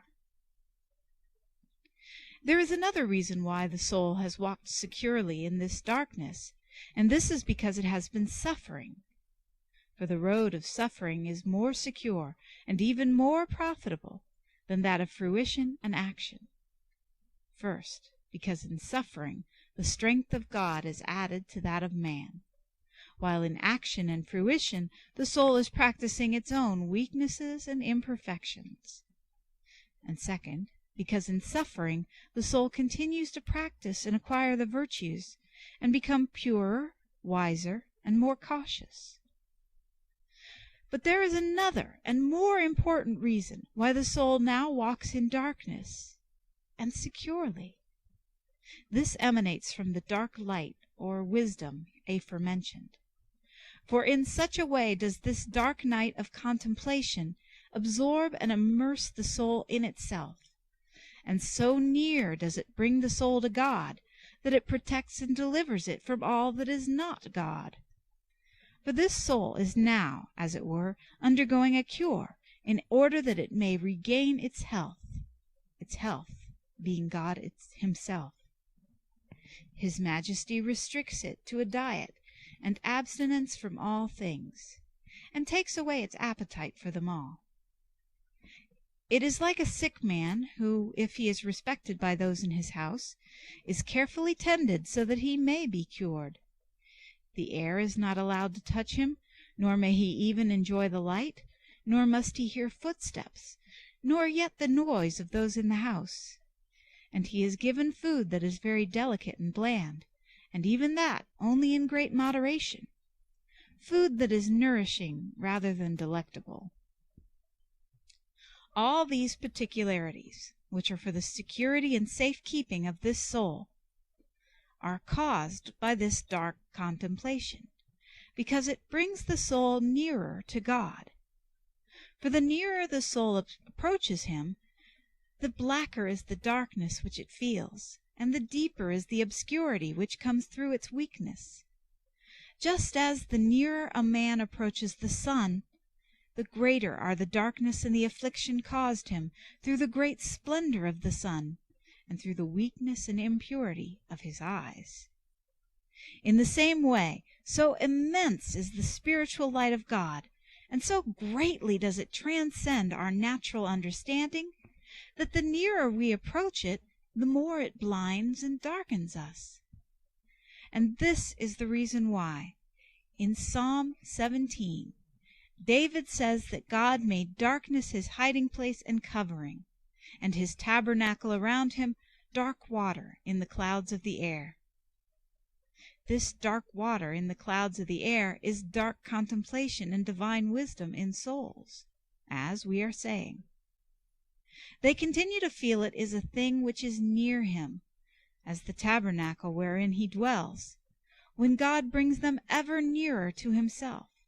And thus, that which in God is supreme light and refulgence is to man blackest darkness, as St. Paul says, according as David explains in the same psalm, saying, "Because of the brightness which is in his presence, past clouds and cataracts." That is to say, over the natural understanding, the light whereof, as Isaiah says in chapter 5, ob tenebrata est intelligine eius. Oh, miserable is the fortune of our life, which is lived in such great peril, and wherein it is so difficult to find the truth. For that which is most clear and true is to us most dark and doubtful. Wherefore, though it is the thing which is most needful for us, we flee from it. And that which gives the greatest light and satisfaction to our eyes, we embrace and pursue, though it be the worst thing for us, and make us fall at every step? In what peril and fear does man live, since the very natural light of his eyes, by which he has to guide himself, is the first light that dazzles him and leads him astray on his road to God? And if he is to know with certainty by what road he travels, he must perforce keep his eyes closed and walk in darkness, that he may be secure from the enemies who inhabit his own house, that is, his senses and faculties. Well hidden, then, and well protected is the soul in these dark waters when it is close to God. For as these waters serve as a tabernacle and dwelling place for God himself, they will serve the soul in the same way, and for a perfect protection and security, though it remain in darkness, wherein, as we have said, it is hidden and protected from itself, and from all evils that come from creatures. For to such the words of David refer in another psalm, where he says, "Thou shalt hide them in the hiding place of thy face from the disturbance of men. Thou shalt protect them in thy tabernacle from the contradiction of tongues." Herein we understand all kinds of protection, for to be hidden in the face of God from the disturbance of men is to be fortified with this dark contemplation against all the chances which may come upon the soul from men. And to be protected in his tabernacle from the contradiction of tongues is for the soul to be engulfed in these dark waters, which are the tabernacle of David whereof we have spoken. Wherefore, since the soul has all its desires and affections weaned and its faculties set in darkness, it is free from all imperfections which contradict the spirit, whether they come from its own flesh or from other creatures. Wherefore this soul may well say that it journeys in darkness and secure. There is likewise another reason, which is no less effectual than the last, by which we may understand how the soul journeys securely in darkness. It is derived from the fortitude by which the soul is at once inspired in these obscure and afflictive dark waters of God. For after all, though the waters be dark, they are none the less waters, and therefore they cannot but refresh and fortify the soul in that which is most needful for it, although in darkness and with affliction. For the soul immediately perceives in itself a genuine determination and an effectual desire to do nothing which it understands to be an offense to God, and to omit to do nothing that seems to be for his service. For that dark love cleaves to the soul, causing it a most watchful care and an inward solicitude concerning that which it must do, or must not do, for his sake, in order to please him. It will consider and ask itself 1,000 times if it has given him cause to be offended. And all this it will do with much greater care and solicitude than before, as has already been said with respect to the yearnings of love. For here all the desires and energies and faculties of the soul are recollected from all things else, and its effort and strength are employed in pleasing its God alone. After this manner the soul goes forth from itself and from all created things to the sweet and delectable union of love of God, in darkness and secure. End of chapter 16.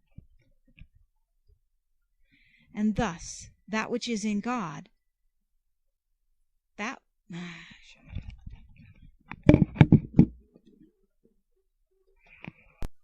The Dark Night of the Soul by St. John of the Cross. Book 2, Chapter 17, explains how this dark contemplation is secret. By the secret ladder disguised. 3 things have to be expounded with reference to 3 words contained in this present line. 2, namely, secret and ladder, belong to the dark night of contemplation of which we are treating. The third, namely, disguised, belongs to the soul by reason of the manner wherein it conducts itself in the night. As to the first, it must be known that in this line the soul describes this dark contemplation, by which it goes forth to the union of love as a secret ladder, because of the two properties which belong to it, namely, its being secret and its being a ladder. We shall treat of each separately. First, it describes this dark contemplation as secret, since, as we have indicated above, it is mystical theology, which theologians call secret wisdom, and which, as St. Thomas says, is communicated and infused into the soul through love. This happens secretly and in darkness, so as to be hidden from the work of the understanding and of the other faculties. Wherefore, inasmuch as the faculties aforementioned do not attain to it, but the Holy Spirit infuses and orders it in the soul, as says the bride in the songs, without either its knowledge or its understanding, it is called secret. And in truth, not only does the soul not understand it, but there is no one that does so, not even the devil, inasmuch as the master who teaches the soul is within it in its substance, to which the devil may not attain, neither may natural sense nor understanding. And it is not for this reason alone that it may be called secret, but likewise because of the effects which it produces in the soul. For it is secret not only in the darknesses and afflictions of purgation, when this wisdom of love purges the soul, and the soul is unable to speak of it, but equally so afterwards in illumination, when this wisdom is communicated to it most clearly. Even then, it is still so secret that the soul cannot speak of it and give it a name whereby it may be called. For apart from the fact that the soul has no desire to speak of it, it can find no suitable way or manner or similitude by which it may be able to describe such lofty understanding and such delicate spiritual feeling. And thus, even though the soul might have a great desire to express it, and might find many ways in which to describe it, it would still be secret and remain undescribed. For as that inward wisdom is so simple, so general, and so spiritual, that it has not entered into the understanding, enwrapped or cloaked in any form or image subject to sense, it follows that sense and imagination, as it has not entered through them, nor has taken their form and color, cannot account for it or imagine it, so as to say anything concerning it, although the soul be clearly aware that it is experiencing and partaking of that rare and delectable wisdom. It is like one who sees something never seen before, whereof he has not even seen the like. Although he might understand its nature and have experience of it, he would be unable to give it a name or say what it is, however much he tried to do so, and this in spite of its being a thing which he had perceived with the senses. How much less, then, could he describe a thing that has not entered through the senses? For the language of God has this characteristic, that since it is very intimate and spiritual in its relations with the soul, it transcends every sense, and at once makes all harmony and capacity of the outward and inward senses to cease and be dumb. For this we have both authorities and examples in the divine Scripture. For the incapacity of man to speak of it and describe it in words was shown by Jeremiah, when after God had spoken with him, he did not know what to say except, "Ah, Ah! Ah!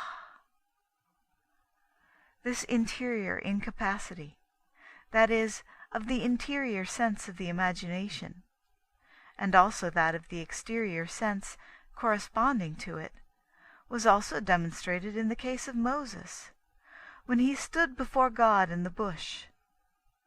Not only did Moses say to God that after speaking with him he knew not, neither was able to speak, but also that not even, as was said in the Acts of the Apostles, with the interior imagination did Moses dare to meditate, for it seemed to him that his imagination was very far away, and was too mute not only to express any part of that which he understood concerning God, but even to have the capacity to receive anything therefrom. Wherefore, inasmuch as the wisdom of this contemplation is the language of God to the soul, addressed by pure spirit to pure spirit, nothing that is less than spirit, such as the senses, can perceive it, and thus to them it is secret, and they do not know it, neither can they say it, nor do they desire to do so, because they do not see it. We may deduce from this the reason why certain persons, good and fearful souls, who walk along this road and would like to give an account of their spiritual state to their director, are neither able to do so, nor know how. For the reason we have described, they have a great repugnance in speaking of it, especially when their contemplation is of the purer sort, so that the soul itself is hardly conscious of it. Such a person is only able to say that he is satisfied, tranquil, and contented, and that he is conscious of the presence of God, and that, as it seems to him, all is going well with him. But he cannot describe the state of his soul, nor can he say anything about it, except in general terms like these. It is a different matter when the experiences of the soul are of a particular kind, such as visions, feelings, etc., which being ordinarily received under some species wherein sense participates, can be described under that species, or by some other similitude. But this capacity for being described is not in the nature of pure contemplation, which is indescribable, as we have said, for the which reason it is called secret. And not only for that reason is it called secret, and is so, but likewise because this mystical knowledge has the property of hiding the soul within itself. For besides performing its ordinary function, it sometimes absorbs the soul and engulfs it in its secret abyss, in such a way that the soul clearly sees that it has been carried far away from every creature, and has become most remote therefrom, so that it considers itself as having been placed in a most profound and vast retreat to which no human creature can attain, such as an immense desert, which nowhere has any boundary, a desert the more delectable, pleasant, and lovely for its secrecy, vastness, and solitude, wherein the more the soul is raised up above all temporal creatures, the more deeply does it find itself hidden. And so greatly does this abyss of wisdom raise up and exalt the soul at this time, making it to penetrate the veins of the science of love, that it not only shows how base are all properties of the creatures by comparison with this supreme knowledge and divine feeling, but likewise it learns how base and defective, and in some measure how inapt, are all the terms and words which are used in this life to treat of divine things, and how impossible it is in any natural way or manner, however learnedly or sublimely they may be spoken of, to be able to know and perceive them as they are, except by the illumination of this mystical theology. And thus, when by means of this illumination the soul discerns this truth, namely, that it cannot reach it, still less explain it by common or human language, it rightly calls it secret. This property of secrecy and superiority over natural capacity, which belongs to this divine contemplation, belongs to it not only because it is supernatural, but also inasmuch as it is a road that guides and leads the soul to the perfections of union with God, which, as they are things unknown after a human manner, must be approached after a human manner by unknowing and by divine ignorance. For speaking mystically, as we are speaking here, divine things and perfections are known and understood as they are, not when they are being sought after and practiced, but when they have been found and practiced. To this purpose speaks the prophet Baruch concerning this divine wisdom. There is none that can know her ways, nor that can imagine her paths. Likewise, the royal prophet speaks in this manner concerning the road of the soul, when he says to God, Your lightnings lightened and illumined the round earth. The earth was moved and trembled. Your way is in the sea, and your paths are in many waters, and your footsteps shall not be known. All this, speaking spiritually, is to be understood in the sense wherein we are speaking. For the illumination of the round earth by the lightnings of God is the enlightenment which is produced by this divine contemplation in the faculties of the soul. The moving and trembling of the earth is the painful purgation which is caused therein. And to say that the way and the road of God, whereby the soul journeys to him, is in the sea, and his footprints are in many waters, and for this reason shall not be known, is as much as to say that this road whereby the soul journeys to God is as secret and as hidden from the sense of the soul as the way of one that walks in the sea, whose paths and footprints are not known, is hidden from the sense of the body. The steps and footprints which God is imprinting upon the souls that he desires to bring near to himself, and to make great in union with his wisdom, have also this property, that they are not known. Wherefore in the book of Job mention is made of this matter in these words, Have you perchance known the paths of the great clouds, or the perfect knowledges? By this are understood the ways and roads whereby God continually exalts souls and perfects them in his wisdom, which souls are here understood by the clouds. It follows, then, that this contemplation which is guiding the soul to God is secret wisdom. End of chapter 17. The Dark Night of the Soul by St. John of the Cross, Book 2, Chapter 18, explains how this secret wisdom is likewise a ladder. It now remains to consider the second point, namely, how this secret wisdom is likewise a ladder. With respect to this, it must be known that we can call this secret contemplation a ladder for many reasons.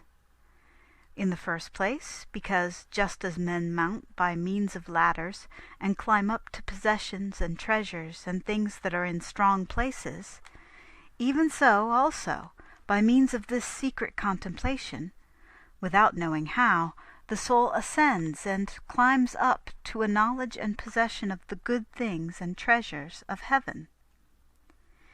This is well expressed by the royal prophet David, when he says, Blessed is he that hath thy favour and help, for such a man hath placed in his heart ascensions into the vale of tears, in the place which he hath appointed. For after this manner the Lord of the law shall give blessing, and they shall go from virtue to virtue, as from step to step, and the God of gods shall be seen in Sion. This God is the treasure of the strong place of Sion, which is happiness. We may also call it a ladder, because even as the ladder has those same steps in order that men may mount, it has them also that they may descend. Even so is it likewise with this secret contemplation, for those same communications which it causes in the soul raise it up to God, yet humble it with respect to itself. For communications which are indeed of God have this property, that they humble the soul, and at the same time exalt it. For upon this road to go down is to go up, and to go up to go down. For he that humbles himself is exalted, and he that exalts himself is humbled. And besides the fact that the virtue of humility is greatness, for the exercise of the soul therein, God is wont to make it mount by this ladder, so that it may descend, and to make it descend, so that it may mount, that the words of the wise man may be thus fulfilled, namely, before the soul is exalted, it is humbled, and before it is humbled, it is exalted. Speaking now in a natural way, the soul that desires to consider it will be able to see how on this road we leave apart the spiritual aspect, of which the soul is not conscious, it has to suffer many ups and downs, and how the prosperity which it enjoys is followed immediately by certain storms and trials, so much so that it appears to have been given that period of calm in order that it might be forewarned and strengthened against the poverty which has followed. Just as after misery and torment there come abundance and calm. It seems to the soul as if, before celebrating that festival, it has first been made to keep that vigil. This is the ordinary course and proceeding of the state of contemplation, until the soul arrives at the state of quietness. It never remains in the same state for long together, but is ascending and descending continually. The reason for this is that as the state of perfection, which consists in the perfect love of God and contempt for self, cannot exist unless it have these two parts, which are the knowledge of God and of oneself, the soul has of necessity to be practised first in the one and then in the other, now being given to taste of the one, that is, exaltation, and now being made to experience the other, that is, humiliation, until it has acquired perfect habits, and then this ascending and descending will cease, since the soul will have attained to God and become united with Him, which comes to pass at the summit of this ladder, for the ladder rests and leans upon Him.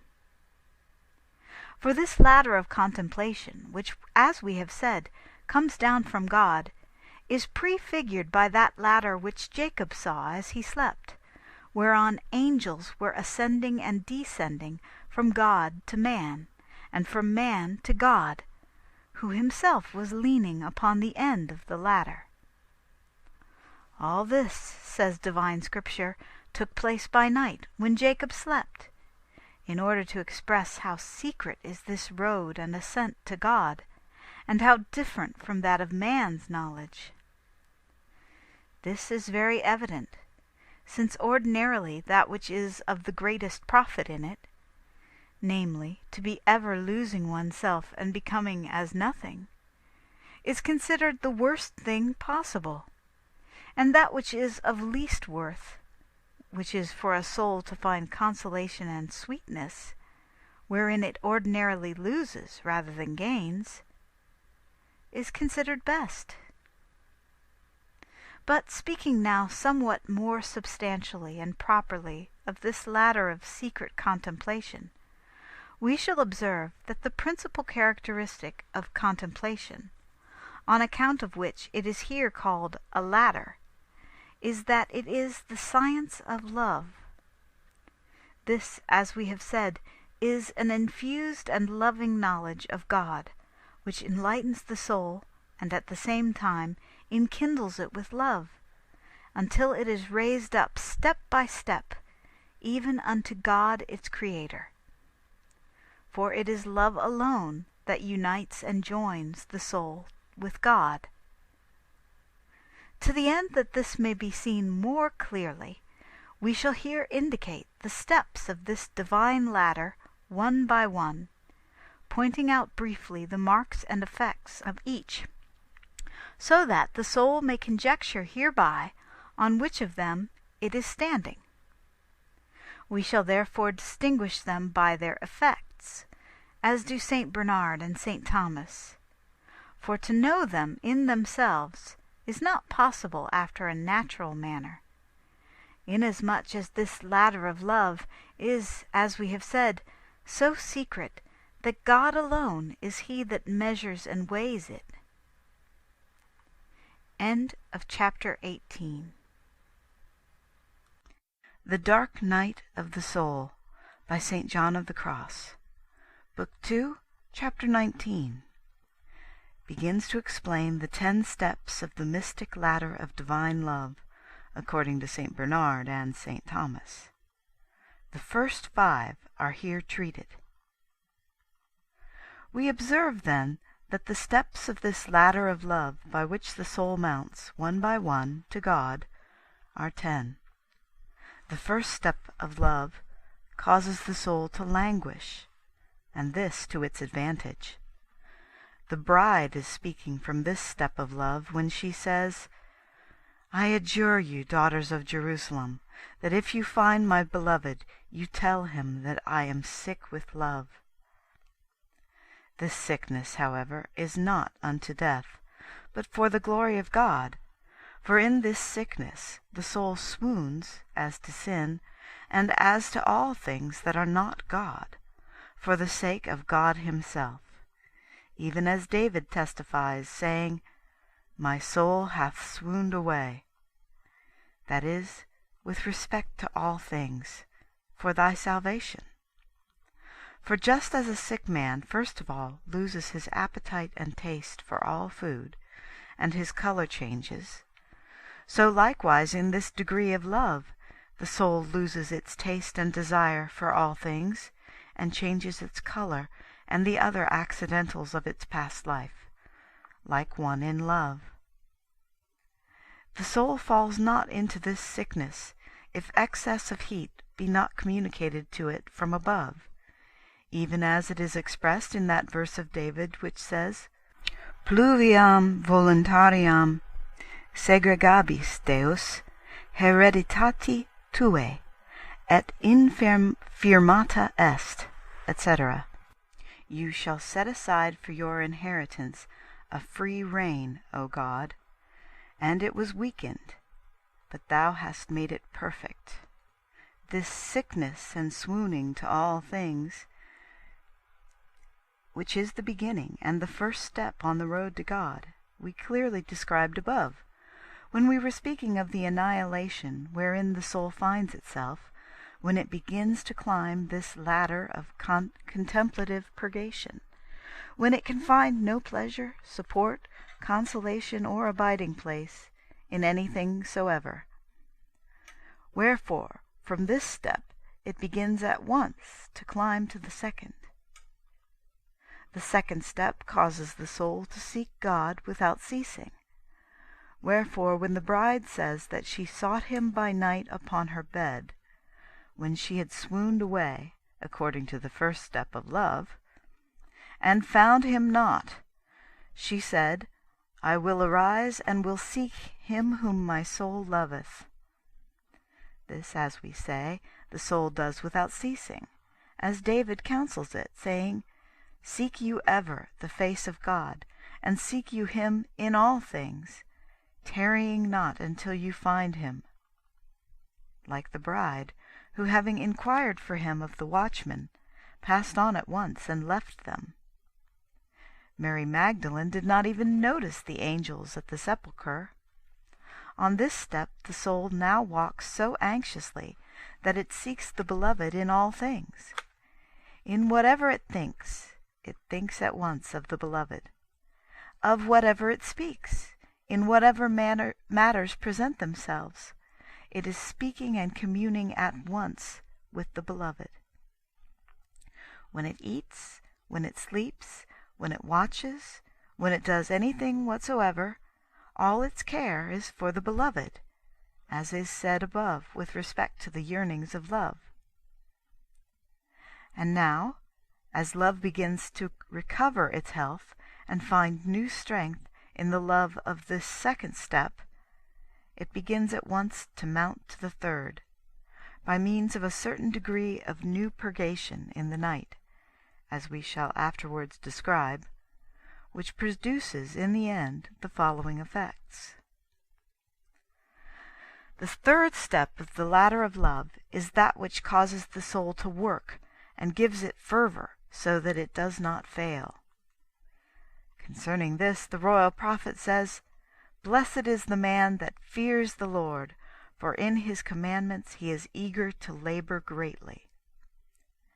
Wherefore, if fear, being the son of love, causes within him this eagerness to labor, what will be done by love itself? On this step the soul considers great works undertaken for the beloved as small, many things as few, and the long time which it serves him as short, by reason of the fire of love wherein it is now burning. Even so did Jacob, though after 7 years he had been made to serve 7 more, they seemed few, because of the greatness of his love.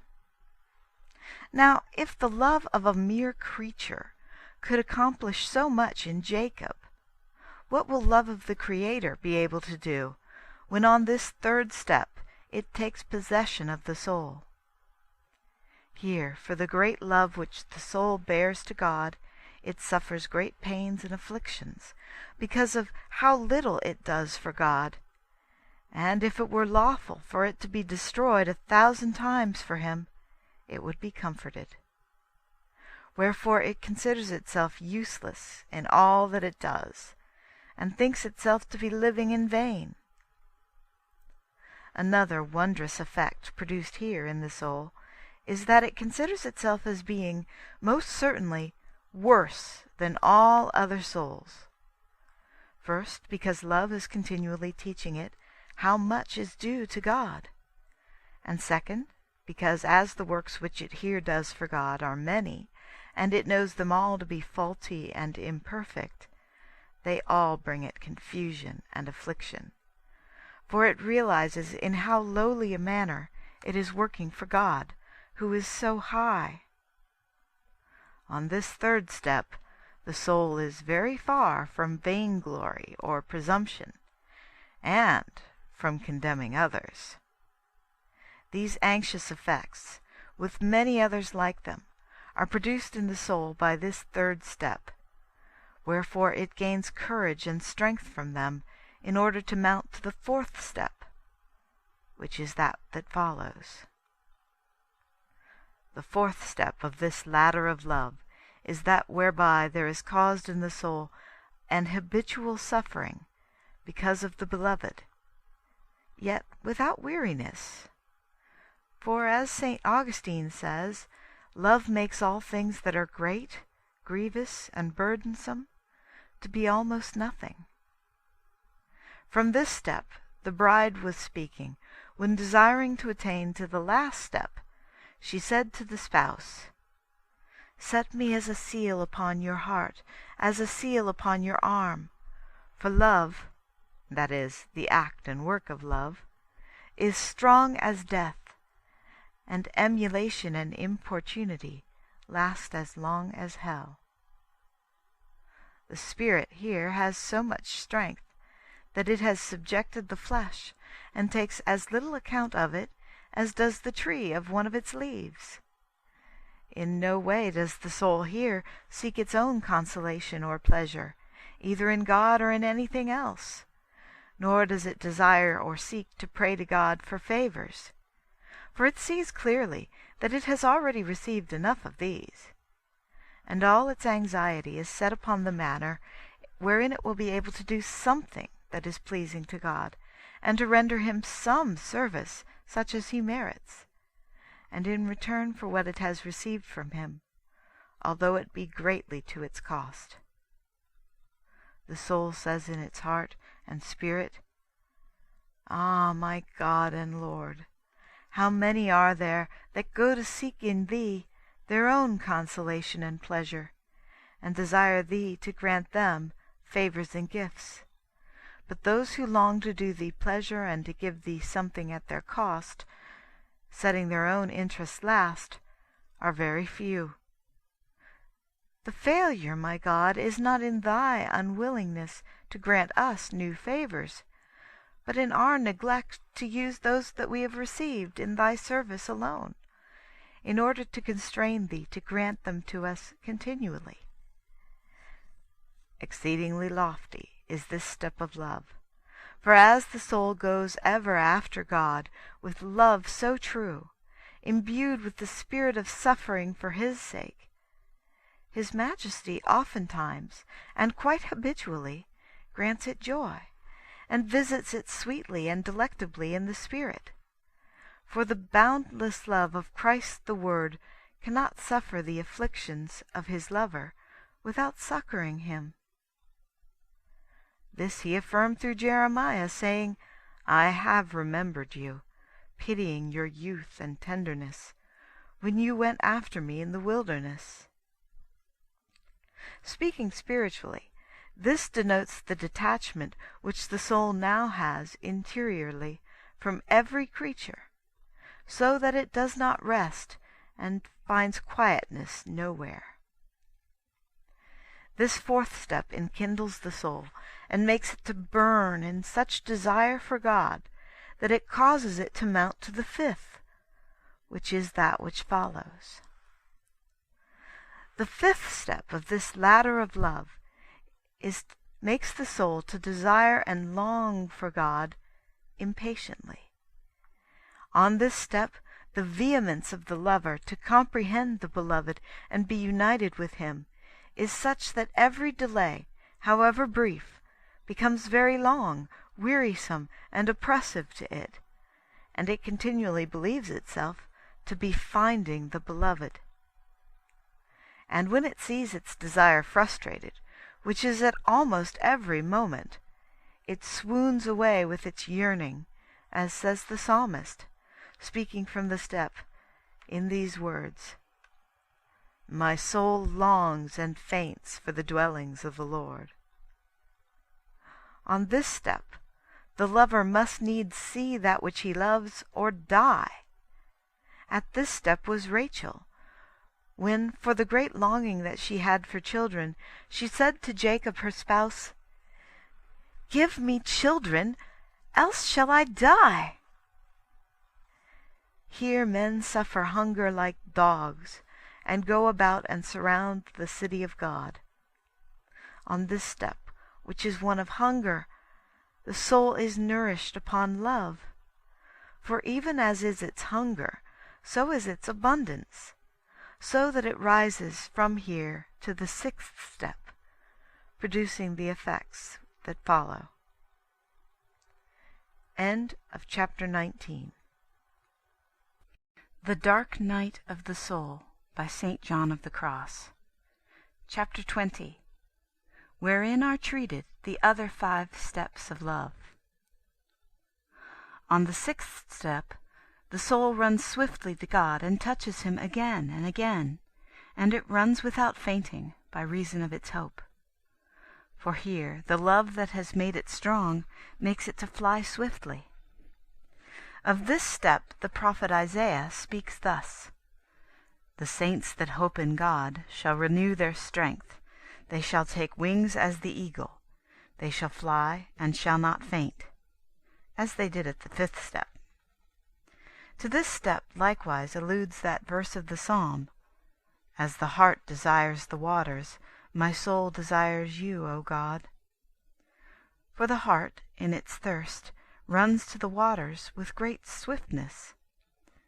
The cause of this swiftness in love which the soul has on this step is that its charity is greatly enlarged within it, since the soul is here almost wholly purified, as is said likewise in the psalm, namely, "Sine iniquitate cucuri," I have run without iniquity, and in another psalm, "I ran the way of thy commandments when thou didst enlarge my heart." And thus from this 6th step the soul at once mounts to the 7th, which is that which follows. The 7th step of this ladder makes the soul to become vehement in its boldness. Here love does not employ its judgment in order to hope, nor does it take counsel so that it may draw back. Neither can any shame restrain it, for the favor which God here grants to the soul causes it to become vehement in its boldness. Hence follows that which the Apostle says, namely, that charity believes all things, hopes all things, and is capable of all things. Of this step spoke Moses, when he entreated God to pardon the people, and if not, to blot out his name from the book of life wherein he had written it. Men like these obtain from God that which they beg of him with desire. Wherefore David says, "Delight in God, and he will give you the petitions of your heart." On this step the bride grew bold, and said, "Osculetur me osculo ori sui," kiss me with the kisses of your mouth. To this step it is not lawful for the soul to aspire boldly, unless it feel the interior favor of the king's scepter extended to it, lest perchance it fall from the other steps which it has mounted up to this point, and wherein it must ever possess itself in humility. From this daring and power which God grants to the soul on this 7th step, so that it may be bold with God in the vehemence of love, follows the 8th, which is that wherein it takes the beloved captive, and is united with him, as follows. The 8th step of love causes the soul to seize him and hold him fast without letting him go, even as the bride says, after this manner, "I found him whom my heart and soul love. I held him, and I will not let him go." On this step of union the soul satisfies her desire, but not continuously. Certain souls climb some way and then lose their hold. For if this state were to continue, it would be glory itself in this life. And thus the soul remains therein for very short periods of time. To the prophet Daniel, because he was a man of desires, was sent a command from God to remain on this step, when it was said to him, "Daniel, stay upon your step, because you are a man of desires." After this step follows the 9th, which is that of souls now perfect, as we shall afterwards say, which is that follows. The 9th step of love makes the soul to burn with sweetness. This step is that of the perfect, who now burn sweetly in God.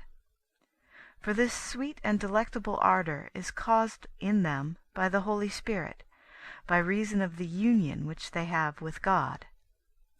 For this cause St. Gregory says concerning the apostles, that when the Holy Spirit came upon them visibly, they burned inwardly and sweetly through love. Of the good things and riches of God which the soul enjoys on this step, we cannot speak. For if many books were to be written concerning it, the greater part would still remain untold. For this cause, and because we shall say something of it hereafter, I say no more here than that after this follows the 10th and last step of this ladder of love, which does not belong to this life. The 10th and last step of this secret ladder of love causes the soul to become wholly assimilated to God, by reason of the clear and immediate vision of God which it then possesses. When having ascended in this life to the 9th step, it goes forth from the flesh. These souls, who are few, enter not into purgatory, since they have already been wholly purged by love. Of these St. Matthew says, "Blessed are the pure of heart, for they shall see God."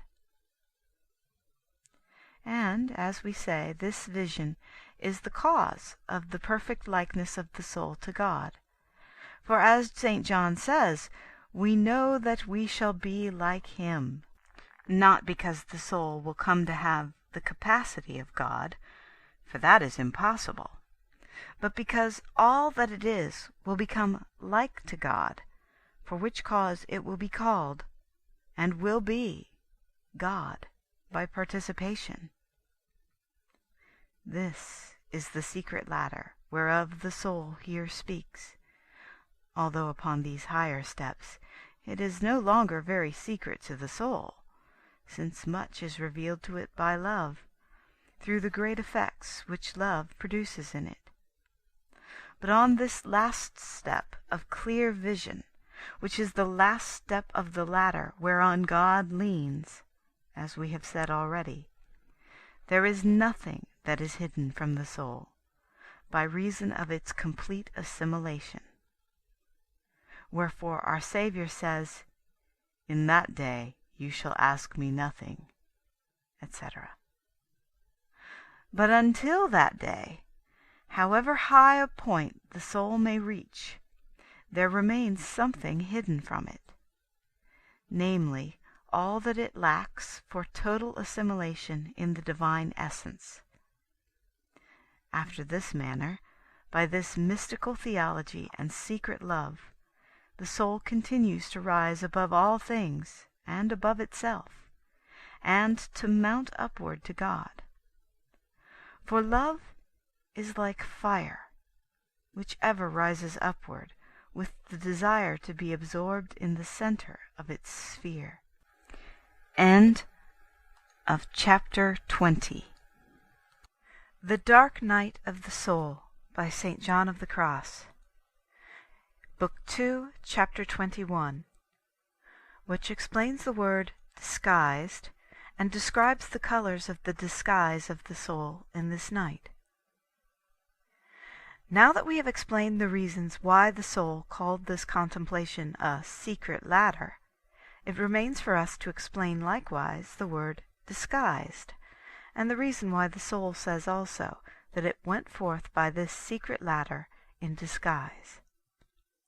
For the understanding of this, it must be known that to disguise oneself is nothing else but to hide and cover oneself beneath another garb and figure than one's own, sometimes in order to show forth under that garb or figure the will and purpose which is in the heart to gain the grace and will of one who is greatly loved, sometimes again to hide oneself from one's rivals, and thus to accomplish one's object better. At such times a man assumes the garments and livery which best represent and indicate the affections of his heart, and which best conceal him from his rivals. The soul, then, touched with the love of Christ the Spouse, and longing to attain to his grace and gain his goodwill, goes forth here disguised with that disguise which most vividly represents the affections of its spirit, and which will protect it most securely on its journey from its adversaries and enemies, which are the devil, the world, and the flesh. Thus the livery which it wears is of 3 chief colors, white, green, and purple, denoting the 3 theological virtues, faith, hope, and charity.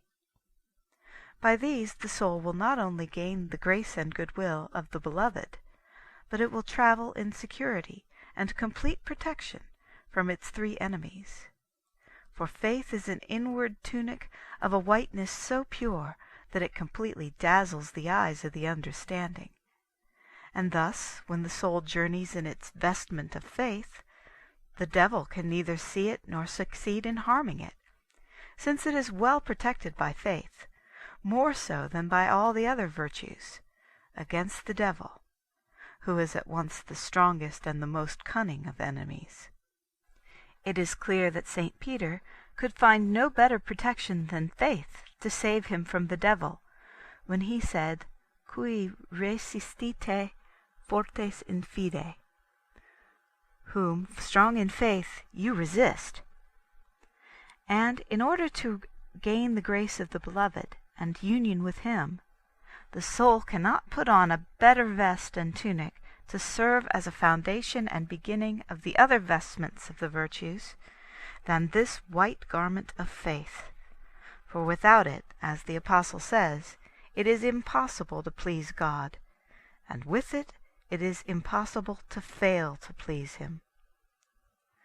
For God himself says through a prophet, Sponsabo te mihi in fide, and I will espouse thee to me in faith, which is as much as to say, if you desire, O soul, to be united and betrothed to me, you must come inwardly clad in faith. This white garment of faith was worn by the soul on its going forth from this dark night, when walking in interior constraint and darkness, as we have said before, it received no aid, in the form of light, from its understanding, neither from above, since heaven seemed to be closed to it and God hidden from it, nor from below, since those that taught it satisfied it not. It suffered with constancy and persevered, passing through those trials without fainting or failing the Beloved, who in trials and tribulations proves the faith of his bride, so that afterwards she may truly repeat this saying of David, namely, By the words of your lips I kept hard ways.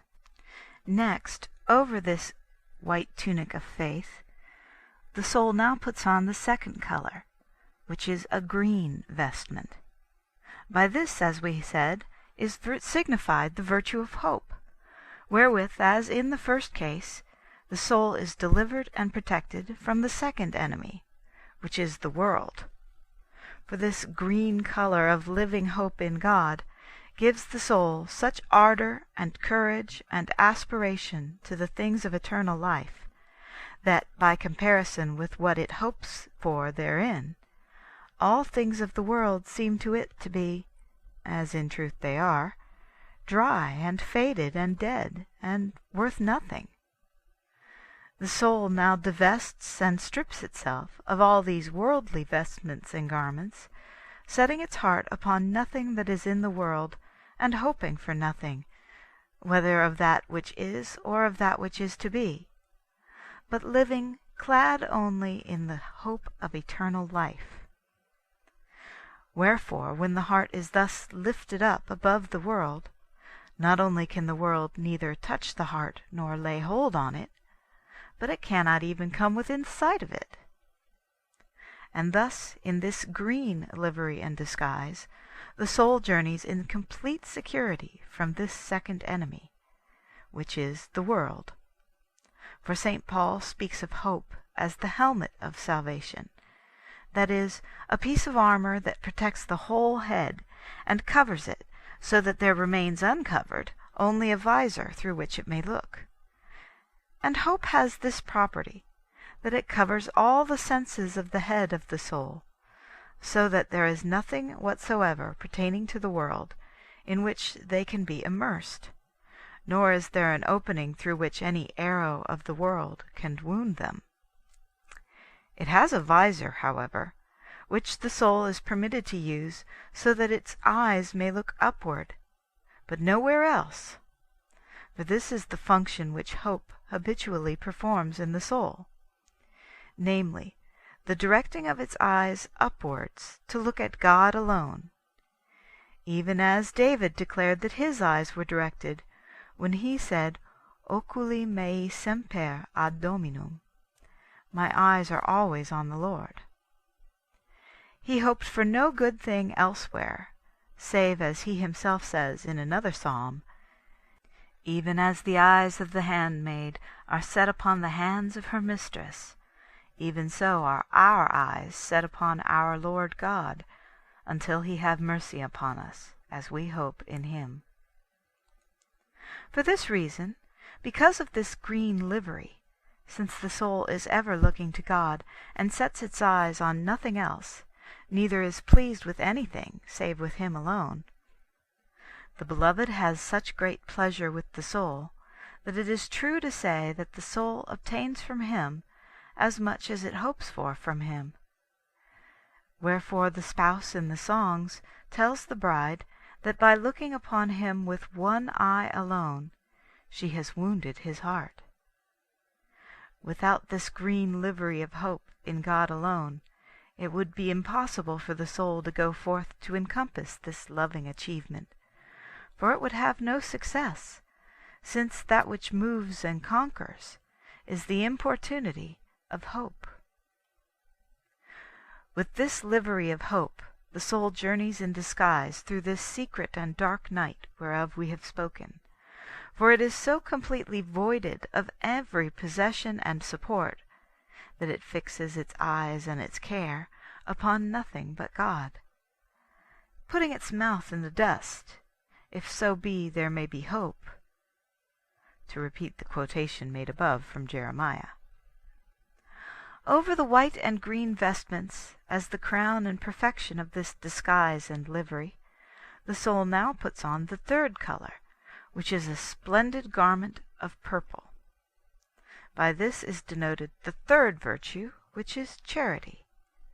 This not only adds grace to the other two colors, but causes the soul to rise to so lofty a point that it is brought near to God, and becomes very beautiful and pleasing to him, so that it makes bold to say, Albeit I am black, O daughters of Jerusalem, I am comely, wherefore the King hath loved me and hath brought me into his chambers.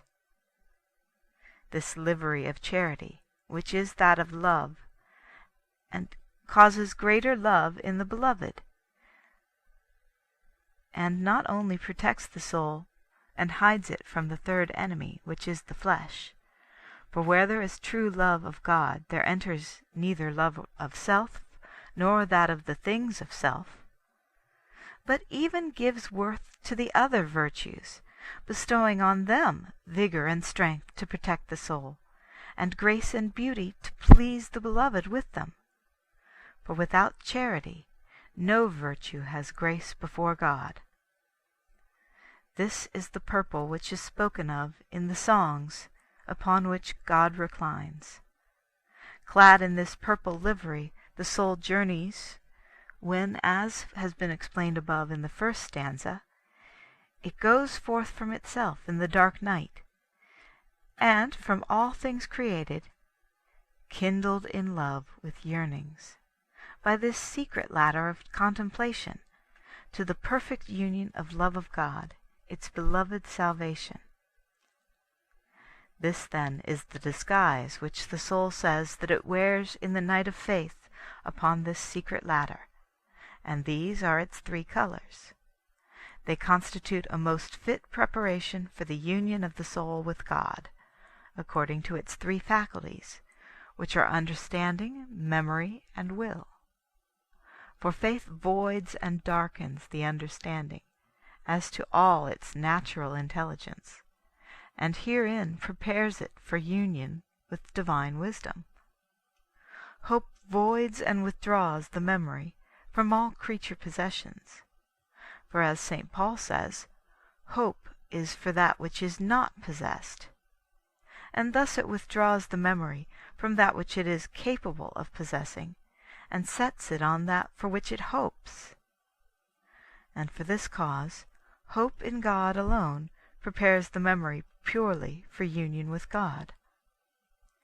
Charity, in the same way, voids and annihilates the affections and desires of the will for whatever is not God, and sets them upon Him alone.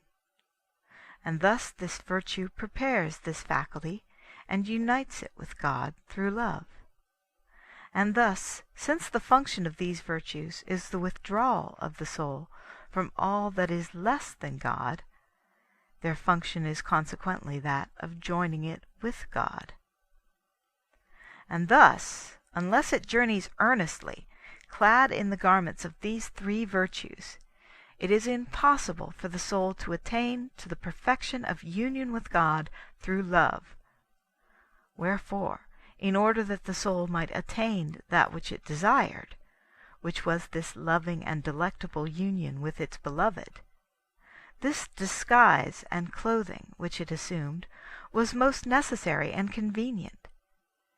And likewise to have succeeded in thus clothing itself and persevering until it should obtain the end and aspiration which it had so much desired, which was the union of love, was a great and happy chance.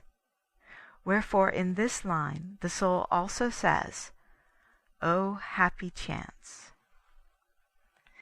Chapter 22 explains the third line of the second stanza. O happy chance! It is very clear that it was a happy chance for this soul to go forth with such an enterprise as this, for it was its going forth that delivered it from the devil, and from the world, and from its own sensuality, as we have said. Having attained liberty of spirit, so precious and so greatly desired by all, it went forth from low things to high. From terrestrial it became celestial, from human, divine. Thus it came to have its conversation in the heavens, as has the soul in this state of perfection, even as we shall go on to say in what follows, although with rather more brevity. For the most important part of my task, and the part which chiefly led me to undertake it, was the explanation of this night to many souls who pass through it and yet know nothing about it, as was said in the prologue. Now this explanation and exposition has already been half completed. Although much less has been said of it than might be said, we have shown how many are the blessings which the soul bears with it through the night, and how happy is the chance whereby it passes through it, so that, when a soul is terrified by the horror of so many trials, it is also encouraged by the certain hope of so many and such precious blessings of God as it gains therein. And furthermore, for yet another reason, this was a happy chance for the soul, and this reason is given in the following line, in darkness and in concealment. End of chapter 22. The Dark Night of the Soul by St. John of the Cross. Book 2, Chapter 23. Expounds the fourth line and describes the wondrous hiding place wherein the soul is set during this night. Shows how, although the devil has an entrance into other places that are very high, he has none into this.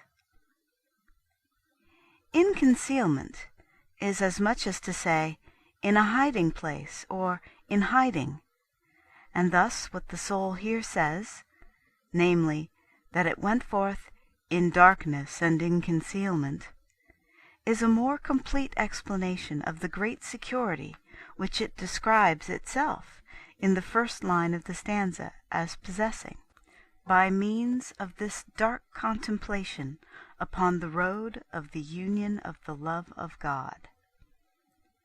When the soul then says, in darkness and in concealment, it means that inasmuch as it journeyed in darkness after the manner aforementioned, it went in hiding and in concealment from the devil, and from his wiles and stratagems.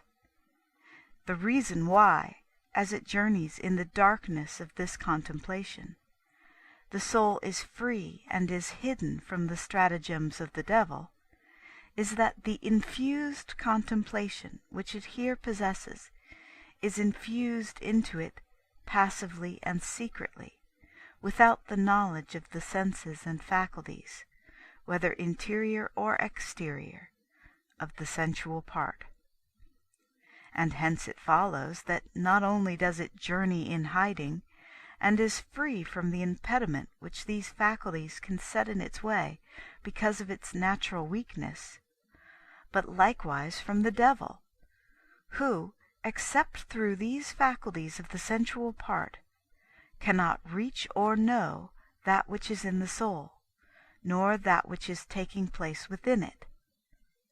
Wherefore, the more spiritual, the more interior, and the more remote from the senses is the communication, the farther does the devil fall short of understanding it. And thus it is of great importance for the security of the soul that its inward communication with God should be of such a kind that its very senses of the lower part will remain in darkness and be without knowledge of it, and attain not to it. First, so that it may be possible for the spiritual communication to be more abundant, and that the weakness of its sensual part may not hinder the liberty of its spirit. Secondly, because, as we say, the soul journeys more securely, since the devil cannot penetrate so far. In this way we may understand that passage where our Saviour, speaking in a spiritual sense, says, "Let not your left hand know what your right hand is doing," which is as though he had said, "Let not your left hand know that which takes place upon your right hand," which is the higher and spiritual part of the soul. That is, let it be of such a kind that the lower portion of your soul, which is the sensual part, may not attain to it. Let it be a secret between the spirit and God alone. It is quite true that oftentimes, when these very intimate and secret spiritual communications are present and take place in the soul, although the devil cannot get to know of what kind and manner they are, yet the great repose and silence which some of them cause in the senses and the faculties of the sensual part make it clear to him that they are taking place, and that the soul is receiving a certain blessing from them. And then, as he sees that he cannot succeed in thwarting them in the depth of the soul, he does what he can to disturb and disquiet the sensual part, that part to which he is able to attain, now by means of afflictions, now by terrors and fears, with intent to disquiet and disturb the higher and spiritual part of the soul by this means, with respect to that blessing which it then receives and enjoys. But often when the communication of such contemplation makes its naked assault upon the soul and exerts its strength upon it, the devil, with all his diligence, is unable to disturb it. Rather, the soul receives a new and greater advantage and a securer peace. For when it feels the disturbing presence of the enemy, then, wondrous thing, without knowing how it comes to pass, and without any efforts of its own, it enters farther into its own interior depths, feeling that it is indeed being set in a sure refuge, where it perceives itself to be most completely withdrawn and hidden from the enemy. And thus its peace and joy, which the devil is attempting to take from it, are increased, and all the fear that assails it remains without, and it becomes clearly and exultingly conscious of its secure enjoyment of that quiet peace and sweetness of the hidden spouse, which neither the world nor the devil can give it or take from it. In that state, therefore, it realizes the truth of the words of the bride about this in the songs. See how 80 strong men surround the bed of Solomon, etc., because of the fears of the night. It is conscious of this strength and peace, although it is often equally conscious that its flesh and bones are being tormented from without. At other times, when the spiritual communication is not made in any great measure to the spirit, but the senses have a part therein, the devil more easily succeeds in disturbing the spirit, and raising a tumult within it, by means of the senses, with these terrors. Great are the torment and affliction which are then caused in the spirit. At times they exceed all that can be expressed. For when there is a naked contact of spirit with spirit, the horror is intolerable which the evil spirit causes in the good, I mean in the soul, when its tumult reaches it. This is expressed likewise by the bride in the songs, when she says that it has happened thus to her at a time when she wished to descend to interior recollection in order to have fruition of these blessings. She says, I went down into the garden of nuts to see the apples of the valleys, and if the vine had flourished. I knew not. My soul troubled me because of the chariots. That is, because of the chariots and the noise of Aminadab, which is the devil.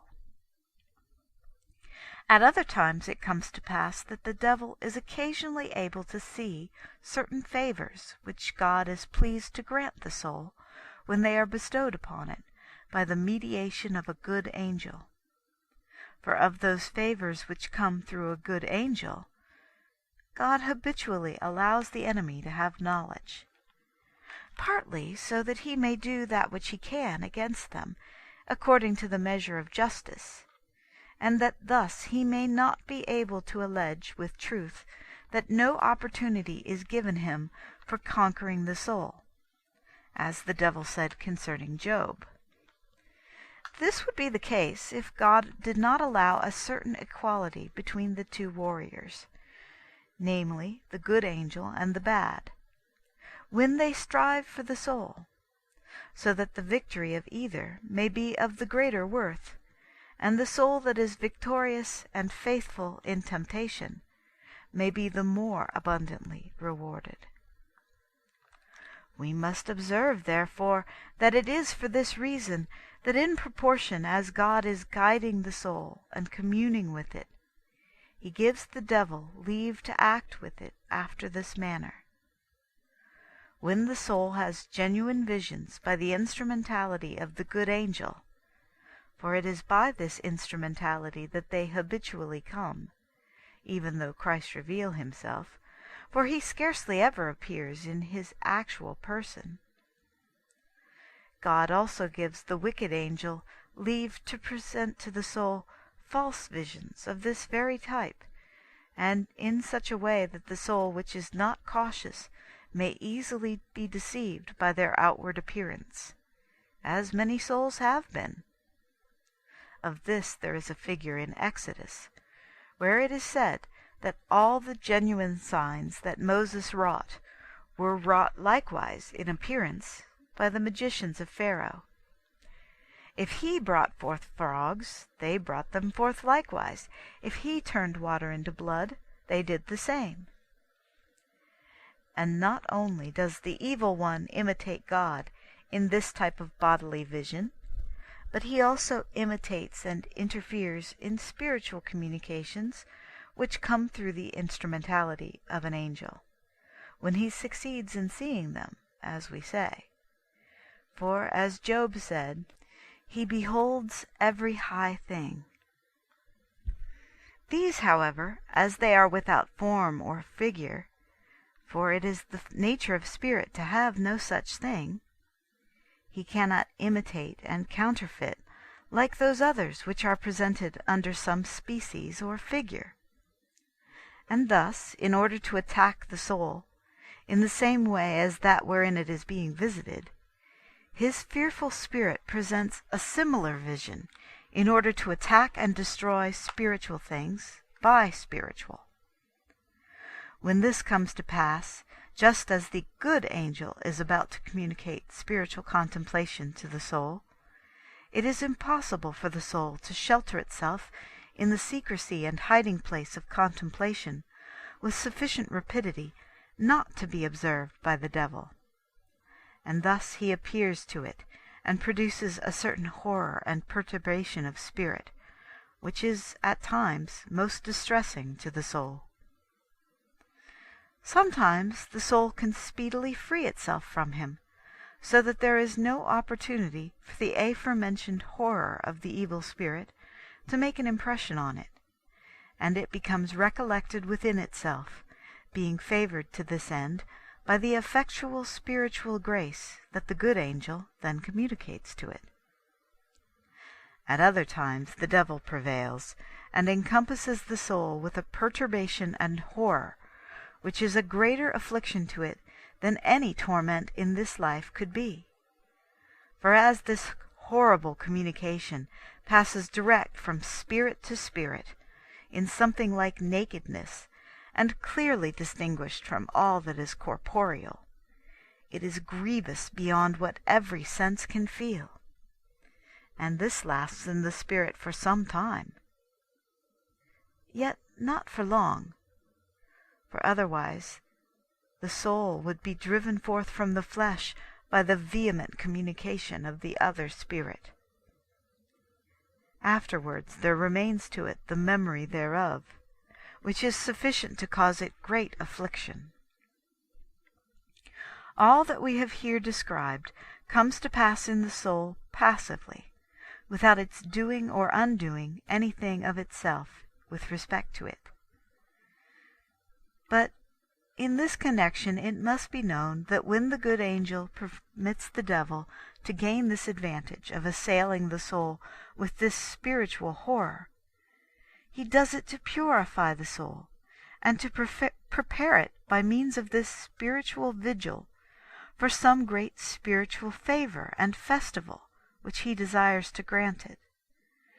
For he never mortifies except to give life, nor humbles except to exalt, which comes to pass shortly afterwards. Then, according as was the dark and horrible purgation which the soul suffered, so is the fruition now granted it of a wondrous and delectable spiritual contemplation, sometimes so lofty that there is no language to describe it. But the spirit has been greatly refined by the preceding horror of the evil spirit, in order that it may be able to receive this blessing. For these spiritual visions belong to the next life rather than to this. And when one of them is seen, this is a preparation for the next. This is to be understood with respect to occasions when God visits the soul by the instrumentality of a good angel, wherein, as has been said, the soul is not so totally in darkness and in concealment that the enemy cannot come within reach of it. But when God himself visits it, then the words of this line are indeed fulfilled, and it is in total darkness and in concealment from the enemy that the soul receives these spiritual favors of God. The reason for this is that, as His Majesty dwells substantially in the soul, where neither angel nor devil can attain to an understanding of that which comes to pass, they cannot know the intimate and secret communications which take place there between the soul and God. These communications, since the Lord himself works them, are wholly divine and sovereign, for they are all substantial touches of divine union between the soul and God, in one of which the soul receives a greater blessing than in all the rest, since this is the loftiest degree of prayer in existence. For these are the touches that the bride entreated of him in the songs, saying, Osculetur me osculo oris sui, kiss me with the kisses of your mouth. Since this is a thing which takes place in such close intimacy with God, whereto the soul desires with such yearnings to attain, it esteems and longs for a touch of this divinity more than all the other favors which God grants it.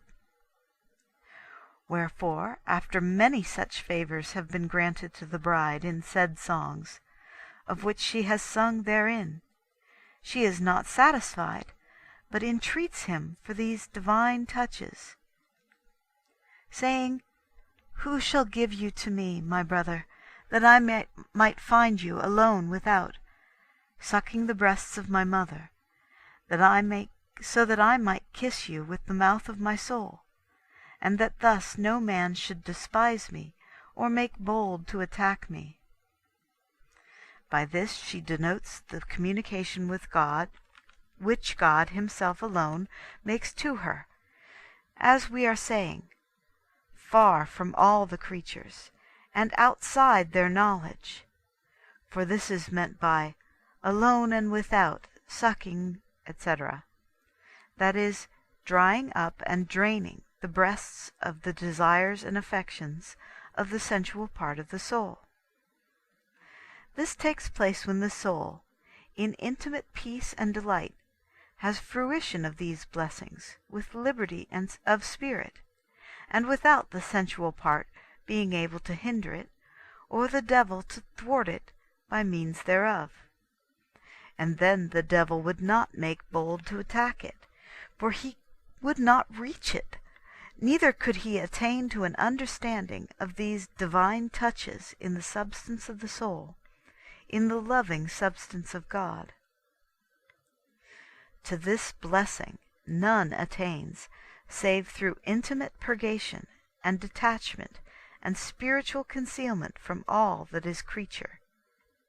It comes to pass in the darkness, as we have already explained at length, and as we say with respect to this line. The soul is in concealment and in hiding, in the which hiding place, as we have now said, it continues to be strengthened in union with God through love, wherefore it sings this in the same phrase, saying, in darkness and in concealment. When it comes to pass that those favors are granted to the soul in concealment, that is, as we have said, in spirit only, the soul is wont, during some of them, and without knowing how this comes to pass, to see itself so far withdrawn and separated, according to the higher and spiritual part, from the sensual and lower portion, that it recognizes in itself two parts so distinct from each other, that it believes that the one has nothing to do with the other, but that the one is very remote and far withdrawn from the other. And in reality, in a certain way, this is so, for the operation is now wholly spiritual, and the soul receives no communication in its sensual part. In this way, the soul gradually becomes wholly spiritual, and in this hiding place of unitive contemplation, its spiritual desires are to a great degree removed and purged away.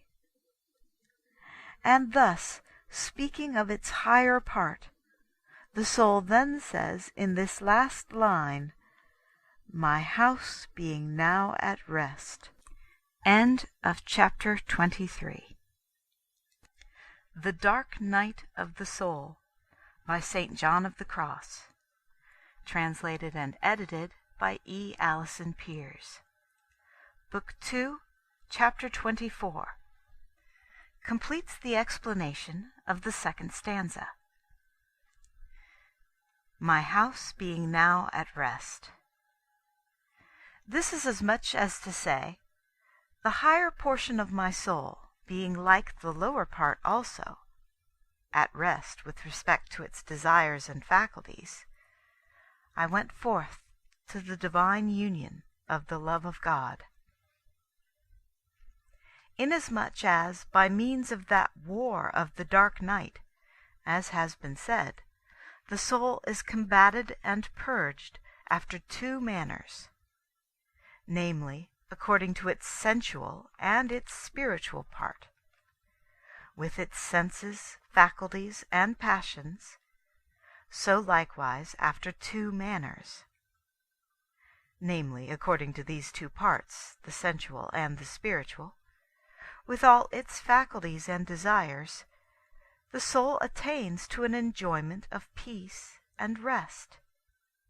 For this reason, as has likewise been said, the soul twice pronounces this line, namely, in this stanza and in the last, because of these two portions of the soul, the spiritual and the sensual, which in order that they may go forth to the divine union of love, must needs first be reformed, ordered, and tranquilized with respect to the sensual and to the spiritual, according to the nature of the state of innocence which was Adam's.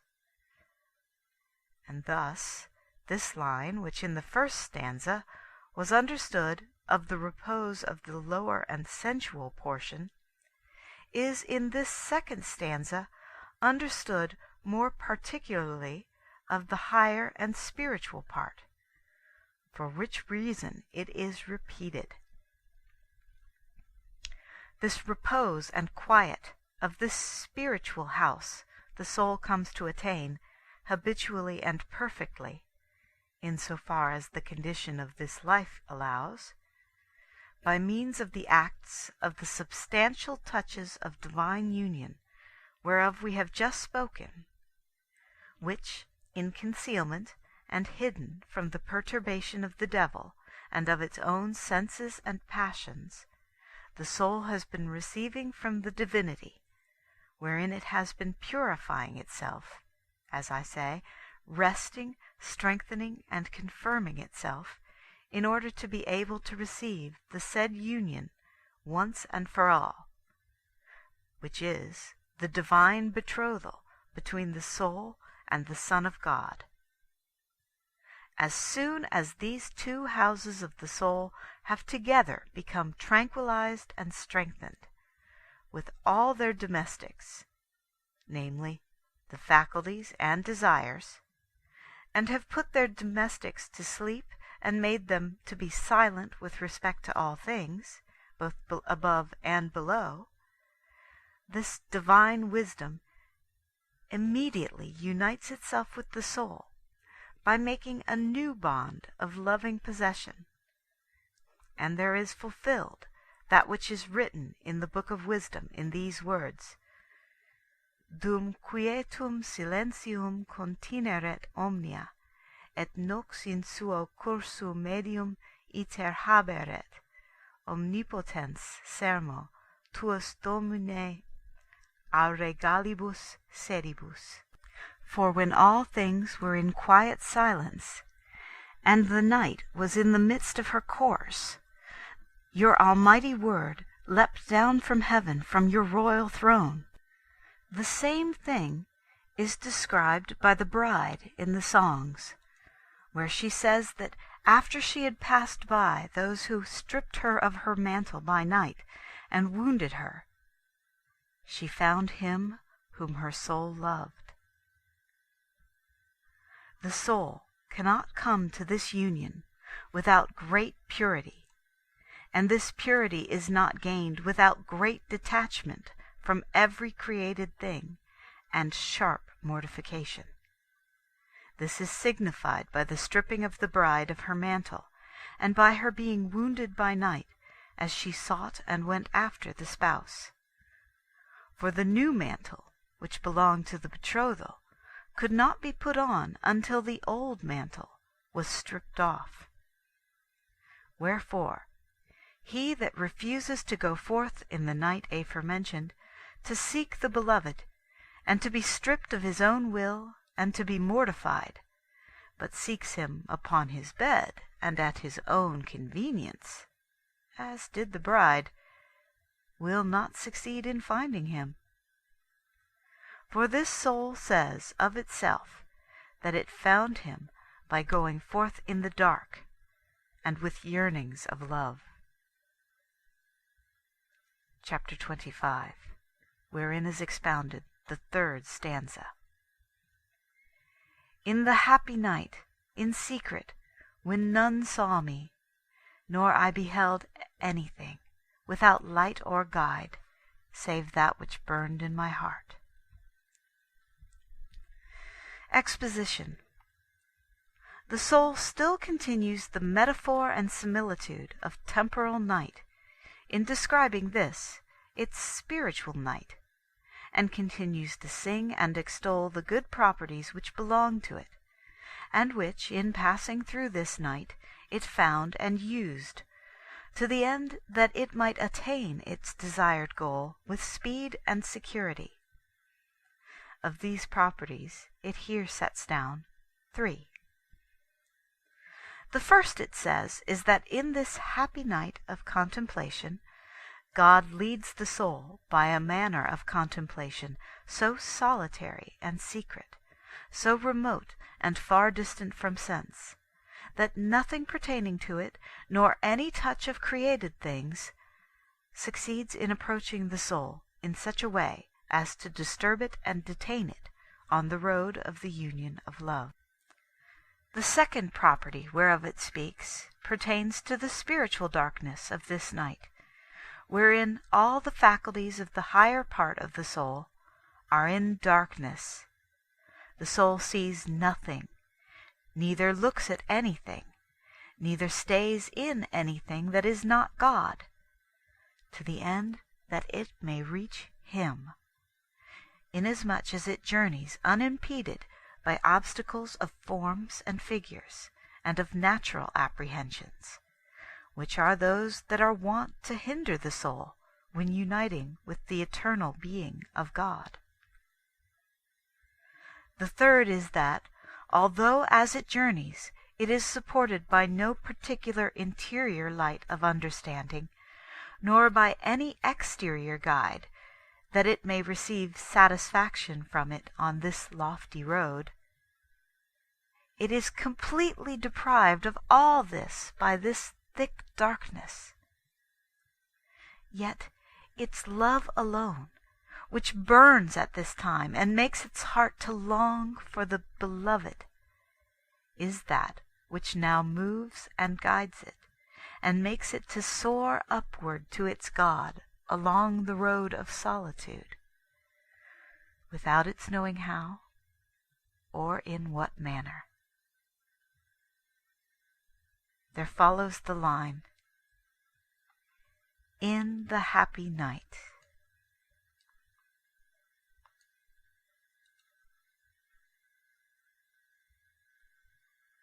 End of chapter 25. End of the dark night of the soul.